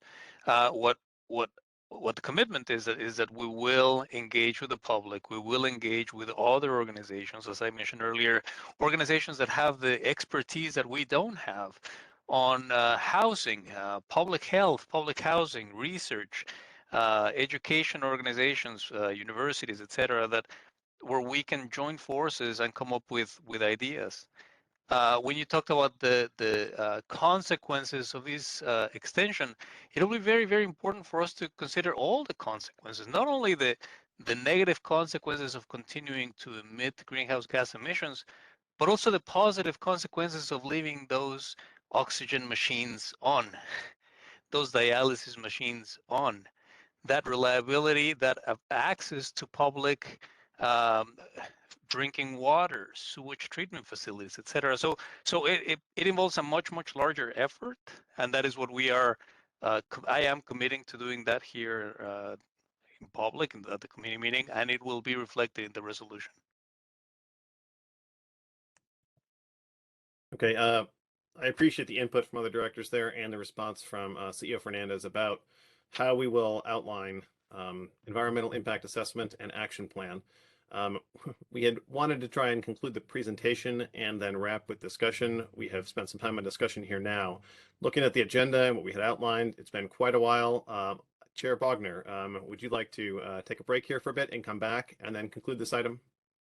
Yes, please. I think that everyone could use a leg stretch right now. So let's break for about 10 minutes. I'll see you back at 2:45, and we will conclude the slides and our discussion on this topic before moving to the next agenda item. Thank you. All right, let's get started again. Director Williams, I'll hand it back to you. Great, thanks very much. We do have some additional slides I want to make sure we get to. So response to customer feedback, I'm not sure who's talking about this portion, but whoever it is, please jump in. Yeah, thanks, Director Williams. It's I introduce myself again since it's been a while since I talked. But again, Dan Linehan, Director of System Planning. So I think I'm going to round out the last handful of slides in this presentation here. And so where I'm going to start here is after we just got done talking about some of the feedback stats that we got from our customers, and wanted to address some of that feedback, notably questions regarding our commitment to environmental sensitive energy. And so first, I wanted to start by showing what OPPD has historically done to improve our environmentally sensitive energy position. So over the last decade, we made a commitment and concerted effort to significantly reduce our generating fleet emissions while maintaining reliability and affordability. Each of the graphs on the right are publicly posted on our website, and they show the different types of OPPD generating fleet emissions over the past decade, such as CO2, SO2, NOx, and mercury. And in each of these graphs, you'll note a material decline in those emission values, which demonstrates a proven ability for us to reduce these emissions while maintaining reliability and affordability. So how have we done that? Well, over the past decade, we've added over 1,000 megawatts of new wind energy into our generation portfolio. We've converted 3 of our oldest coal units to natural gas, and we've introduced new demand-side management programs along the way. So going forward, OPPD will continue efforts to try and reduce emissions while adhering to the market rules and the system needs. So I may just pause real quick to see if there's any comments from other staff on the slide before we go into the next one. Well, I do just, I want to make sure that we we spend a little bit of time on these, because this is not easy. What you are seeing here, and this is for the benefit of the public, I know our board members have seen these graphs in the past. These are, by the way, posted on our oppd.com website. This is a product of a lot of women and men dedicating their work lives to make this happen. I want to point out that, and again, I'm not even suggesting that our work is done here. There's a lot more that we want to do.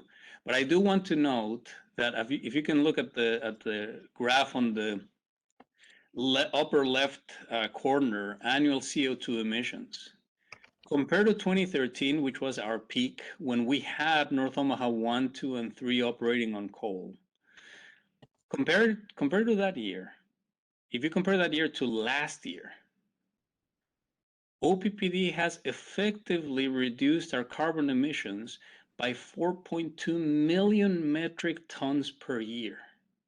Now you may wonder what does that mean? Well, 4.2 million metric tons per year is equivalent to the entire CO2 emissions for an entire year of every registered vehicle in our service territory.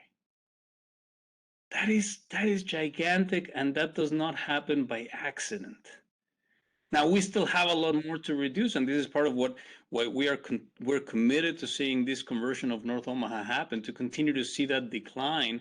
But I want to make sure that our customer owners realize that we have been hard at work, that we are not just beginning to improve our greenhouse gas emissions. We have already done that in the past 8 years, and our track record shows that. How we reduce that? Well, part of it was refueling the first 3 units in North Omaha, 1, 2, and 3, from coal to natural gas. Those units, as I report on a monthly basis in my president's report, they run seldomly, but they do run when we need them the most. Since then, we've also accumulated almost 1,000 megawatts of wind energy, as Mr. Lenihan talked about. So the results that you have in front of you are results that we are very proud of. It does not, again, I will repeat, it does not let us off the hook. There's a lot more that we want to do, but I want to reiterate to the public and to our stakeholders that our track record precedes us.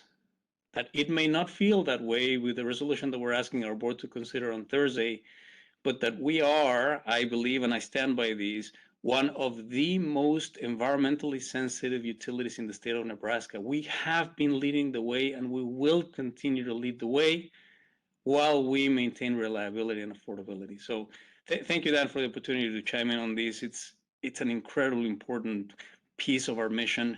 It is a third leg of our stool in our mission to provide a reliable, affordable, and environmentally sensitive energy services to our customer owners. Thanks, Javier. I think maybe a hand popped up before I can transition to where we're going forward. So I think Director Moody had a question. Yep. I want to call back, I think, a question that Director Yoder asked about how we might alter our operations at North Omaha Station. It was something that we talked about. I think you presented to us in June that was something you were examining. So let's go back to that. I think this third bullet is kind of maybe the opportunity for us to explore a little bit further. Could you help us understand what some of the possibilities are, what that might look like? I know we got plenty of comments from the public again about all of the complexities associated with self-commit, market commit, et cetera, et cetera. So help us understand what the possibilities are related to that. Sure. There may be some other folks who have perspectives, and I'll welcome them in, but as we have this conversation, we need to talk about the framework in which we operate. So many folks will remember Enron, and many folks will remember the intentional market manipulation that occurred within that organization, and ultimately the consequences to the structure in competitive power markets. There are specific things that generators have to do, whether they're load serving or merchant, when they offer in electricity. There's a framework so that you can't abuse the system. And so we want to make sure that's a low visibility item, but it is a significant and material item. The other thing that we want to talk about is the reliability benefits of the unit operating. So within those two frameworks, there's not a lot of low-hanging fruit that can be easily grasped, that we haven't already grasped, that would drive down emissions. But nonetheless, what we're trying to articulate here is that I'm going to call it the best fit profiles. The best fit profiles on the CO2, SO2, NOx, and mercury images on this line are reflective of the efforts that we've deployed within the context of the framework to reduce emissions over time, and there's no change to that.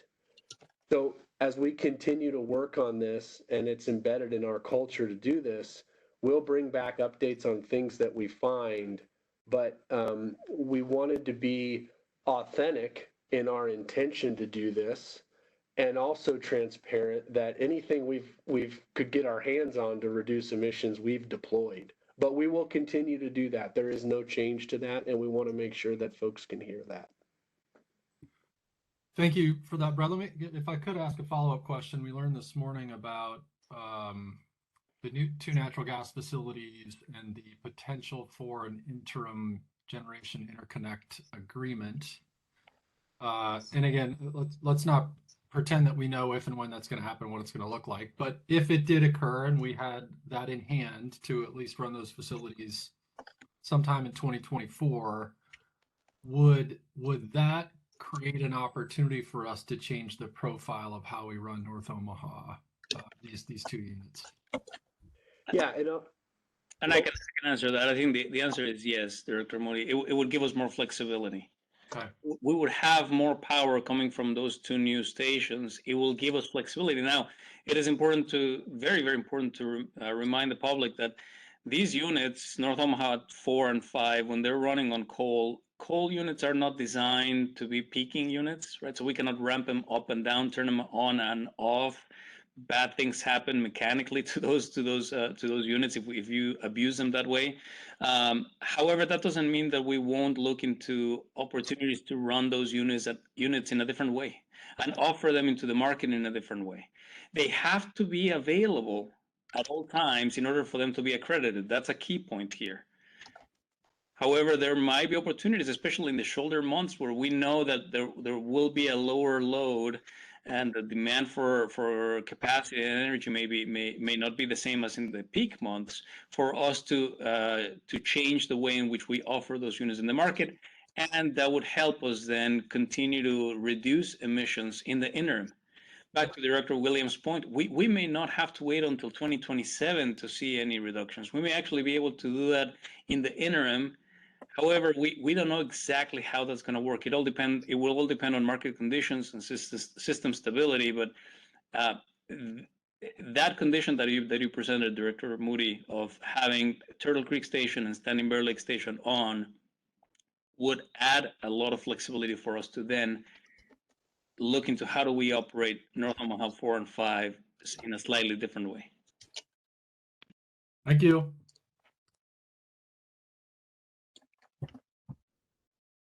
Okay, thanks, Director Moody. I don't see any other hands raised, so I think we can go to the next slide. So we talked about what we've done in the past and our track record. So what are we doing going forward? So as many of you know, OPPD has a strategic directive to be net zero carbon by 2050. And that directive has not changed with the recommendation in front of you. And a temporary extension to North Omaha does not impact that end goal either. So OPPD recently completed our Pathways to Decarbonization Energy Portfolio study late last year in 2021. And these study results were incorporated into our most recently published Integrated Resource Plan, and both of which are posted on our website at oppdcommunityconnect.com. There were 8 key findings from that Pathways to Decarbonization study, which are listed on the screen here. And I wanted to just highlight a couple of those at the bottom of the list. So first, as we continue to rebalance our generation portfolio, we noted that there will be implementation and integration challenges with trying to accelerate that rebalancing. Particularly, we noted some of those challenges being related to supply chain and grid interconnection, which are 2 issues that are hitting us smack dab in the face on our Power with Purpose expansion plan and North Omaha transition plan right now. We also noted that the changing resource mix will pose new grid resiliency challenges that must be evaluated, understood, and mitigated prior to making major transitions of the generation fleet.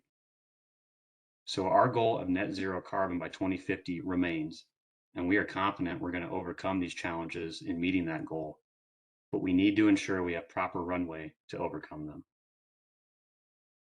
If you transition to the next slide, I also wanted to talk about, as part of our net zero carbon goal for 2050, we recognize that demand side management, or DSM, plays a large role in decarbonization and mitigation of generation capacity needs. So this slide shows the evolution and growth of our DSM programs over the past few years. And there is a ton of information on this page just to illustrate all the work going on with this effort. And I'm not going to read through it all by any means, but wanted to at least provide that level of depth for those that are interested in reading through it all. So at a summary level, the table shows added human and financial resources each year. It also shows the steady growth in electric demand savings in megawatts. And it shows that we have product and service plans in place for the next few years to continue that emphasis. And with that, I think that rounds out the DSM topic, unless there wants to be some deeper dive questions on the programs, but maybe due to time, I'll continue on to the next slide here. I think we talked about this earlier, but we're going to obviously commit to providing periodic updates to the board and the public regarding this topic. Notably, status of milestones of these projects in the SPP generation interconnection process, along with the status of the projects in the interim interconnection process. And we also provide updates to the board and the public regarding any material interconnection policy or process change, which will impact how these gas assets get through the interconnection process. If you go to the next slide, which is the last one here.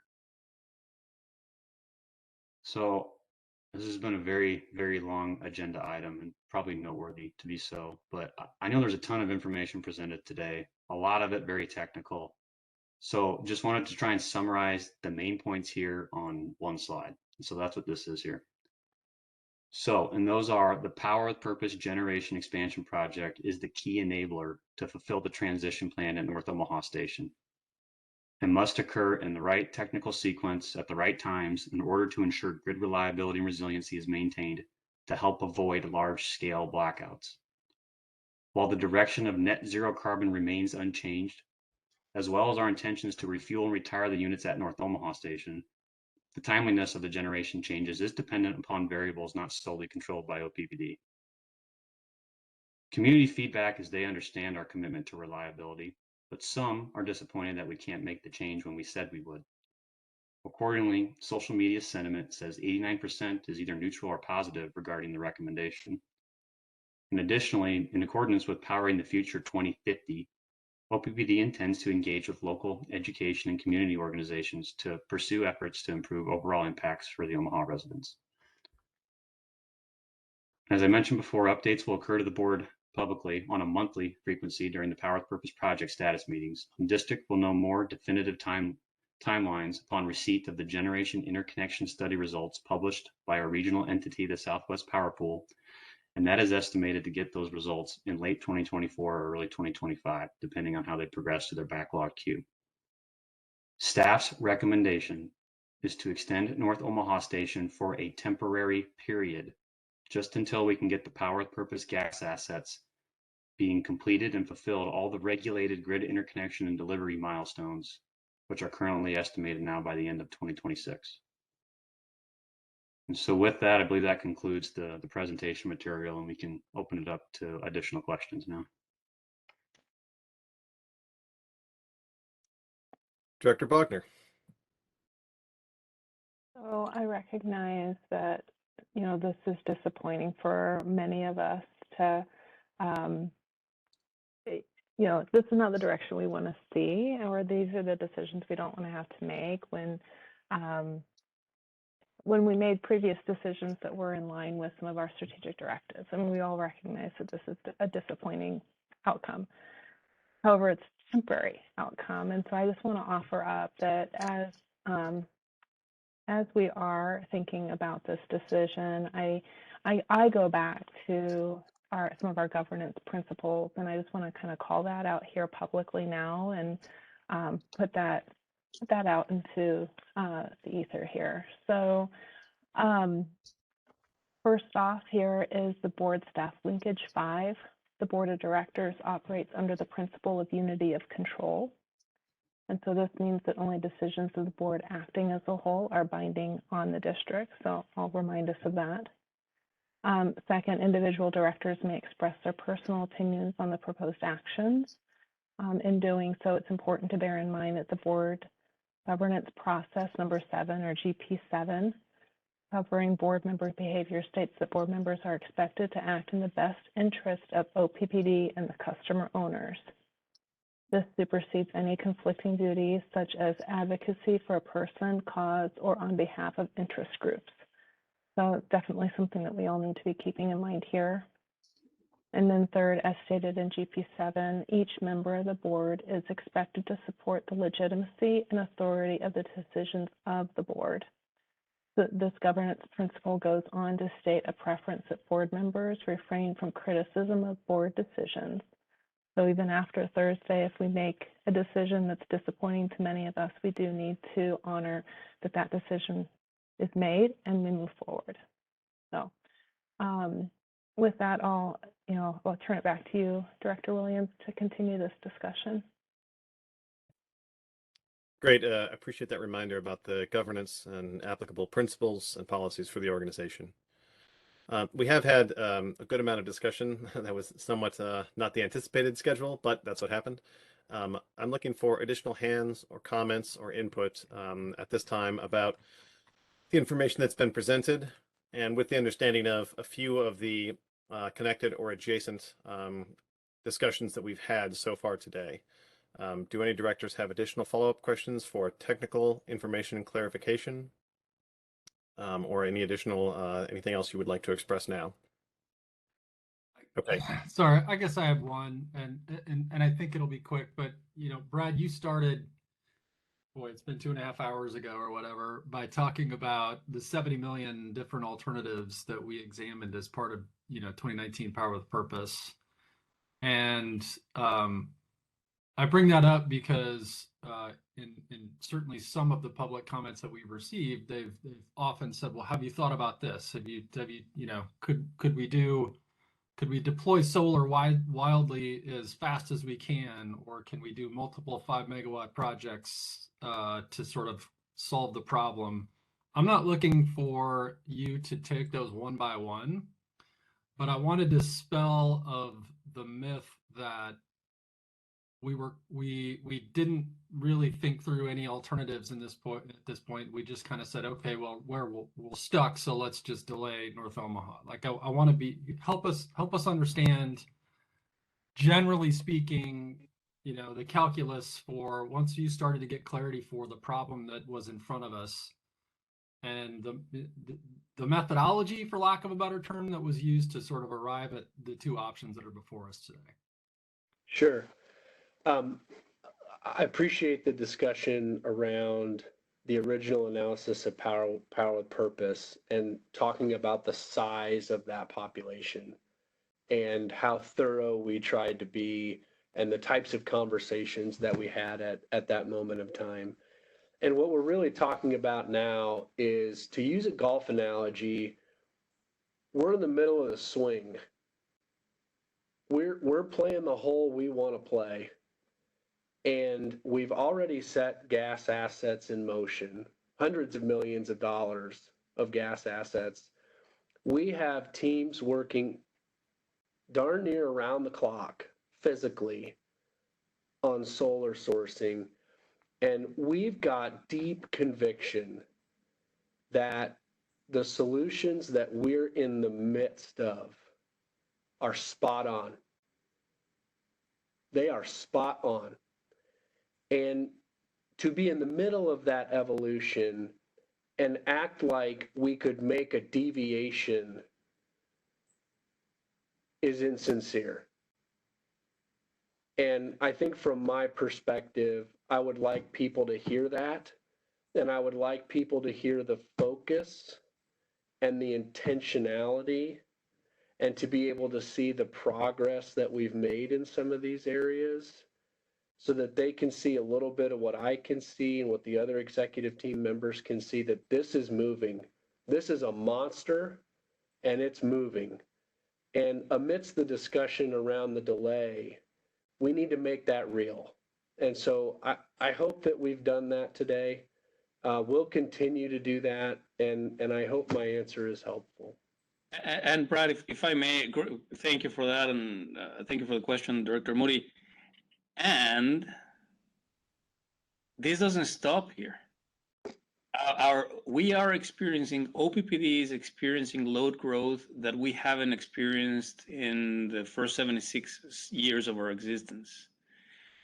So what Brad just talked about here, the solution that we very carefully analyzed and discussed, and we narrowed down 70+ million different scenarios down to the one that was presented to the board in 2019, that solves for a portion of the problem, at least through the middle of this decade. And I want to remind you and the rest of the board and the public that Brad Underwood's team in systems transformation, they are actively working on what the next iteration is going to be. We will have many opportunities for that type of interaction, for that type of input, for that IAP2 level of discussion and input that we will have from the public for future generation, right? We will go through these, and chances are we may end up with more than 70 million scenarios to start off with, and then we'll narrow it down. We'll have better technology, better information, and we'll come up with another suite of recommendations that will come to the board at some point for approval for the second round of generation investments, right? That'll probably take place in the second half of this decade. So there will be opportunities. There are always opportunities for the public to engage. These, as Brad correctly pointed out, this is not one where we are going back to the drawing board and figuring things out. Things are in motion. Times are tight. We need to complete these investments in order for us to maintain the reliability and resilience that Dan Lanahan did a wonderful job explaining at the beginning of the presentation. Got it. Thank you. Great. I'm not sure if there are other comments from other directors. Again, I don't see hands right now. Don't hear anyone jumping in. The only other point I would offer is following on what Brad and Javier have highlighted here. We have utility scale solutions that we are considering and moving forward now. And I have said several times in the past that it is a strong priority for me that we also evaluate small scale solutions and distribution side resources. And so as we look to the next steps here forward, as we look to the COP for 2023, I certainly hope that we can demonstrate to the public that at the utility scale, we are making the decisions necessary to maintain the reliability, as we've talked about with North Omaha Station and the SPP reserve margin, but that we also consider what additional incremental steps can be taken and how do we prioritize that as we look toward the intervening years, 23, 24, 25, 26, and we continue to make small steps forward and continue to see those graphs of emissions go down and to the right with small continuous progress on top of the large scale direction that we are moving here. I think we'll have an opportunity for additional discussion there as we get into the COP discussion at the end of the year. But I do think that that's an important point for other members of the public to keep in mind, is that we have additional mechanisms to achieve positive outcomes for the community through efficiency, distributed generation, electrification of homes and vehicles, and there will be opportunities to have that discussion as we get to the end of the year here. I don't see any additional comments about the structure now. Even as I say that, now I do see Director Yoder. Rick? Yeah. Well, I just don't want it to go by without a comment. The commitment to environmentally sensitive energy, net zero carbon by 2050, demand side management slide. In 2014, the board approved a generation plan that had 300 megawatts of demand side management and energy efficiency. We're at 185 target for 2022 with, by the way, an increase of about 15 megawatts, but from the previous year, so well done to have that sizable increase over the previous years. But my question is, how, where are we on that goal? I'm just curious. And it kind of ties into two things. Director Williams was just talking about, not losing sight of how this kind of activity has a role in future generation. And I guess I'll just leave it at that. Director Yoder, this is Tim McAravey, and I can try to tackle an answer to your question. To acknowledge certainly that our frame of reference for much of the discussion today has been the 2014 resolution that talked about the original plans for North Omaha, and that did include language that said reduce demand by, or reduce load by 300 megawatts. That goal has informed a number of very earnest efforts we've made over the past several years, including, but not limited to, standing up an entire organization that you all know is product development and marketing to bring solutions like that and others to our customer owners. And that group, working cross-functionally with members of Brad's team and Jeff's team, are helping to develop and deliver some of those solutions that you that you've seen on that particular slide that you referenced. Just as updated information and circumstances have informed a new recommendation around North Omaha, there was also an updated study in 2019 by the Applied Energy Group, or AEG, to help update and inform targets. So in that original study, to give an indication of the magnitude of change in the potential in that original study that helped inform the 300, that study had identified about 300 megawatts of potential by roughly 2023, I believe. And with the changes between that study, by the way, done in 2014, uses the prior 2-year information, so working now off about 10-year-old data. The 2019 study updated current conditions, or more updated conditions, in terms of building codes and natural adoption, energy efficiency, et cetera.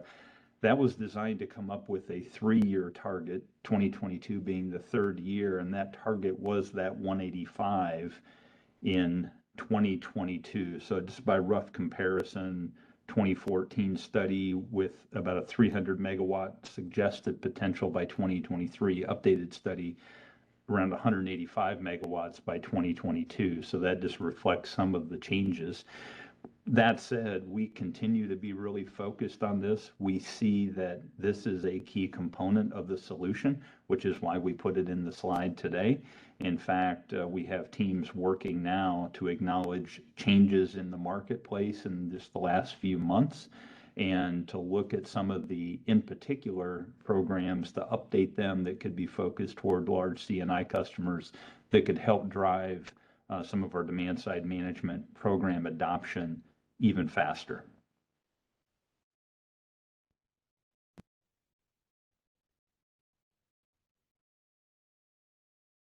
Tim, I appreciate the update there. Director Yoder, did you have any? Does that address the question that you had raised?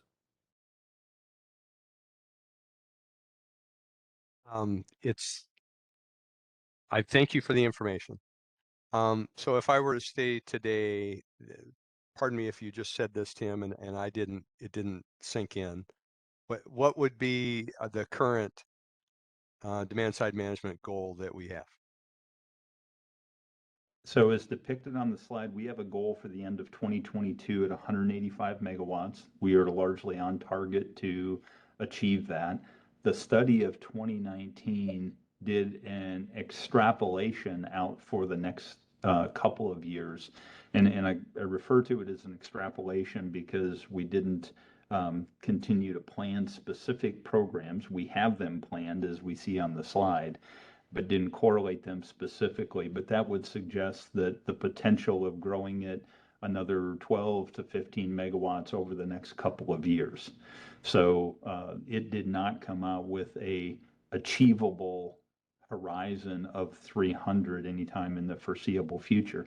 With that said, I want to reiterate, Director Yoder, that what we are intending to include in there is to acknowledge the continued emphasis on DSM, that we have programs, products, and services that we're working to develop, and we are also re-examining ones that are currently in the field to update them for current market conditions and to see if we can accelerate adoption of some of those programs. So I hope that helps to answer the question and I interpreted it correctly. That helps answer that question. Thank you. Great. Appreciate the clarification. Okay, so with that, I don't see any additional hands, hear any additional comments.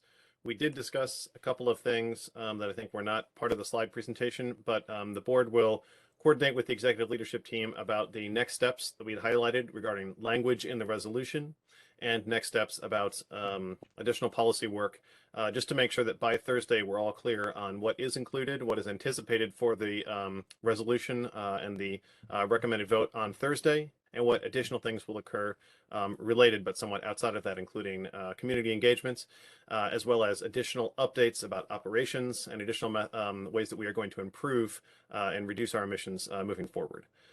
So those things were not specifically included in the slides, but I did want to summarize them just to make sure that we are all on the same page here. Something we talked about in governance is making sure that we're clear about where we expect things to move forward. So with that, I think that we have concluded this item. I appreciate everyone with the longevity to to get this wrapped up significantly over time. So thank you to the team for all of your work to present, answer questions, prepare the recommendation so that we can do what's in the best interest of the community and be ready for consideration of the action on Thursday. The Systems Committee does have additional items. We anticipate them to be relatively quick. Brad, the next item is the policy update related to Strategic Directive 9, referred to as resource planning. Please go ahead and tell us where we're at on this. Yeah, great. Thank you, Director Williams. And so as we see SD9 here, many of you are familiar with the fact that the board's voice into the business is many times captured in a strategic directive. And so I'll move ahead, Mo, if you can, to the next slide. You see the current SD as proposed for resource planning. And it's been a few years since we've looked at this. And so on the next slide, we'll talk about chronology and process, but the board chose to speak a little bit more acutely and distinctly into this to give management more clarity on the types of things that they want to see considered when we're making system planning decisions. I'll remind folks that by process, we wouldn't necessarily propose an outcome here. We have other SDs that talk about environmental stewardship. We have other SDs that kind of talk about reliability. We have other SDs that talk about rates and specifically, you know, the cost to operate the utility. And so this is really more of how we do this process. And so Mo, if you wouldn't mind, if you could go, oh, this is, nope, sorry, go back one, I apologize. Here's the chronology of this that I alluded to a moment ago. So back in August of 2020, the board had identified SD9 for review. It was placed on the board work plan and it was prioritized within that work plan. At that point, once it had received priority, Mr. Fernandez delegated a responsible executive and a committee to disposition the discussion on how the policy needed to be updated or modified to more accurately capture the board's voice on this subject. And so we had a revision that was posted. No, we don't have to clip ahead, but we had a revision that was posted on June 14th. We had a great bit of discussion on that revision. We made some modest alterations to that revision based on some final board feedback, and then we posted it. And so and I'll talk about that in a few slides, but in the bottom right, you'll see we are going to ask for a vote to advance this strategic directive and to put it in service to better guide management's view on how we do resource planning. So Mo, now if you could go to the next slide, please, ma'am. You'll see the revision that was posted on or was brought to the board on June 14th. I'm not going to read it. I'm going to characterize it as a wholesale change. So you can see, and especially if you were part of the conversation, we've changed the name of the SD to talk about the integrated system planning. And so how do we look at the whole system, whether it's supply or demand side resources, across the full spectrum of voltage, low voltage to high voltage, and how the system is operating as a whole. And this is exceptionally important as it relates to the complexity that's coming to the distribution system, and in some areas of our system already exists, where we're trying to enable this more enhanced platform of customer choice to really give the freedom to customers that they might want to have to make the energy decisions that suit them best. And so if you go to the next slide, Mo, we did go ahead and post this on July 28th. There are a few red lines on the right side of the image there, and I would characterize them as sort of twofold. One is linguistic alterations to enhance the flow and grammar in the document. And the second one was we struck a component of the proposed SD at the bottom that really talked about resource adequacy and energy adequacy. And while we still think that those things are important, we decided to proceed with the rest of the SD and probably continue our discussions on that subject that was struck, but at this point in time, not propose it for admission into the SD. And so you'll see on the bottom of the slide, Lisa's team did what I think is a really helpful job in utilizing multiple channels to create awareness. We did end up getting 3 public comments back, which were helpful. And we were grateful to get those, and I think we've made those visible to the board electronically shortly prior to the meeting, I believe. So at this point in time, Mo, if you might go to the next slide, I would just ask the systems committee in particular and the whole board to consider board action to put this updated strategic directive into service and allow that the expectations in the SD to really shape how management is really doing integrated system planning. And I'm happy to characterize kind of the principles of the SD, but in light of time, I'll defer to you, Director Williams, on your preferences there.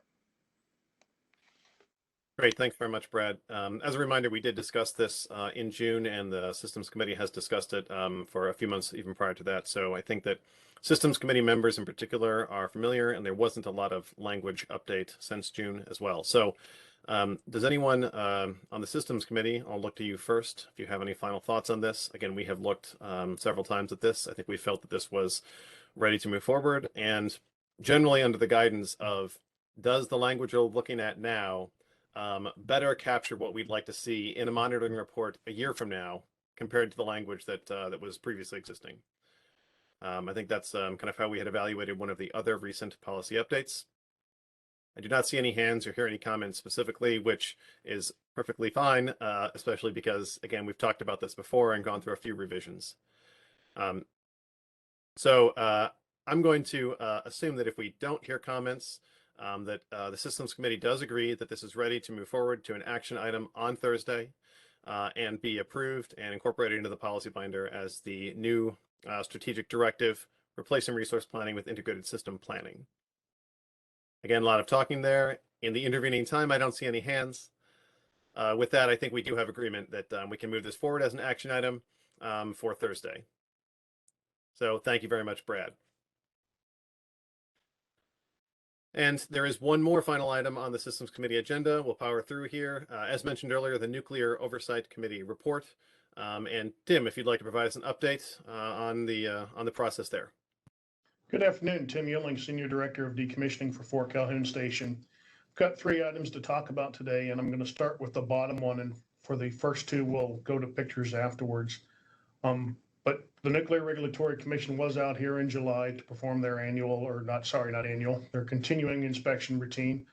They reviewed the work in progress documentation and found no concerns. It was a much larger contingent than normal because in addition to the inspection, we also held a public meeting in Blair as part of the license termination plan approval process.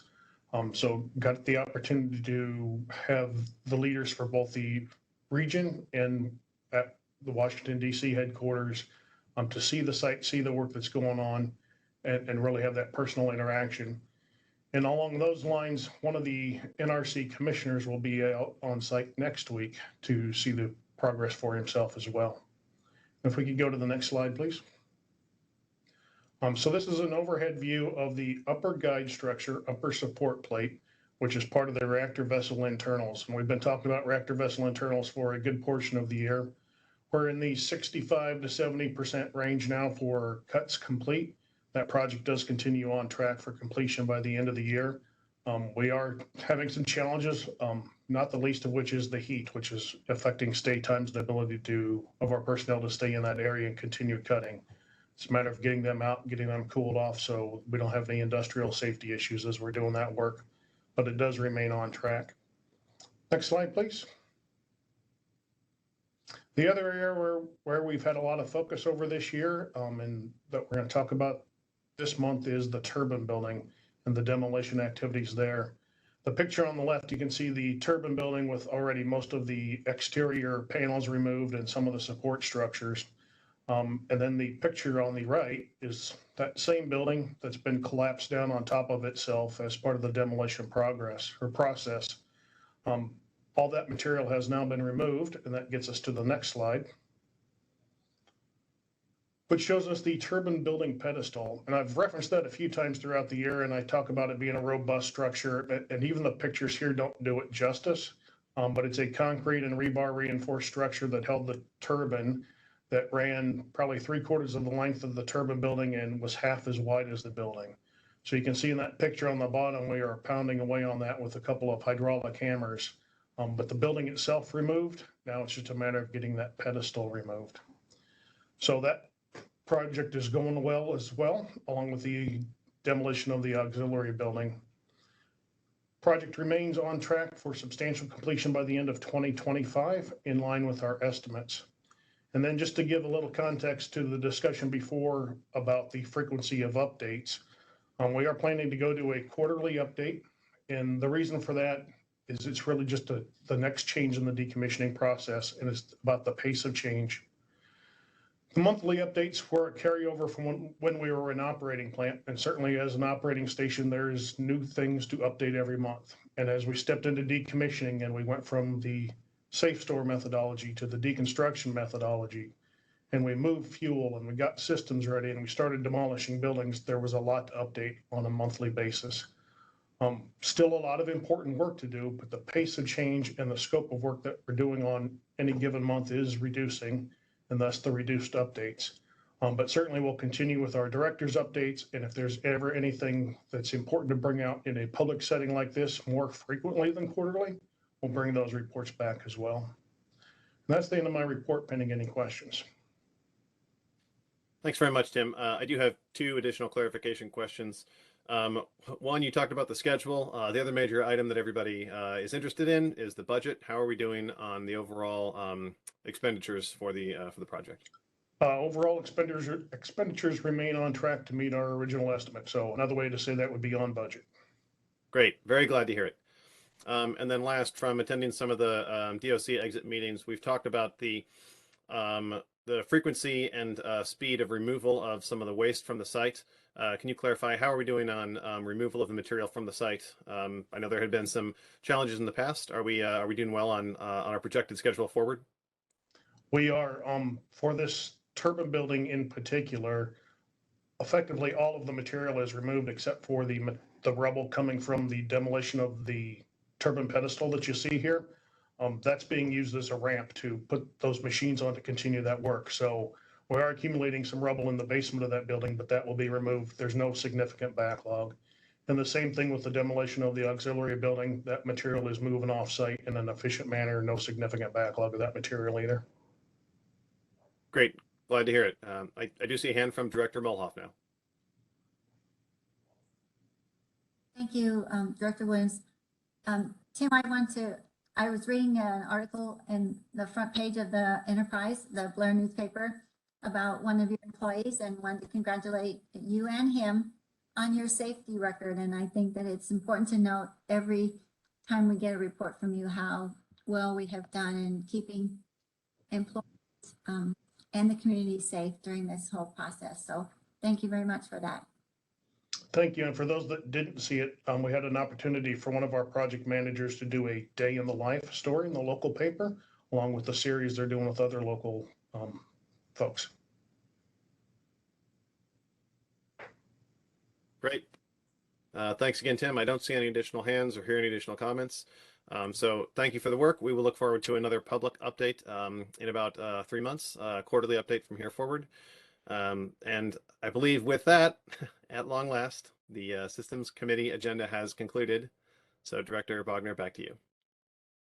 Okay, so I just want to kind of review what we are still going to get to on this agenda and what we're going to table for September. So the next topic is Public Information Committee, where we'll have a chair's report, and we will also hear about customer trends, energy burden, and the customer assistance program pilot. So we will do those items today.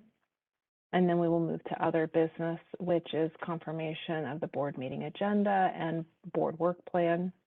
And then we will have one strategic initiative update. We're going to do the electric systems evaluation and modernization update this month. We'll table the second strategic initiative update, customer engagement for the future until September. So that is our game plan. So with that, I will turn it over to Director Mulhoff for the Public Information Committee report. Thank you. All right, thank you, Chair Wagner. We had our meeting on August 9th, and we got the same Power with Purpose reliability update that others had gotten earlier. Talked about the customer engagement for the future, and I think that will be tabled now until September. So let's go ahead and move right into the customer trends and customer assistance program. Mr. McAravey, do you want to lead into that?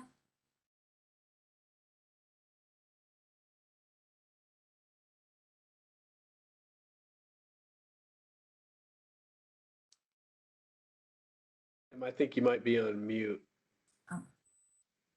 Thank you. It's always an indication when my hands are moving and there's no sound. Thank you, Director Mulhoff, for that. I want to introduce Donna, Donna Miner, our Manager of Customer Operations, and Britton Gable, our Manager of Advocacy Solutions. Britton, you're more familiar with.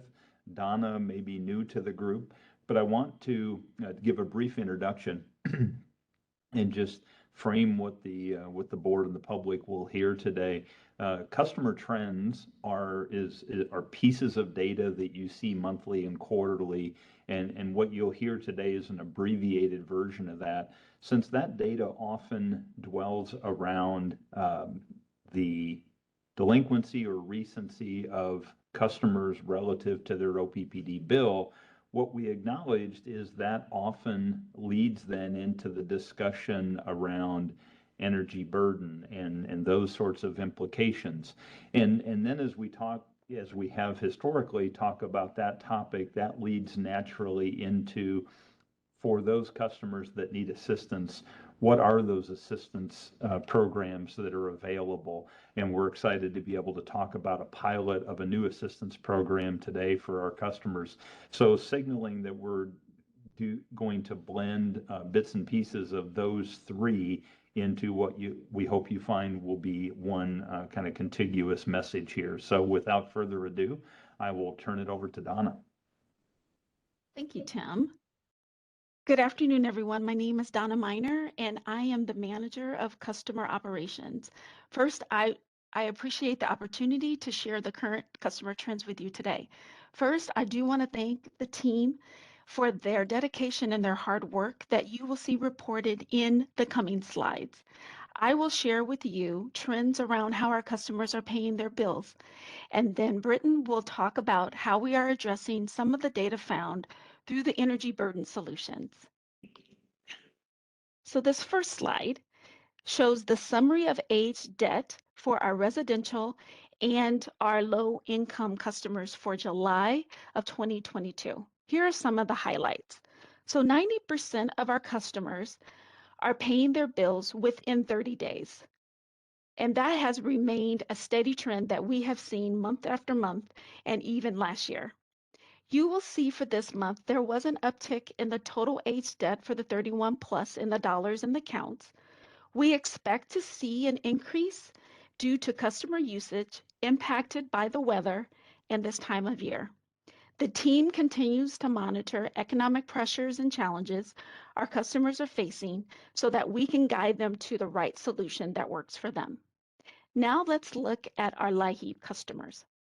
The number of LIHEAP customers current on their bill has increased from last year as a result of a one-time LIHEAP funding through the American Rescue Plan Act. Britton will share more around our LIHEAP customer trends a little bit later. Next slide, please. This slide shows the total disconnects for non-payment versus customers disconnected from June of 2021 through June of 2022. Distinct customers represent a customer who was disconnected for non-payment one time in the last 12 months. The disconnections you see are trending based on our weather guidelines.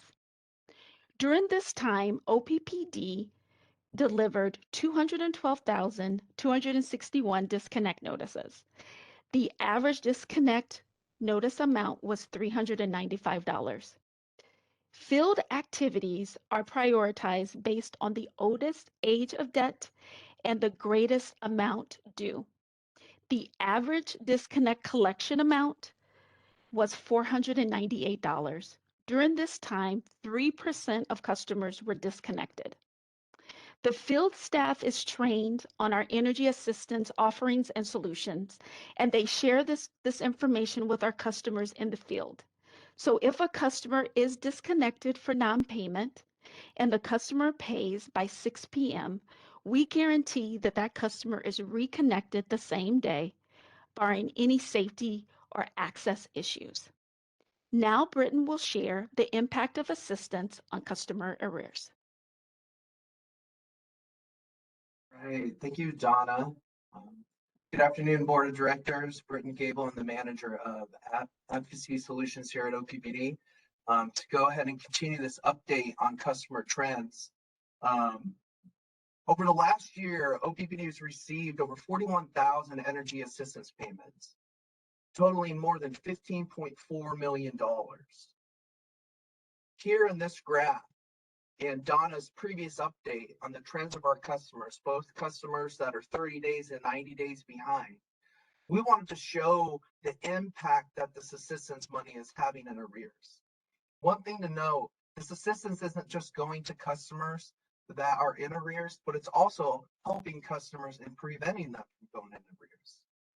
Of that funding that we had received, 37% of that funding actually prevented customers from going into arrears, versus 63% assisted customers in arrears. In June of this year, we had received over $4.9 million in assistance and $1.9 million in July, with 90% of that coming from the Light Heat program. I want to highlight one key thing prior to going on to the next slide. You will see on the far right hand of this graph with June of 2022, you will see 2/3 of the funding that we received actually went towards preventing customers from going into arrears, versus 1/3 of that funding actually assisted customer in arrears. Mo, you can go on to the next slide, please. So now we'll kick off providing an update on the Energy Burden Solutions project. First of all, I want to thank the OPPD leadership team and the staff across multiple business units that dedicated time and resources to this effort to get to this point today, but also the ongoing efforts as we continue to look at the energy burden of our customers. With this effort provided a catalyst for OPPD to really have a better understanding of our customers. When we launched this project in January of 2021, we set out with a problem statement that we defined.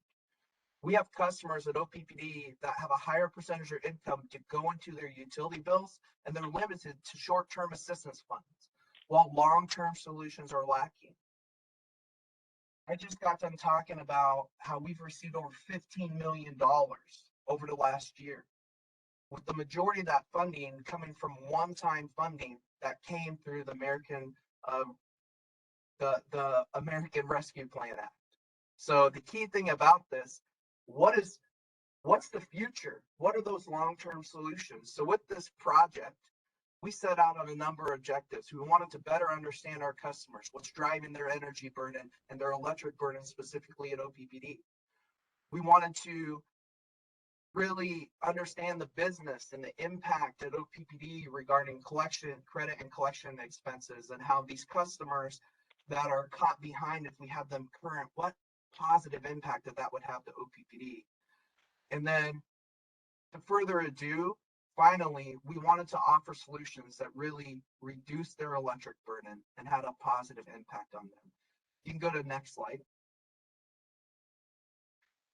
Key component of this effort, and I'm going to go through this slide quickly in an effort to save time, but a key effort of this project was the research and outreach that was completed. We completed industry research, looking at national studies, case studies, also completed utility outreach and research across utilities across the country, both investor-owned and public.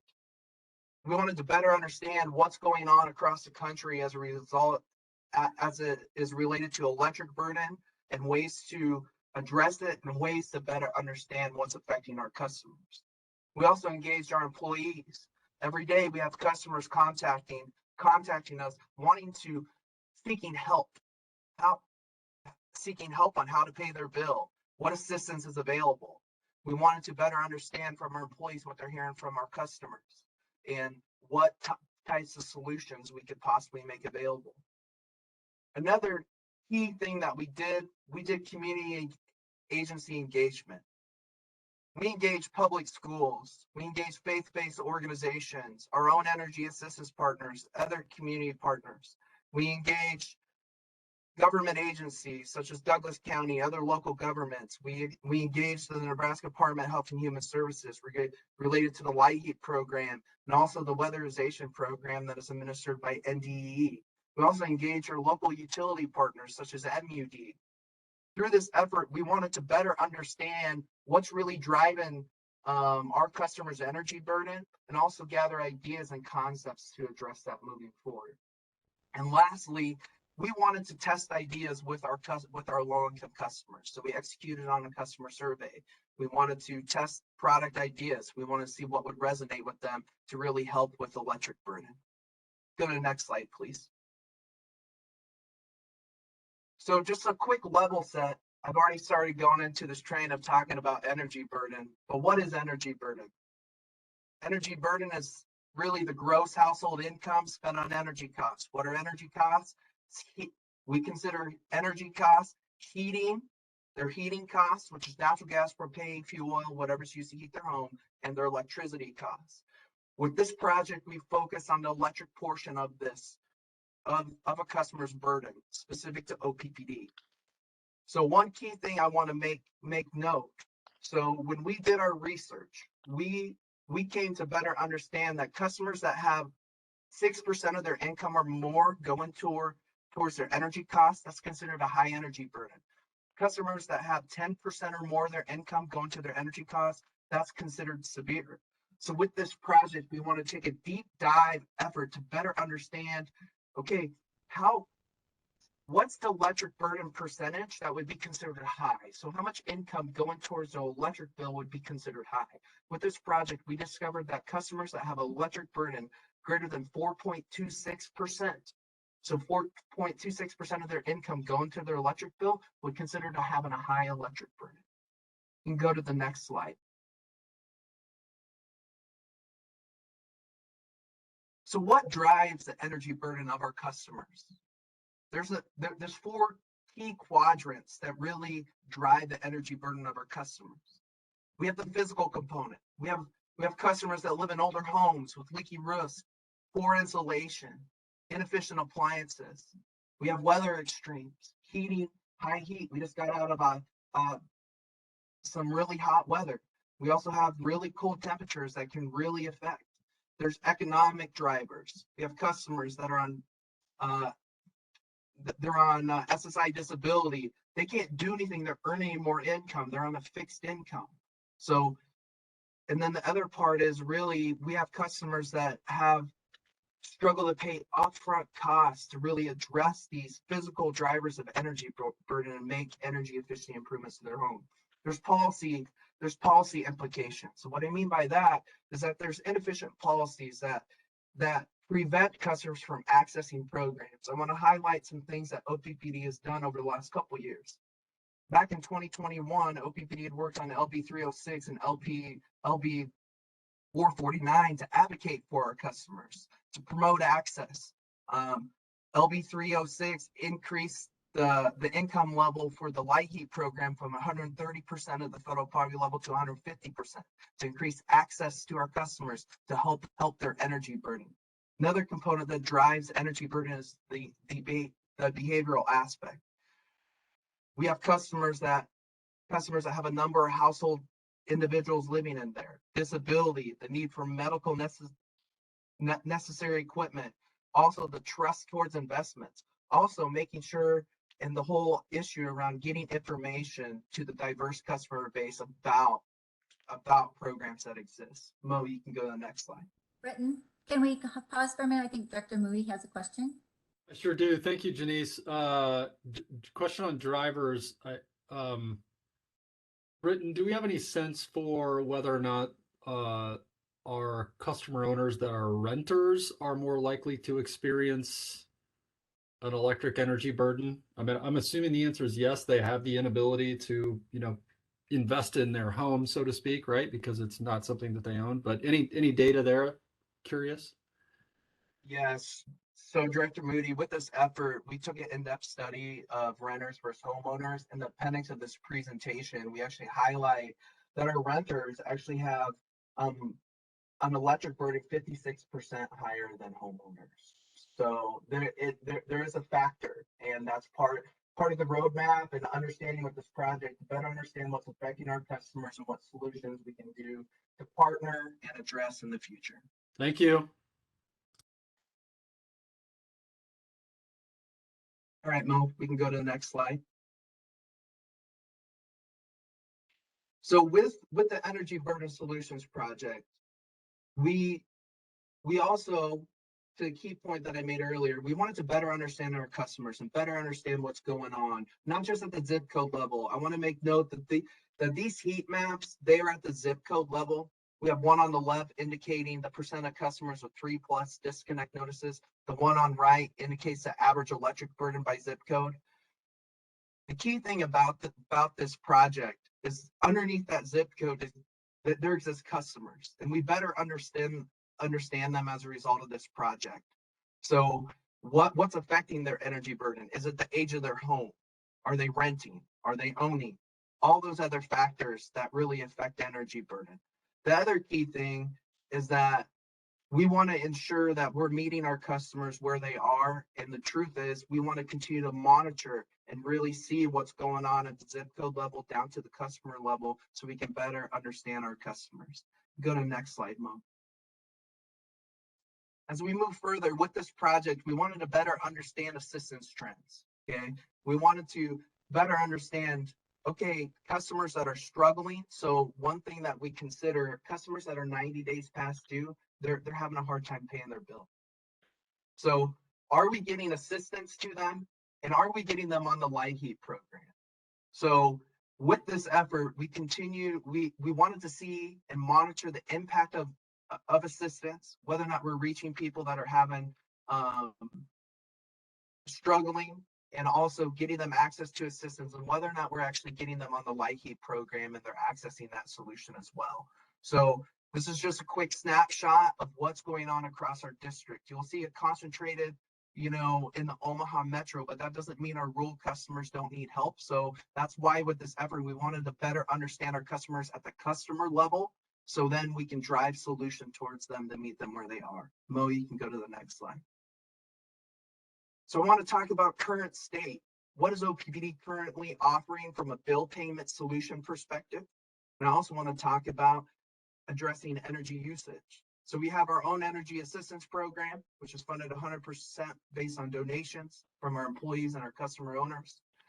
We participate in the low-income home energy assistance program, which is 100% federally funded through the Administration for Children and Families. It's administered by the Nebraska Department of Health and Human Services. We're going to be talking about the customer assistance pilot today.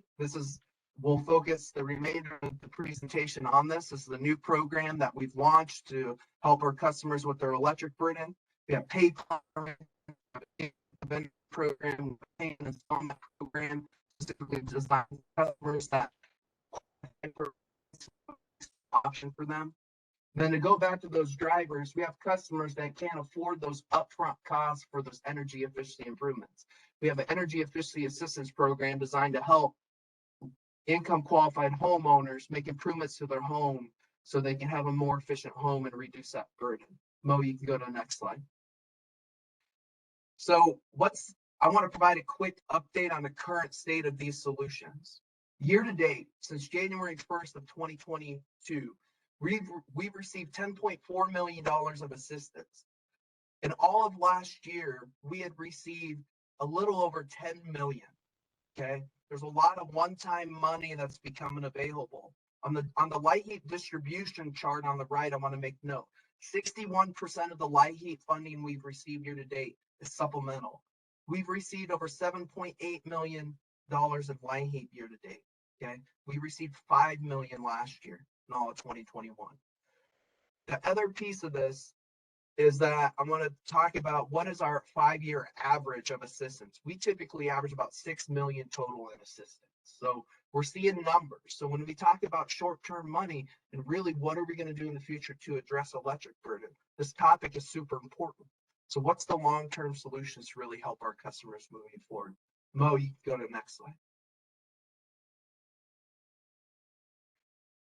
So a key component of the Energy Burden Solutions project was an effort around determining how much investment, how much money would it take to address the issue of electric burden with our customers. So with this project, we determined an electric burden gap. So how much investment would it take to bring our customers down to a more affordable electric burden? I talked earlier in the presentation about that being below 4.26%. We determined with this project, it would take approximately a $25 million investment to really help our customers with their electric burden. Currently, 25% of that gap is covered by existing solutions. Over 80% of those existing solutions is dependent on federal funding available. OPPD's current energy assistance program accounts for 1% of that gap being covered, and approximately 4.3% of assistance. So really, we have this gap there.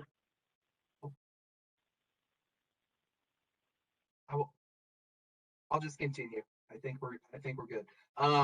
So there's approximately 75% of that gap that's not covered. So what are we going to do to chip away at that gap here at OPPD and be a part of the solution to address the issue of electric burden? Mo, you can go to the next slide. At OPPD, we are launching and have already launched a customer assistance program. This is a new financial assistance program that is designed and accessible across our 13-county territory. Its purpose is to reduce a customer's electric burden down to a more affordable level. This solution not only brings a customer value in reducing a customer's electric burden and having them experience current standing with the utility, but it's also OPPD being a part of the solution to address affordability in the community. Okay, we're taking a continued step forward and to help out with housing security, to help out with utility affordability. And we provided an update on customer trends earlier in this presentation. This solution will impact our customer trends, meaning that we'll see less customers in arrears. We'll see more customers current. We'll have increased customer satisfaction as the solution continues to have an impact in the marketplace. Go to the next slide, please. So I want to bring us back to this solution and the gap. So moving forward, the current budget for the solution for the pilot program is $1.2 million annually. I want to talk about this electric burden gap in a little bit more detail. 80% of this $25 million gap exists among our customers living in poverty. Okay. We have over 350,000 residential customers. We have approximately 39,000 that are living in poverty. So when we looked at having a pilot solution, we needed to really focus on the customers where this gap really resides. So with this pilot, we're going to run a 3-year pilot program to really monitor and really determine the impact and show the value that this is having. A full investment, dependent on this pilot, this 3-year pilot period would be approximately $5 million. Mo, you can go to the next slide. I want to highlight some of the program requirements with the customer assistance program. Household income must be at or below 100% of the federal poverty level. What is the federal poverty level? Okay, what does this mean? For a household size of 4, that's a customer whose gross income, that household gross income is $27,750 or less annually. Customers have to apply, verify their income. It's a fixed monthly credit. It's $30 to $40. So customers that have income from 0 to 50% of the federal poverty level, It's a $40 bill credit for 51% to 100% of the federal poverty level. It's a $30 bill credit. We're going to cap enrollment on this pilot based on our budget at 4,000 customers. The other thing is, key component of this program, on-time payment is required. So what we mean by that, in order for this solution to truly work, okay, and we did industry research, we looked at other utility programs. To reduce that electric burden for these customers and have an on-time bill payment was a requirement in order to really materialize results and for the community, for the community and the utility to come together. Mo, you can go to the next slide. I want to highlight the application process at OPPD. We wanted to make sure we had a program that is easily accessible for our customers. They can apply online, they can apply through a local partner agency, or they can apply by phone. Dollar Energy Fund is an administrative agency, but a key thing I want to highlight about this pilot program, customers are enrolled automatically. So we synced our systems with Dollar Energy Fund to have a streamlined application enrollment process to where we can focus less time on administrative, more focused on the program itself, monitoring, doing refinements to see how this solution progresses and making a difference in the community and in OPPD. So with that being said, customers can apply today by going to oppd.com/EAP. It's up on our website. It's available for customers to apply. We have additional information about program requirements on our website. We can go to the next slide. Now I want to highlight some of the key goals and projections with this solution.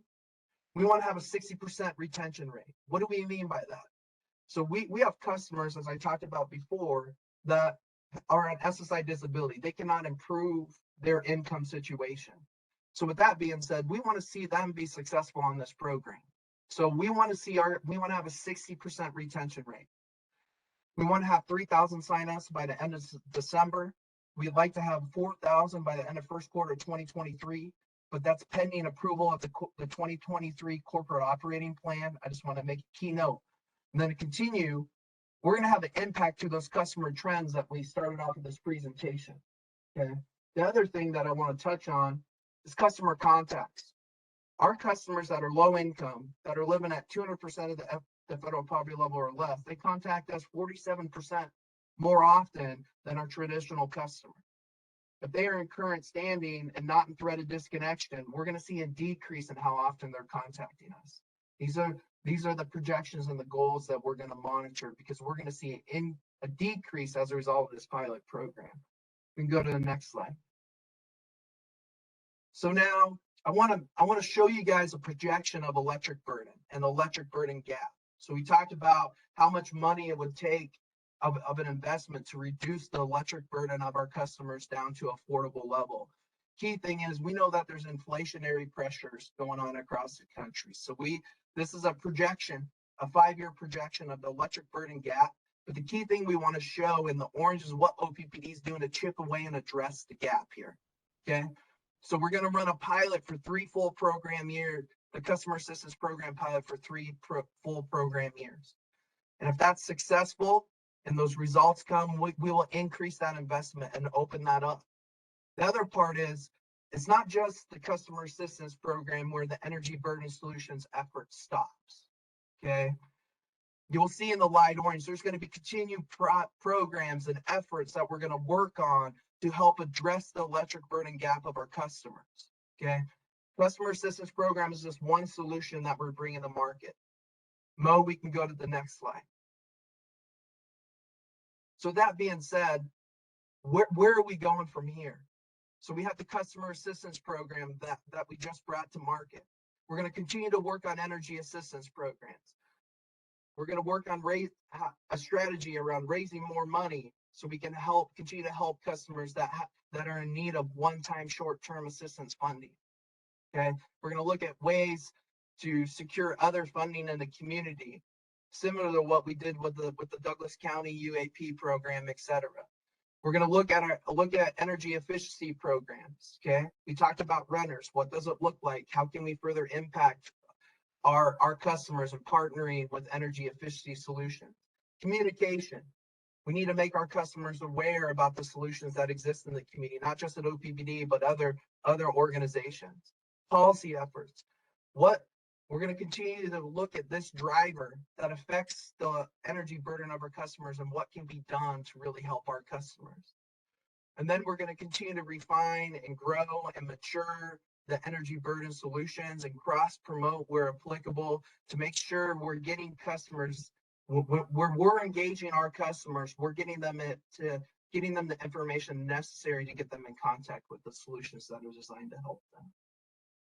So with that being said, that's the end of our update on the Energy Burden Solutions Project and the Customer Assistance Program, and also customer trends. We'll open it up to some questions.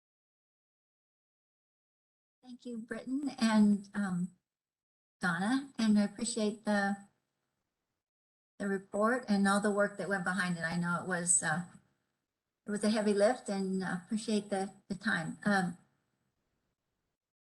I have questions from Eric. Yeah, great. Thanks very much. I really appreciate this work. I've expressed my support for the CAP pilot in the past. Very glad to see the update that we have now. And specifically, we saw some maps earlier highlighting where we project electric energy burden to be highest. And when you look at the zip code map there, I've mentioned in the past, we see far too many maps that highlight the same zip codes with some of the same things we saw in the presentation in our committee meetings about social determinants of health, and higher electric energy burden being reflected on the same type of maps that we've seen in all kinds of other locations is concerning to me.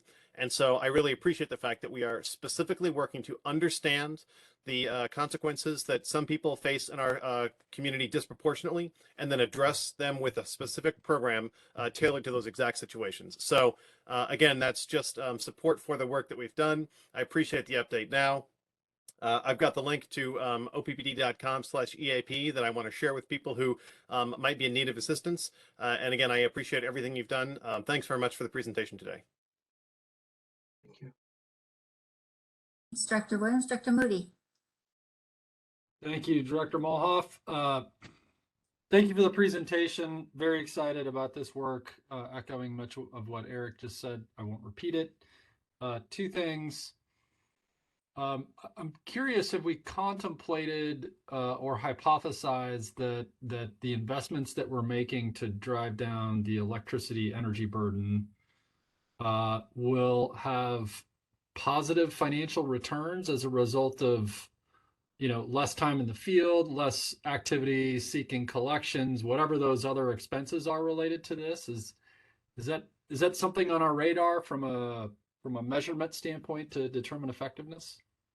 Yes, Director Moody, that is one of the key components of the customer assistance program. So yes, that is something that we're going to monitor as a pilot progresses. But when we originally went down this path with the business case and everything, a lot of it centered around the positive business impacts that it does have. Reduction in truck rolls, out customers contacting us, less disconnect notices, those things that you're talking about. We're going to monitor those and see the positive business impact that has to OPPD. Yes. Yeah. Great. Okay, good. Thank you for explaining that. That was my question. And then I'll just offer a comment. I believe I made this comment when you all first introduced this program, and I'm just going to double down on it, which is in many cases we are responding to hardships that people are experiencing that we can't control. And I've got the driver slide up. Chronic hardship due to persistent low income, I have to imagine, is one of the main drivers for putting people in this position. And so for me, what that means is I think it's just a question to consider as we do our work, because all of these things are interrelated. I'm curious about how we affect systemic change to help people. And I don't know what that looks like. I think that's mostly a policy question that is not a policy we control. It contemplates the UNICAM and it contemplates our federal representatives, but the reality is, like, we're kind of at the end of the stream here, helping people when the causes, I think, are mostly out of our control. So again, something for us to consider as we contemplate how we do some of our government relations work. And I'll leave it at that. Thanks again. Thank you, Director Moody. Director Yoder. Great presentation. Really excited to see the growth of this program and maturity and the frankly everything that's gone into it has been really good. But just a few comments. I really, just from a reporting format, I really appreciate getting numbers like OPPD's Energy Assistance Program is 100% funded through donations and traditionally only accounts for 1% of the projected gap. You know, that to me, that's meaningful about, and I don't mean to be dismissive about our efforts to get those donations. That's really important. But getting previous reports about, you know, how our and year-over-year improvement of our donations is not as meaningful to me as knowing where that all fits in the scheme of things. So really appreciate your reporting of that. To Director Moody's comments about you know, where we have control, I think we're tackling that a little bit, and truly there are many things here that are outside of our control. But as we do our rates workshop, you know, thinking about rates that are bundled differently for different types of customers. You know, whether that's those who just need a small amount of electricity or in apartments or what have you is done separately from those that have huge houses. So I think we have some possibilities there. We're exploring those. So hopefully that's good news for everybody. But if you have ideas about other policy options that are at the board level, I would sure like to hear about that if we're not entertaining those and reacting appropriately. And then the last thing, I don't know that it applies to you directly, but since you're tracking all of this data, I've mentioned before that Standard & Poor's as a rating agency uses as a judgment for rates and levels of income, the median household effective buying income, MHHEBI. So if that's something that our rating agencies are asking of us, that would be reasonable, I think, for, if not this program, a program that's adjacent to what you're doing, to be able to report to us. So that's it. Really good. Thanks, Director Yoder. Director Spurgeon. I'll echo the thoroughness of this whole enterprise is really huge. That all that you didn't put on all these slides is real substantial information. My understanding is that customers in need here will cycle through the subcontractor who deals and administers the EAP funds primarily. I notice on the drivers of the energy burden, you have behavioral, and I'm wondering if there will ever be individual outreach to some of these customers to, I don't know, for more personal education, more personal information, little hand holding, if that is ever required.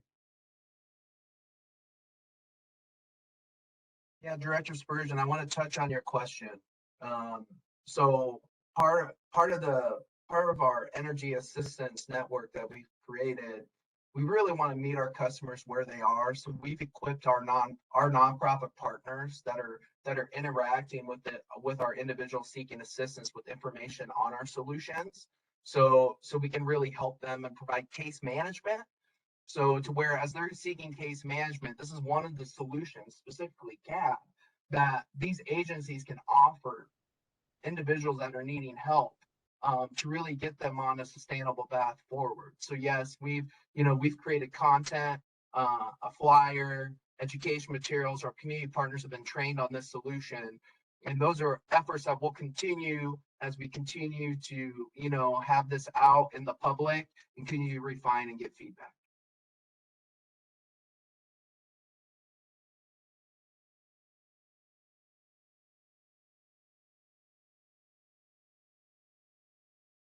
Thank you, Britton. Any other questions or comments from board members? Director Mulhoff, sorry, just looking forward, can you help us understand what do we expect from updates about this program as we go through enrollment? Is this a monthly update? Is this a quarterly update? Should we look to the director's update? How do we find information about how things move from here? Yeah, Director Williams. So we currently provide the monthly trends update to the board of directors. So within that, we provide update on assistance. So within that area, you will see an update on the customers that are seeking assistance from that. Great. I appreciate that in the director's update. Additionally, for members of the public to see how this program is progressing, is that something we anticipate through the Public Information Committee or posted on the website, or what mechanism is available so that members of the public can see how this program is developing and meeting needs? Yeah, Director Williams, I'll tackle that. And I think what I'd like to do is work with Director Mulhoff.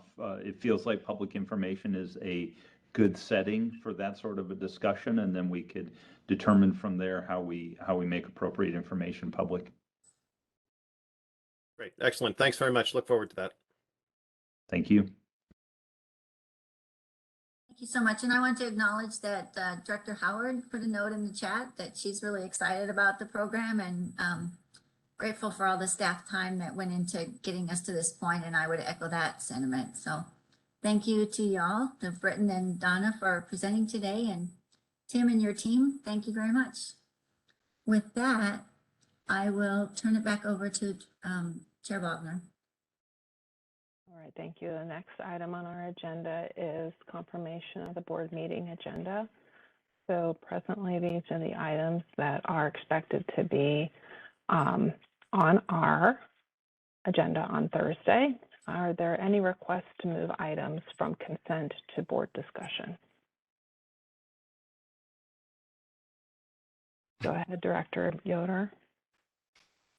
Sure, the power with purpose, reliability. Let's move that to board discussion action items. Okay. Yeah, I have a question about process as well. If someone would like to propose an amendment, how would that occur? And well, even before that, when will the draft language be made available to the public? We circle back to that. Let's get the agenda reaffirmed, and then I don't see Mr. Oh, there you are, Steve Bruckner. I'd like you to address process for us here in a moment.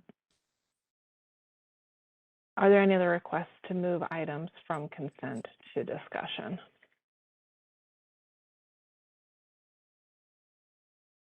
Very good. Steve, can you please help us understand the process? Well, first, I guess to staff, Javier and your staff, when will the final draft language be available for our review? So my plan is to circulate the draft resolution, a revised version of the draft resolution tonight to all board members, along with the draft language for the SD7 revision. And the only reason I'm doing that is because of the conversation that ensued earlier today about the date or lack thereof in the resolution, and how the potential amendments to the interim metrics on SD7 balance each other out. So my intention is to circulate both. Now, fully acknowledging that SD7 revisions are yet to be discussed and voted on at a subsequent meeting, but it's a critical part of the resolution for Thursday. So my intention is to do that later tonight, as soon as we finish this meeting. My team has been working really hard at this all day, so we'll circulate that with the board. Now, in terms of when this becomes available to the public, I'll ask Scott Foch or Steve Bruckner on when the materials are published for the board meeting on Thursday. Steve or Scott? Scott, go right ahead. I think that we'll have all those materials out. I know 24 hours before the meeting, but I think generally sooner than that. So Scott, do you want to address that? Yeah, of course, the agenda will be published immediately tomorrow, well ahead of 24 hours for the meeting. We will provide materials once finalized. And that will depend upon some feedback that we'll be receiving, obviously, as a result on resolution. To be clear, that would have to be more than 24 hours in front of the meeting, or 24 hours minimum, I guess, ahead of the meeting. Is that right? For the agenda. But not for the materials? No, materials can change up to. Steve, correct me if I'm wrong. That's correct. It's just the agenda that can't be changed less than 24 hours before the meeting unless it's an emergency. Thank you for that clarification. Director Williams. Yeah, I guess since there is interest in the language related to the resolution, I'm aware that that is not required to be posted all the way up to the meeting. Is there some mechanism we can use to, I guess, do we have a timeline for directors to provide any feedback on the language to the resolution so that we can get it posted in order for people who might wish to provide input prior to Thursday to have a chance to look at that? I don't know if that's something we can agree to here about any comments. Directors might be expected to look at things tonight, get comments back, so staff could have a chance to work through any comments prior to, say, 5 o'clock on Wednesday. I mean, I'm just looking for a way to make sure that there's a lot of sensitivity to the language in the resolution. How can we help the public to have an opportunity to review that prior to Thursday as well? I think that's a very good question. I would come back to, we will provide the materials as soon as they're ready. So pending board feedback on the resolution is going to determine exactly when we're ready to publish. So upon receipt of feedback from board, we'll be ready to publish. We can put a target in the email if that's helpful. And we could aim for 24 hours ahead of time. It will be contingent upon material or feedback we receive from the board itself. I think it is also very important to go back to the comment that Chair Bogner mentioned earlier today about BL5 and unity of control, and that just to acknowledge that we will do our best, and we have been doing our best to gather feedback from all board members. But undoubtedly, I can guarantee you that we won't be able to do exactly and put in every single word that board members have shared with us. Right? We're trying to look at all the different topics, and based on today's conversation, which was incredibly valuable, we will continue to further refine that. But back to your question, Director Yoder, you may or may not like the way it was finally approved, and for that there's a process then for further refinement and for you to address that with your colleagues under BL5 and unit of control. But I want to make sure that everybody understands the obvious here, that we won't be able to fully satisfy every single wording request from all board members. I don't think that's feasible.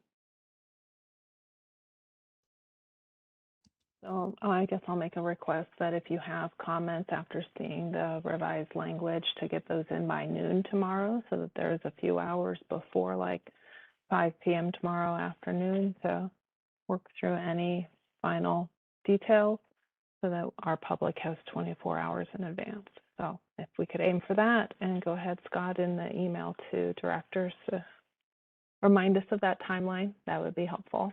Absolutely, Director Bogner. Thank you. And then could you also help us with the process for revisions to the resolution if needed on Thursday, just kind of lay out that framework. I know that we'll have a script that will help guide us through that process, but what can you give us the high level details? Sure. And I'll refer to council. Sure, thank you. I wanted to make sure that did get addressed. So the proposed resolution will be the resolution that's presented for a motion and second. So let's just assume, for the sake of discussion, that being the ordinary course, that's what happens with regard to the resolution that's already received comment as indicated over the next day or so. At that time, a director then could make a motion to amend the resolution, for which a second would be required. That motion, if seconded, would then be discussed first, and a vote would have to be taken on the proposed motion to amend before considering the motion as a whole. So if the amendment were to pass, then the amendment's incorporated into the resolution.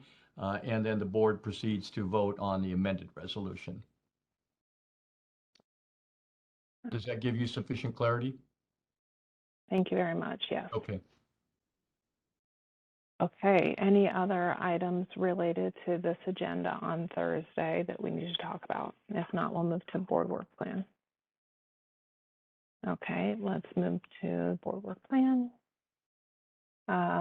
So there, from what I heard through the committee reports and discussions, I do not have any new items that are sitting on the parking lot ready for us to think about. After today's or after Thursday's meeting, there'll be a couple items that will move basically from a status of in progress to complete. So that's always lovely. And I encourage each director to review that board work plan process in the event that there's something new that needs to come up. So, okay, with that, we will now move to what will be our final agenda item today, which is the strategic initiative update on electric system evaluation and modernization. Javier, would you like to tee this up for us? Certainly, Chair Bogner. I think we have Mr. Aaron Smith on the line, and this is something that Troy Vai would typically introduce, but he's not participating with us today. He's attending other meetings too. We're dividing and conquering. The Electric System Evaluation and Modernization Strategic Initiative, I oftentimes refer to it as our Grid Modernization Strategic Initiative. It's more than that, but just for simplicity, it's one of 5 strategic initiatives that we launched a few years ago.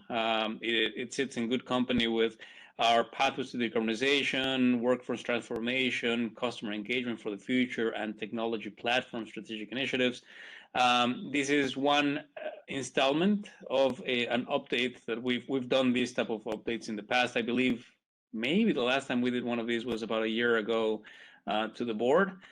There has been a lot of work in this area. I am really excited about where we're going and the investments we have planned through this strategic initiative. But without further ado, I'm going to let Mr. Aaron Smith to present these, and then I believe we have about 30 minutes for this presentation.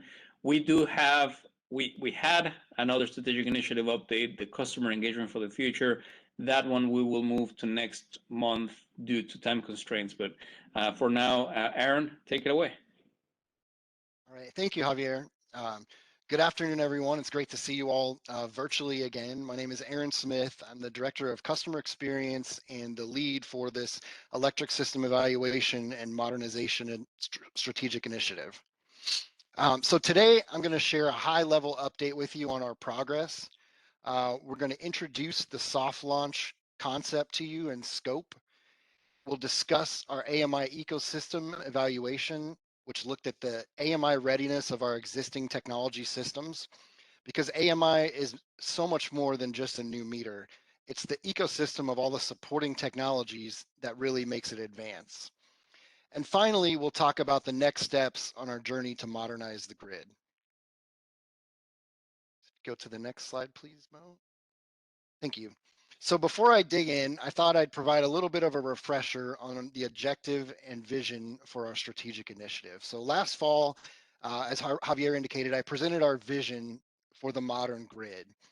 And today I'll be presenting the roadmap for how we'll achieve that vision of a resilient digital grid and integrated service platform. If you could go to the next slide, please.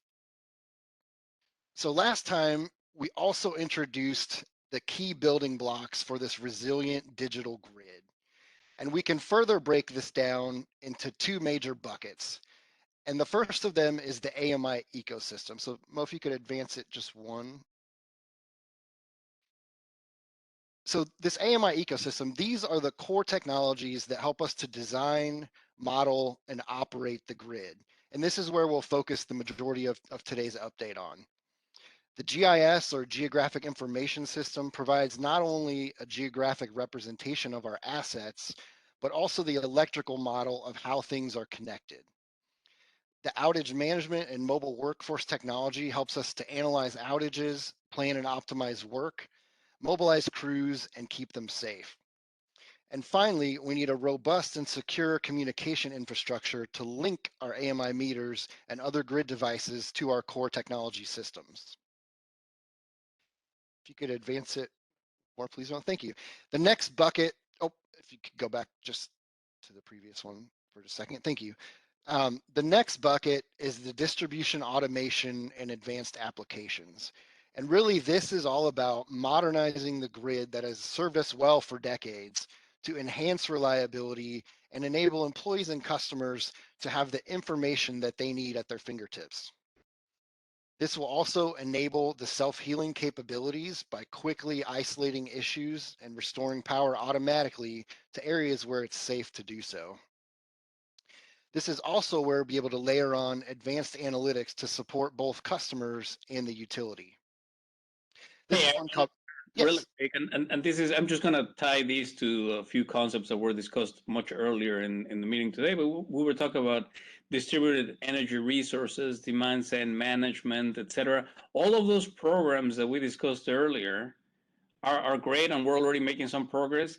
Really, the true value that we will be able to extract from the majority of these programs will really be enabled by this technology.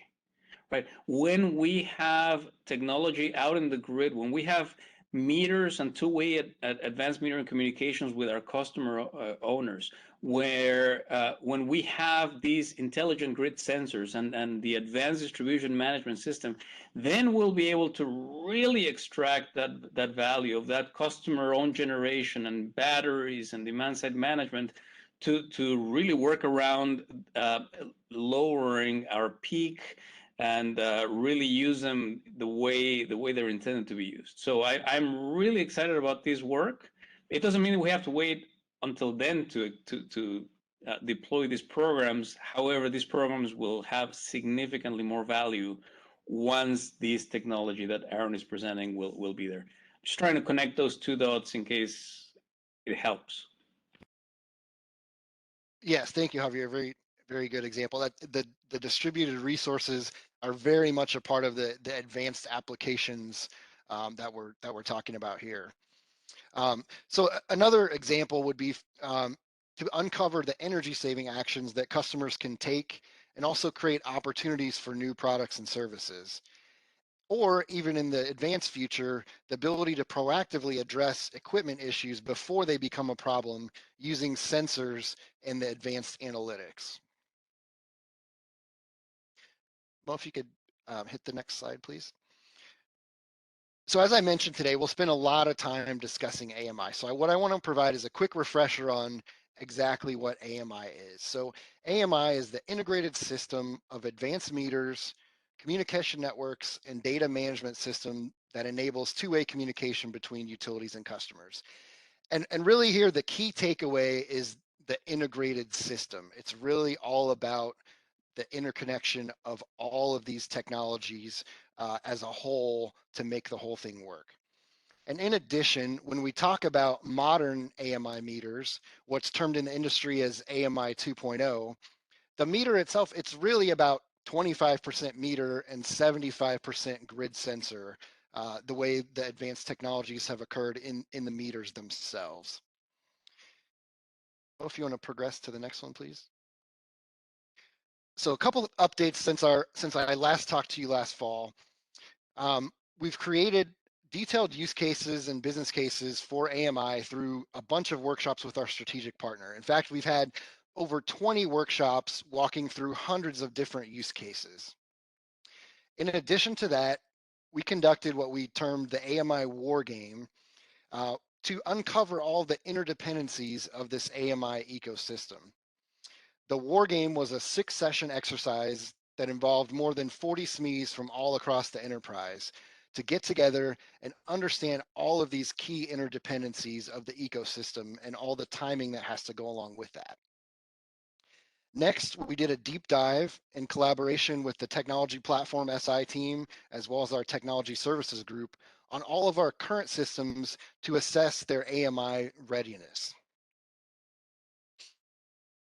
We've also developed the principles and a conceptual scope for an AMI soft launch of approximately 10,000 meters. where we will integrate these meters end to end and test their functionality prior to full deployment. In just a minute, we'll get into a few more details around the soft launch concept. We also developed our roadmap based on these use cases, all the interdependencies, the technology readiness assessment results, and the principles and goals for our soft launch. What you'll see on our roadmap, it's not there by chance or accident. It's in alignment and close partnership with the other strategic initiatives, our technology services team, and many stakeholders across the entire enterprise. Well, if you could please advance. Thank you. Okay, so you might be saying, okay, what do you mean by a soft launch? Well, in this case, what we're talking about is in a limited deployment of about 10,000 meters that we will integrate end to end with these critical core systems that I've described. And the goal here is to really work through any issues and deliver the highest priority use cases for our customers. So how did we arrive at the highest priority use cases? Well, we looked at the following principles to guide us. One, we wanted to balance customer value with what we're able to execute in a reasonable amount of time. And so to find ideally that optimal set of use cases for this early deployment. As part of that, we wanted to ensure that it's meaningful to our customers. So we could go out there and refresh all of our metering technology by swapping out the meters themselves, but without the integrated ecosystem behind it, we'd be unable to deliver the new customer value that we're striving for.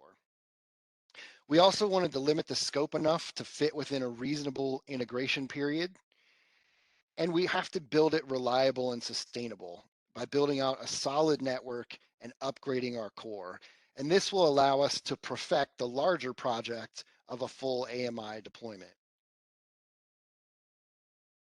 Well, if you could go to the next one, please. Thank you.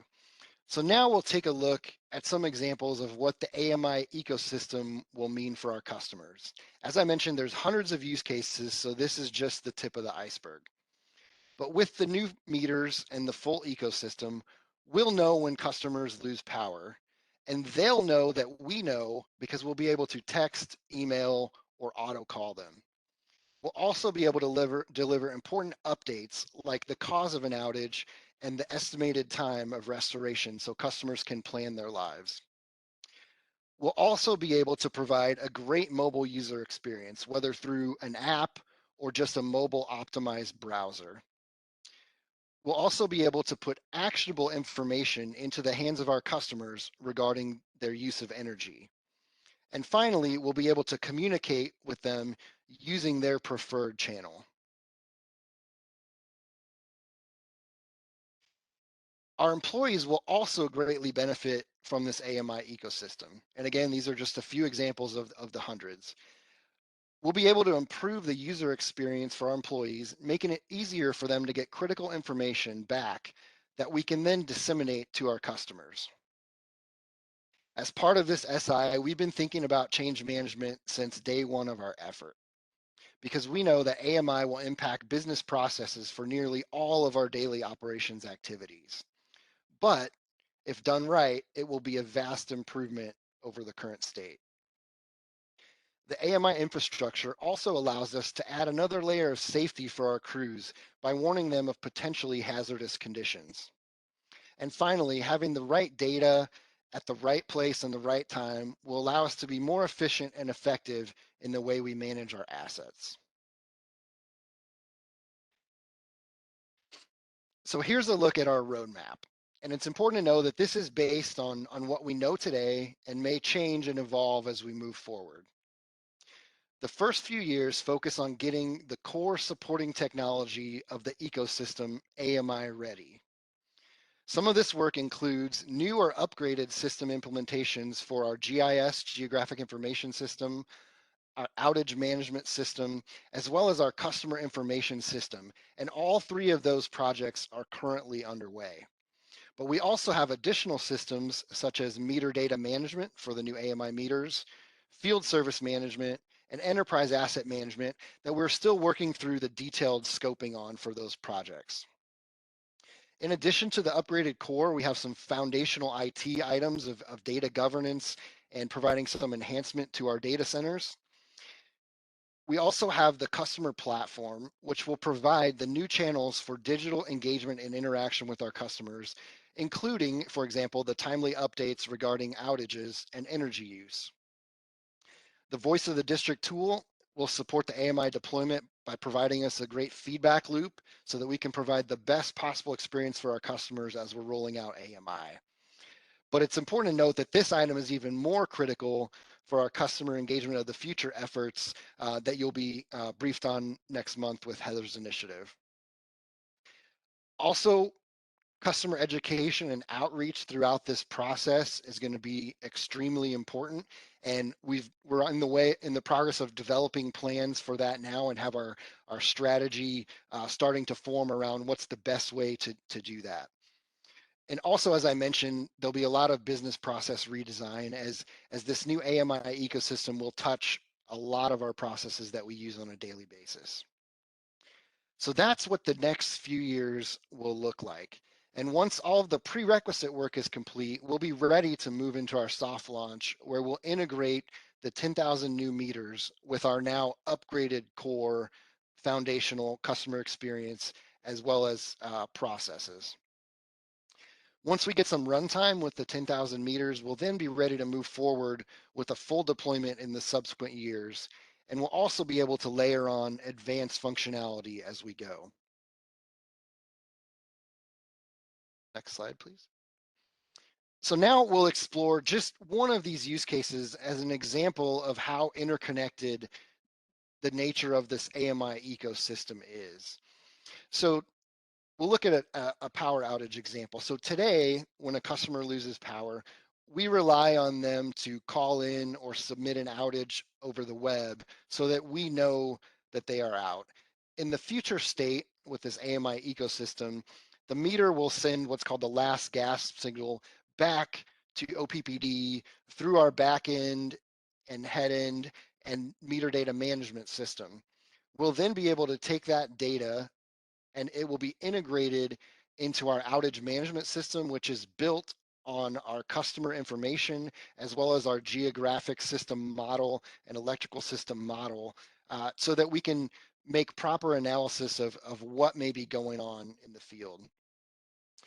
With our customer platform in place, we'll be able to regularly update customers with outage information and status. Through the field service management, enterprise asset management, and geographic information system, we'll use those technologies to dispatch our crews and provide real-time asset information to them while they are working in the field. Finally, when work is complete and electricity is restored, our customers can be notified that their power is back on. And this does occur today in most cases through an automated phone call, but in future state with our customer platform in place, we'll be able to do that on each customer's preferred channel. And Aaron, I may just point out the obvious here that barring any system-wide outage where you have entire circuits that go out, right? If you have individual outages, either a critter or a branch or something that causes an outage, and the customer happens to be on vacation, or no one's home because everyone's at school or at work, these would kick in immediately. We should be able to immediately start restoration, and by the time you get back home, power may be back on and you didn't even experience it. You would have known, we would have let you know, hey, you just lost power, we're on our way. As opposed to today, that customer would have to wait until they get home. We wouldn't know. They would have to then notify you. So the efficiency in the process that this technology allows us it's gigantic. It's something that I am really excited, especially for our customer owners and the way they experience our service and our restoration times. Thanks, Javier. Excellent. Mo, if we could go to the next slide.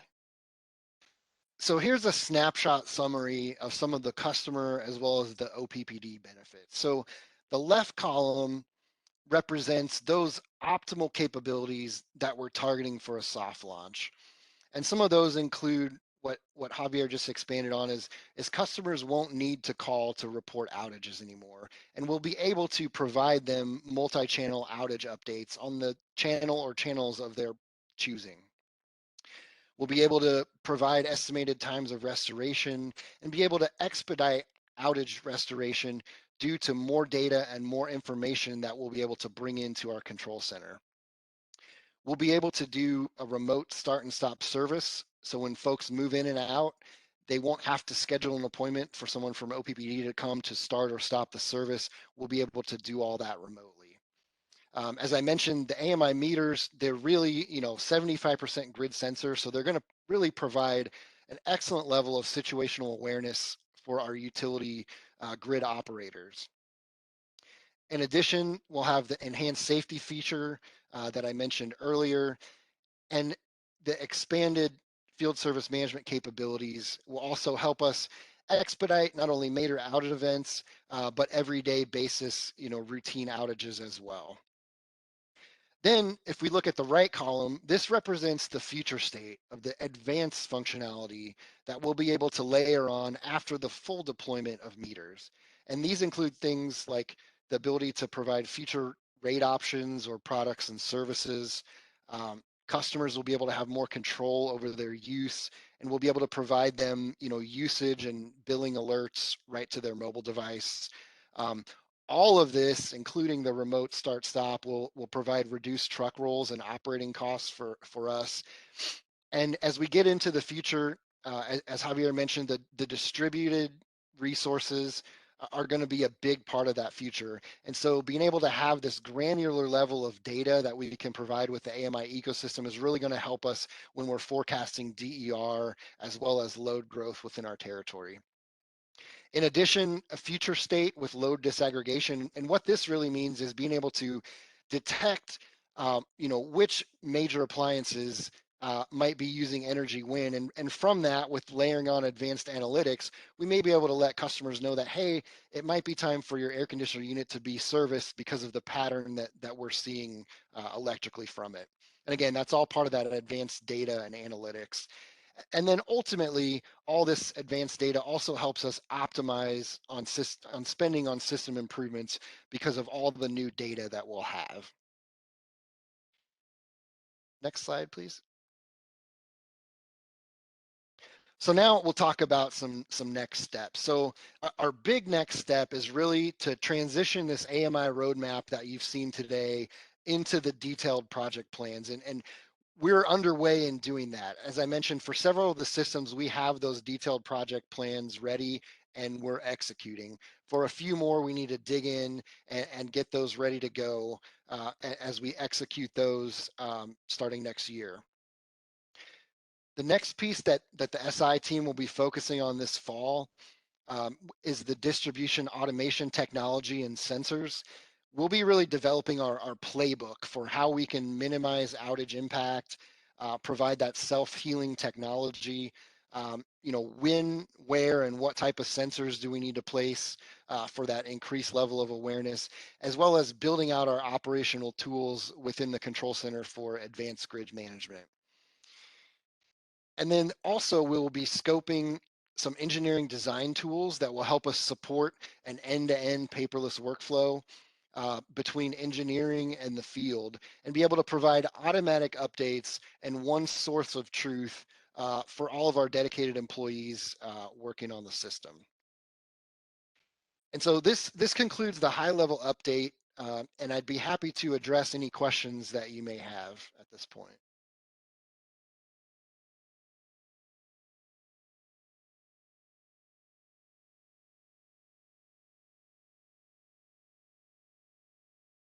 Dr. Yoder?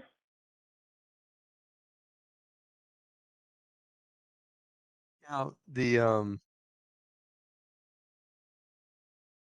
what's this cost? I do appreciate seeing, by the way, the roadmap, the AMI ecosystem roadmap. And I'm wondering if there's some kind of financial plan that goes along with that can be shared with board members. Doesn't have to be right at this moment. But I heard once that for utility, it's $100 million investment to get AMI. And so I'm assuming that's spread out over time and we can take that feedback, Director Yoder. That's important information. This, as Aaron just described, this is going to be a multi-year effort. It is also very important for us to remember that it's not just AMI, it's not just the meters. There are many other investments that we have to make in order for us to pay down our technology debt that we've been accumulating for a number of years. So when you talk about how much is this going to cost, it's important to define what this is. And it's also important to remember that a lot of these investments are necessary regardless of this initiative or not. Our existing meters are coming to the end of life, so there is a natural cost that the utility has to incur to replace meters as they come to the end of life. What we're doing here is making sure that as we do that in a coordinated manner, and we get metering technology and all the associated information management technology that will help us extract even more value out of these meters. I can tell you today that the executive leadership team and myself have had many day-long or multi-day long discussions about budget prioritization for 2023 and beyond. And I can tell you that this is clearly one of the most important priorities that we have for 2023.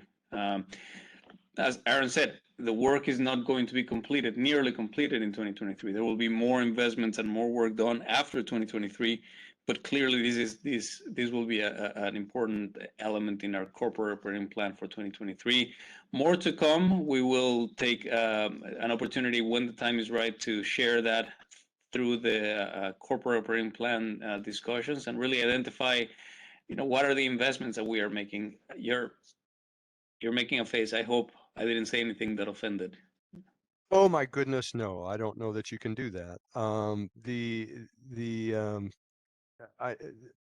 My face was about getting updates on an annual basis through the corporate operating plan, and I think what I'm pushing for here is kind of having more of a long-term financial plan of how this rolls out, and how it impacts other decisions and other choices that you're making. I appreciate that you're working hard on this, and I didn't mean that as a stop question kind of deal. You've got my full support on this. A lot of things happen when we move here, but the key phrase I guess I'm looking for is kind of the long-term view that board members can understand from the financial side of things. Yep, great. Thank you for the clarification. And Jeff Bishop and his team have been working on those 5-year projections. And Jeff, I don't know if there's anything that you want to add in there on those projections and how we'll be able to share not only these investments, but there are many other investments. These plus all the power with purpose, plus nuclear decommissioning. I mean, it's pretty complex. How are we going to share that with the board? Jeff, anything to share there? Javier, no, nothing incremental, just besides the fact that we're pulling the full picture together on the 5-year view. So more to come, and we'll be bringing that to you in a couple months. Outstanding. Thank you very much. Appreciate this. Again, outstanding stuff. Looking forward to seeing it as it matures.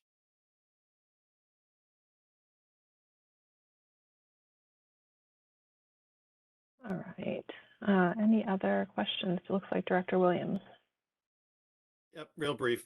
Yeah, strongly support this. Very glad to hear it. I mention AMI often. Very glad that we are moving in this direction, both because of the way it enables the distributed energy resources, which I've also spoke strongly in support of, but also the rate structures that we would like to get to, which we talked about quite a lot in Rate Workshop 2.